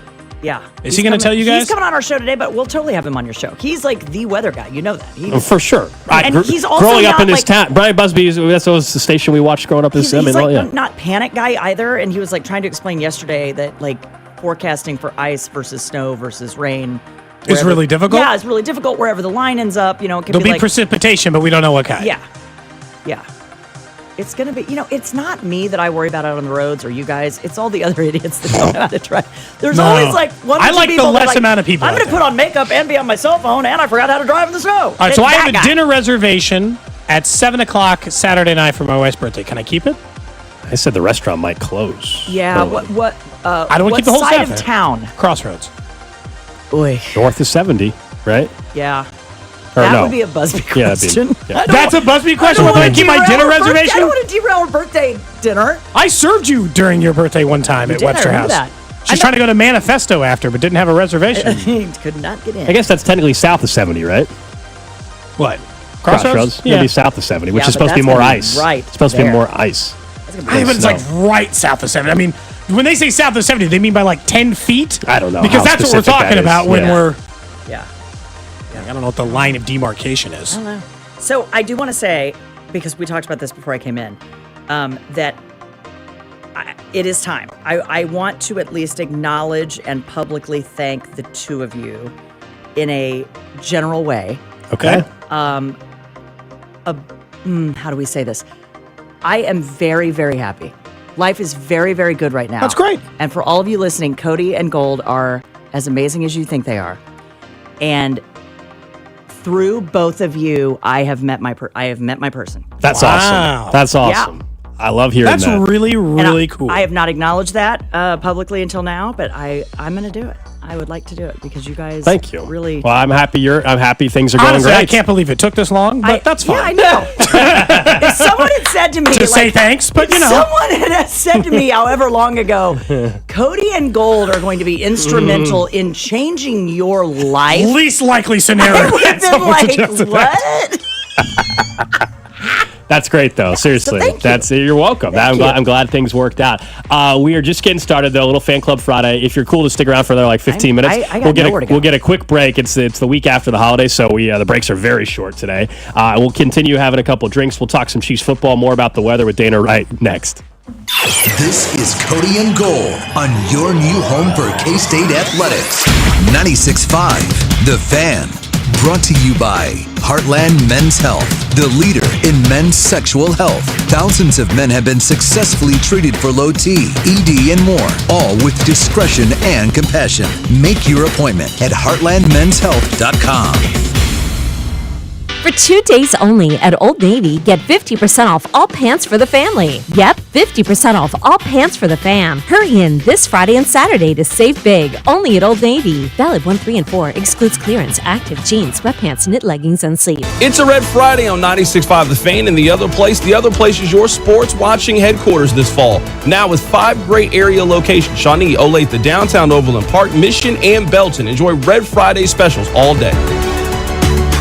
What's up, Kansas City? It's Mitchell Schwartz. You know, there's nothing easier to enjoy than watching the Chiefs with some wings and an ice-cold Bud Light. And Buffalo Wild Wings is serving up both for every game, all season long. Join me at the Buffalo Wild Wings located at 137th and Metcalf in Overland Park on Friday, January 3rd. I'll be there with the crew from 6 to 8 p.m. celebrating the back-to-back Super Bowl champs while eating some wings and drinking $5 Bud Lights. Nothing easier to enjoy than that. Bud Light. Easy to drink, easy to enjoy. For more details, go to 965thefan.com. Enjoy responsibly. Anheuser-Busch, Bud Light Beer, St. Louis, Missouri. Protect your family this holiday season. Get the updated COVID-19 vaccine and your flu shot at the same time at Hy-Vee. That's right, you can save time and get your COVID-19 and flu shot at the same time. Schedule your updated COVID-19 vaccine and flu shot online today, or just stop by any Hy-Vee pharmacy. No appointment necessary. Plus, when you get your flu shot at Hy-Vee, earn a 20-cent fuel saver.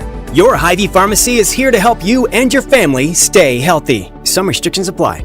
Life insurance. Why are you putting it off? Can't afford it? Too much hassle? Think you don't need it? There's lots of excuses for putting off life insurance. But if you weren't there, who would pay the mortgage and other bills? With Ethos, you could be covered in 10 minutes and boom, family protected. Ethos, fast and easy online term life insurance. Up to $2 million in coverage with no medical exam. Some policies as low as $1 a day. Answer a few health questions and get your free quote at getethos.com. That's getethos.com. Want to play a game with me and Dad? Mommy's not feeling good. You need to vaporize that cold. Vaporize? Yeah, with Dayquil VapoCool. It's Dayquil plus a rush of Vicks vapors. Whoa. Come on, honey. Let's let Mommy rest. You guys are amazing. And so is Dayquil VapoCool.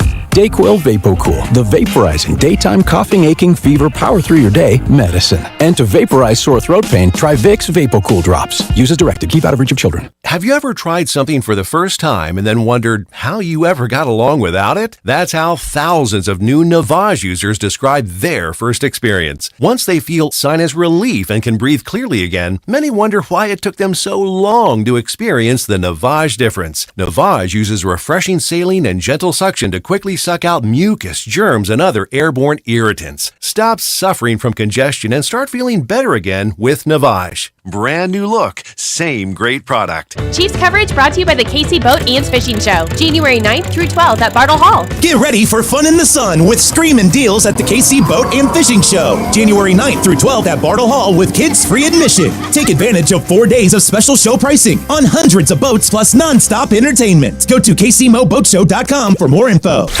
You're listening to 96.5 The Fan from the Mission Plumbing, Heating, and Cooling Studios. Back here on a now Club 965. We already changed it from Fan Club Friday. Yeah, new year, new name. We Club didn't 695. 695. 965, sorry. I said it backwards. Yeah. Someone just said we could call it the 965. Like just the 965. What does Dana think? Dana Wright from KMBZ, Dana and Parks joining us in You just studio. call it 20 if you add all those up. It was Club 610. We liked that name. I still like that name. We turned into the Fan, so I suggested we call it the Buzz. And nobody seemed to like that but me. I guess some bad will or something. I don't know. Then it was the Fan Club. I love Fan Club. Oh, so you like the Fan Club? Fan Club Fridays? Damn. I do like Fan Club Friday. I like the alliteration there. Fan Club Friday, baby. I mean, here we changed it again? No, I'm not committed to anything. Is there a yet. motion on the floor? I second. Yeah, Club 965. Club 965. It's got to look good in a neon light too. I got to order a new one. Yeah, Fan Club Friday looks really good. Right in neon before light. we went to break, you were thanking Cody and I, which we appreciate that. Then some guests came in on the text line. Text line says, "Please tell me Carrington is not her person." Carrington, yes, yes. Let's start that rumor. Dana said that she found her person, and that person is Carrington Harrison. I love him. He does walk me to my car every night, which That's very nice. Very, very sweet. That is very, very nice. Yeah, I told you guys I lost my. I got a new phone. I've had the same phone number 26 years. Okay. That's a commitment. And when I went to sync the new phone through the new carrier, it was tied to the old Odyssey email that we used to have. What? Oh, you don't have any access to yes. it? Your contacts, your personal cloud phone was tied to my Entercom email. So for 3 days, I didn't have any contacts. And this goes back to Carrington and you and my person and all that stuff. Do you know how mind-blowingly awful we are tied to these devices? I don't have any idea anybody's number. I could not function for 3 days. Even people would text me, and I'm like, new phone, who dis? And I'm going to be honest. Everyone ask yourself, how many numbers do you know? How many numbers can you name right now? 2 or 3. My number, does mine count? Mine. No, that does not count. My wife's. You're doing better than I am. End of list? I don't think I 2 know. or 3 numbers, like my I don't think parents, there's a and single that's other number it. I know. I can tell you my childhood landline, 233-9243. I still know. Oh, my 5421 if we're doing last 6261. But I only know one of my 4 children's cell phone numbers. One. Because he's kept the same number. The other 3 have bounced around and, carriers and new phones. I can still tell you the phone number for Pizza Hut delivery. 648-8888. Well, Pizza Shuttle had a commercial. 212. Which, by the way, did you hear Papa Kino's is shutting down in Overland Park, and the only one left now is the one in Lawrence? Really? Oh. Well, there was a Pizza Shuttle right by me in Overland Park that closed too. I'd gain 100 pounds. Anyway, I'm telling you, write down your people's phone numbers because if I don't want to do that. Oh. Write them down like in a book? I went into T-Mobile crying, and this poor millennial, I was like, I don't. You came off like a real boomer in that one. I can't None of my phones work. I just am confused why wasn't it not tied to your Apple ID? I just never updated it. The Apple ID was tied to But the this is old- why, if it's a personal thing like a phone, never use the work thing. Yeah, right. You get work blown in out. radio, you could get fired tomorrow. Don't use your work email. That's a dangerous game. That's a personal email I'll problem. tell you this, it is all switched over now. It took Is 3 it days. your car on your phone? Yes. Could you use your car? No. Oh, no. That's a Tesla problem. That is a uniquely Tesla problem. So you couldn't even use your ride? I could So wait, you drive got the it. phone and then you got to the parking lot and you couldn't drive your car? Correct. It was like, new phone, who dis? It literally recorded me trying to break into my own car. Wow. But yeah, 3 days later, I'm back on track. You're rocking a Chiefs jersey. Is this the Matthew Wright jersey? Yep. I know you wanted a former Chiefs kicker, Matthew Wright jersey. At the time, he was a current Chiefs kicker. He was. He's now on. He just kicked for, was it Tennessee or something? Oh, This good. past weekend, I think he was kicking for somebody. It's sad to me that you can come in and do so well and, kick well and do all the things. And then they're like, oh, sorry, bye-bye. Bye-bye. That's how most industries work, though. Let's just say Michael Mackey does a great job when he fills in for you guys. He can kick ass for a week. Park still tells him to beat it. Yeah, that's my chair. You may vacate. Doesn't matter how good of a job they think you do. Like, get the hell out of here. Yeah, I got this for Christmas. I have never had my own Chiefs jersey. Really? It was like one of my I'm favorite things surprised. ever. Yeah. Like somebody pointed out, I could still name my like elementary or my middle school student ID number. There's no way I could give you a single phone number. Here's something else embarrassing that's a boomer thing. I went through last night. I started with the A's. I've got all the way to C. So I've gotten through 3 letters of the alphabet. Okay, and there must be 40,000 letters. Trying to weed out the 2,756 contacts that I have. That's on my how many phone. you have? 2,000? I never delete any contacts. Do you? Well, clearly Dana doesn't. So if I've had the phone 26 years. If you go to contacts, scroll all the way to the bottom. Let me see what the I have number is. 706. Let me see what mine is. 2,378. 763. Okay, that's probably more normal. And I've had this number, I don't know, since like 9th grade or something, you know. Here's my boomer thing as I go through last night trying to delete phone numbers. I have Adam, lawn guy. Oh, yeah. I label everybody by the thing they're attached Yes, to. yes. Oh, you're all labeled as like, Alex might finally be golden there. Alex Intercom or Alex Work.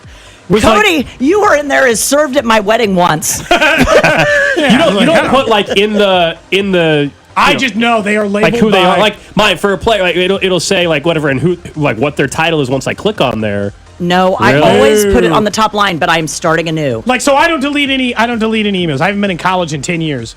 The second name on my entire contact list is Aaron, Mass Comm. Do you think I'm ever going to text Aaron? Like Dana just from says my Dana Mass Wright, Comm class 10 years ago? And then when I click on you, it says KMBZ. No, I don't do that. We should see what Aaron's up until to. Cody, your kids get older. I had contacts that would say Jack's friend, Cody's stepmom. Oh, yeah. Just that's a crap disaster. you don't need. I will say, I do have, like, even parents now I've gotten to know a little bit. They're still in there as, like, Weird Blank's kid's mom. dad. Yeah, Blank's mom, Blank's dad. You're like, I know your names. I understand who you are. That's not the question.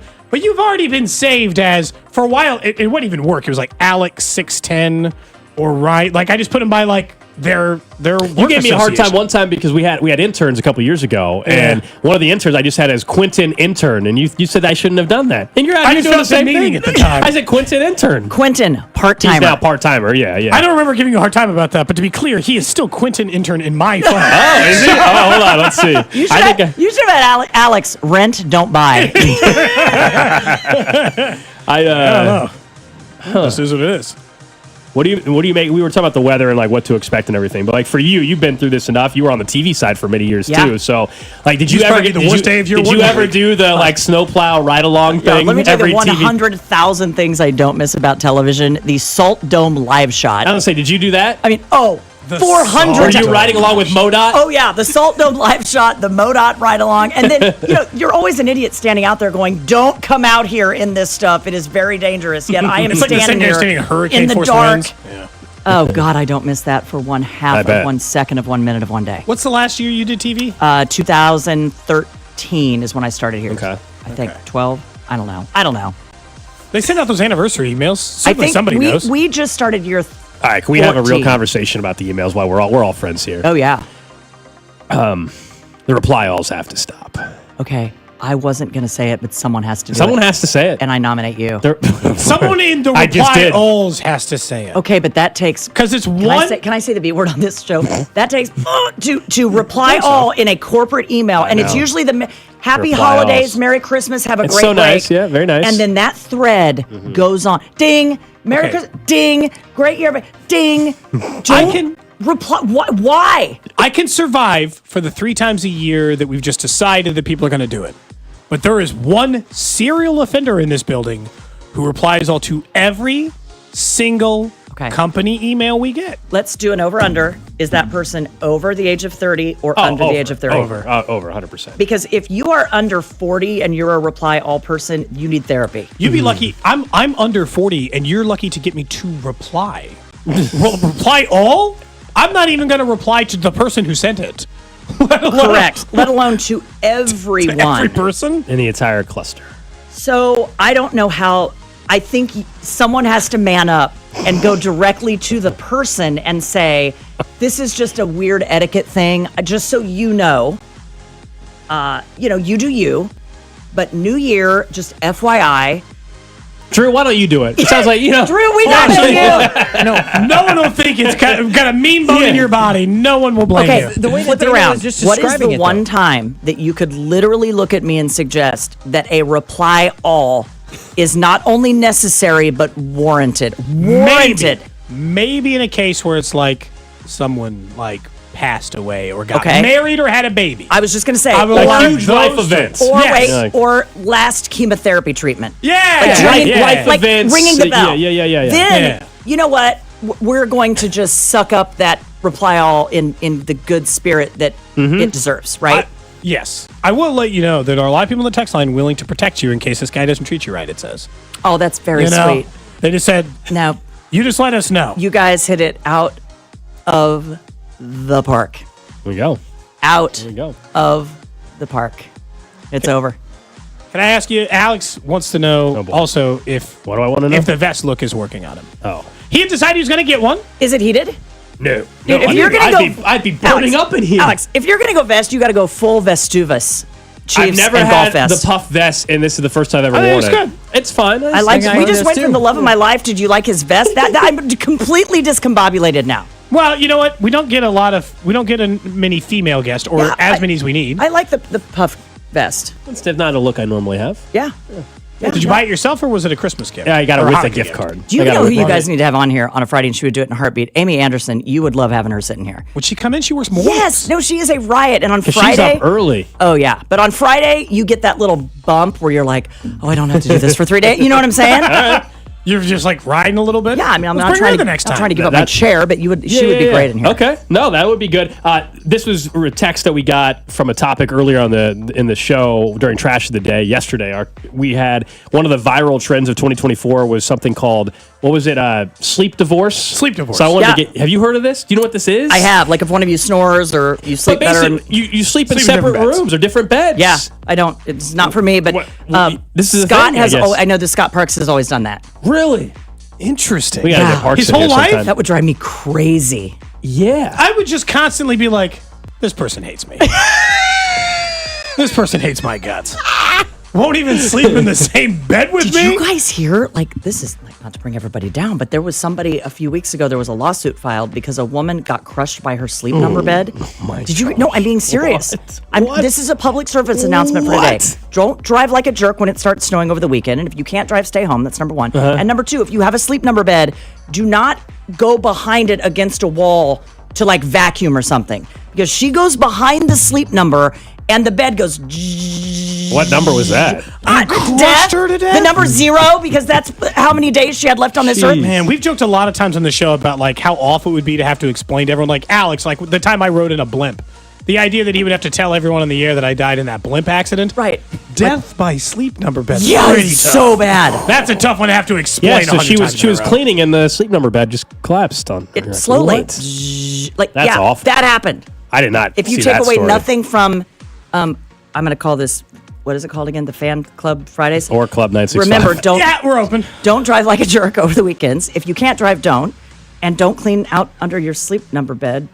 If that thing is set on auto. Yeah. Someone says it was an 80-year-old woman. Is that right? Yes.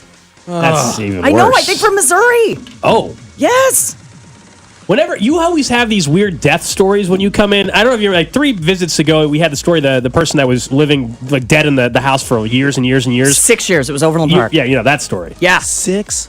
Yeah. Do we ever get a conclusion? Yeah. Like, did the Yes. family ultimately ever People- get charged? People with ended anything? up going to. There are people They wearing are in orange. prison for that. Yeah, because what it was. Social Security fraud or It was. something. Yeah, they were Always. cashing his checks. Like, here's what's Couldn't crazy. you dispose of the body? Yeah, it's not illegal and to still just cash the check. have a dead guy. Well, no. You can't dispose of a body Here's what's improperly, crazy. right? The I mean, minute that you would be roll the- somebody up in carpet and dump them in a dumpster, then it's corpse abandonment. That's against law. If you just let them lie there in a bedroom, What? dude?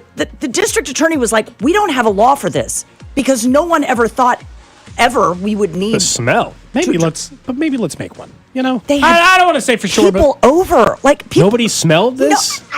I don't know I how. mean, after a while, I imagine the smell dissipates. The initial What is that? smell After year probably 3? What does that mean? You know, when it's like just bones, yeah. they knew the smell's probably exactly gone. when that guy died to the second because he had a pacemaker. And they were able to look at yeah, they were able to look at like they pulled the SIM card or whatever out of that thing, and it was like, yep, he's been laying here 6 years, 42 days, 3 hours, and 36 seconds. And they were just collecting that Social Security check. Yes. I mean, there is like no way. Park. Like, given the choice between getting a job and living with a corpse, I'll just get a job. Look, we all want to work less. It's fine. Yeah. Not that I don't want to work.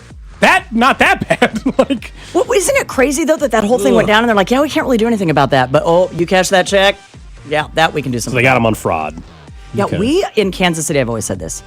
We have some bizarre stuff go down in this town. Whatever happened with the Chiefs cold weather guys that froze?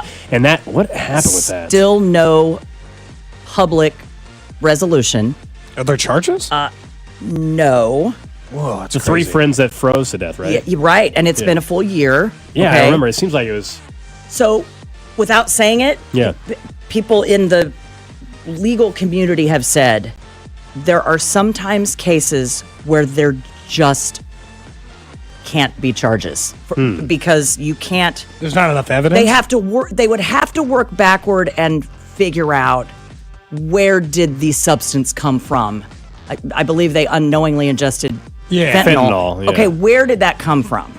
Well, they accidentally dosed. Yes, It was one person taking it. And theoretically, Cody, if you and Alex and I decide to sit here and get hammered on moonshine, the 3 of us decide as adults we're going to do that, and then there's a bad outcome from that, who is legally at fault? And sometimes that's very gray area. And that is not to say it is not tragic. That's not to say the families don't deserve answers. Legally, if there were going to be charges, I feel like we would have seen them by now. And that was a crazy story. I can't. You're right. That's Probably been a full year. That was like January of last year. Right before the Dolphins wild card game, Because wasn't if it? you just think about it from a practical standpoint, if you didn't come home, that first night, I think for a lot of you listening, think like, how long would it be? How many hours would have to pass before your significant other or your son or your mother started with, like, we're all on Life 360, right? Like, where is he? Yeah. That's what never made sense with that story to me. I would hope, like, you would hope, right, that someone would be like, okay, this is weird. Alex isn't home tonight. Right. Yeah. And the outcome would not have changed. No. But that goes back to like the Karen Reed trial and all that. That's more of a national one, but like, they're saying like one person in the house is searching how long for a body to freeze to death. And you're like, man, you can't search anything. I mean, right. I don't know how anybody gets away with any crime. They don't even know. Is that the one? They don't even know how he died. They don't even really know. They're claiming he got hit by a car, right? But then there's no damage on the car. There's no damage. There was like a dog bite involved, and yeah. They were like a German Shepherd maybe bit him. But that's a big. And then he either died by German Shepherd or car. And they're charging her, and she's under trial. She got a mistrial. Now she's under trial again, I think, in April. And she's accusing the entire police force of beating him to death and then framing her. Well, that's quite the accusation. Okay, wrench in the conversation. Have you started Landman? No, I'm not familiar with that. Where's that on? What's that on? Billy Bob Thornton. Oh. It is Yellowstone based in Texas regarding oil. And it's on Netflix or what? It is on Paramount through Prime. Through Prime. Oh, through Prime. Okay. Run, do not walk. You boys will get sucked into that. Like, all right. I never watched Yellowstone though. I loved Yellowstone. But you don't have to watch. You don't have to watch Yellowstone. Okay. Yeah. No. I can't believe you haven't started Landmine? Everyone in the world. Landman. Landman. Okay. Not Landmine. That would be a very different outcome. Hypothetically, yes. It's a very short show called Landmine. 8.3. It's a single episode. TV series. It lasts about 3 kind of like seconds. Squid Games, but there's only one thing you're trying to avoid. 79% on Rotten Tomatoes, 88.3 on IMDb. Okay. You guys trust those before you're going to start a new show? Like, if you're thinking, I'm going to start a new show, do you trust Rotten Tomatoes? Not for movies. For TV shows, I do. I trust you guys. You guys talk about this stuff in the newsroom all the time. Oh, new TV shows? Yes. If you say, I've got to watch it, I'll do it. Yeah, Textline agrees with you, Dana. Landmine, they used to say landmine. I keep calling it landmine. Landman.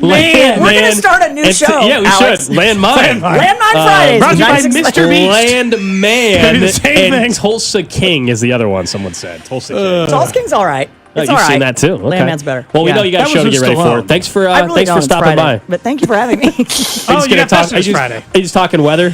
Just talking weather? After the acupuncture, I don't know that I can function today. I'm going to just kind of sit back and drool and be like, We will have Busby on at some point. That's talk about it. incredible, though, the acupuncture thing. Never thought of ever Ask having Busby that. if I can make my dinner reservation. Let me know. I will text him right now and ask him. Say, can I keep or if they've got like an earlier time? Should I just And I'll push tell up? him Crossroads, specifically the block. Yeah. I'll give you the name of the restaurant. Publicly, I'm a little worried. That means We're that all ends up gonna with show up. one Yeah. person taking a photo of me as I'm sitting in an empty restaurant making the entire I service just think that work. Sad man. I just think that restaurant might close early. They might, but isn't restaurant week starting next week? Yeah. Yeah, that is true. I need to start getting some stuff What did we learn reserved. today, everybody? Don't leave. drive like a jerk. Yeah. If you can't drive in the snow, don't. What was the third thing? And that Cody and I are great people. Yeah. Yeah, and that we are you thanked amazing us. people. Yeah. I knew that. Yeah. Thanks, Dana. Not enough people know that. Dana but- Wright from Thanks, Dana and guys. Parks on KMBZ, kind enough to come in studio for You can go listen to Club her. 965 2 o'clock. / Fan Club Friday / whatever we want to call it here on Cody and We'll decide Gold. by next week. We always give Maybe. ourselves 1 week to change the name. Yeah. And that the name has to last for at least as long as Club Fantastic did, which was 2 weeks, I think. 2 weeks. I think it was 2 weeks. 2 weeks. God, that only made it 2 Yeah, weeks. that was pretty quick. That was In evident. fairness, every time we tried to say it, it didn't work. No. Correct. Welcome into Club Fantastic, and I'm like, I hate The it. sleep number bed story still. That's crazy for That's the Dana. one she told you. Was I gone or something? No, I just don't know. now. The sleep number. The I know, lady- but I thought you said that she told you that some other time. When she No, was in. text line saying the sleep number bed story is the other thing that they were recapping that we Don't talked clean your about. sleep number bed. Let's get to some game predictions, though, before we get out of here for Sunday's Chiefs-Broncos game. Brought to you by Volkswagen Lee Summit, where they've got their winter clearance sales still happening. Go check out their deals over there. If I had a real guess on this score with Carson Wentz, I don't know. I gave kind of a jokey one on the social media in which I said Chris Oladokun was going to have like 500 yards and 6 touchdowns. I don't think that's the actual result of the game. Funny enough, I think the Chiefs will still win because Really? the Denver. This is exactly what happens when you're an organization who thinks like you're finally making some progress on the Chiefs and you don't, is they pull the rug on you. Denver's got a decent enough quarterback, a decent enough coach. Things seem to be going in the right way, and I think they lose 20-17. So I believe this is more competitive than the spread would tell. I don't understand why this is 10 points. If I had to bet it, I'm not, full disclosure. If I had to bet it, I would bet the Chiefs to cover the 10.5 points. Same. That's a lot of points. Carson Wentz has started games in this league. He's not, like, I know Oladokun could end up playing, but Carson Wentz might be starting a couple weeks next year for an NFL team. Like, I really think that's a possibility. It's no worse than Flacco coming in for a game. I think it's something like 28-20 Broncos, but the Chiefs still should feel good about some of their backups that performed. If you're talking about betting angles, I like the Carson parlay. I like the Wentz touchdown run, Carson Steele touchdown run. That's a popular one. Parlay that one together. A little Carson times 2. Drew, you got to be predicting the Chiefs to win. Thank you, because Cody. You need Thank it. you, Cody. You need it. Will I am Cincinnati fans still care about this game is the question, because are they going to actually win that Saturday is the night? question. That is the big question. Tomorrow's the big one. But I am the biggest Carson Wentz fan in this city. Chiefs are going to win 24-17. 24-17. And you think Cincy's Let's beating go, Pittsburgh, baby. right? Yes, I'll tell you this right now. I will be wearing my Kansas City quarter zip that you got me, Gold. If the Bengals win tomorrow night, I will be wearing the All right. quarter zip on Sunday. I thought you were going to wear it today, honestly. I thought there was a chance you're going to rock it today. Try to start showing some support for the Chiefs. I'm amped up. He's a Chiefs fan Let's this weekend. go, Chiefs, Just as baby. long as they beat Pittsburgh on Saturday. Yeah. So in our Correct. in-house picks contest, Drew is a game behind me. He can only tie, but Mac had a push. So if Mac gets a pick right and I That's get it because I forgot to wrong, pick last week. Mac would actually win. Yeah, So man. meaning that. All right. So we didn't write it on the board. I was about to fill you in on who I picked, but Mac might be listening. He might still have to enter his pick. I know but my pick as well. I don't. Yeah, you're not. Yeah, it's more. I'm more It's worried not about. Chiefs plus 10.5. I know that. It's not that bad. I can promise you. I'm not Do we picking need it. to text Rob this? You need a text spec. You're welcome. Text spec, cool. Sweet. Otherwise, you would have missed out again. All right, guys. Have a great weekend. Seriously, safe weekend. Obviously, winter weather and everything. We're back at it Monday. We should have the whole show together as long as we can all get in. That's the plan. We'll be talking playoffs. We'll be talking about all the coaches that probably are going to be getting fired on Monday as most well. likely. Hope you have a great weekend. Talk to you then.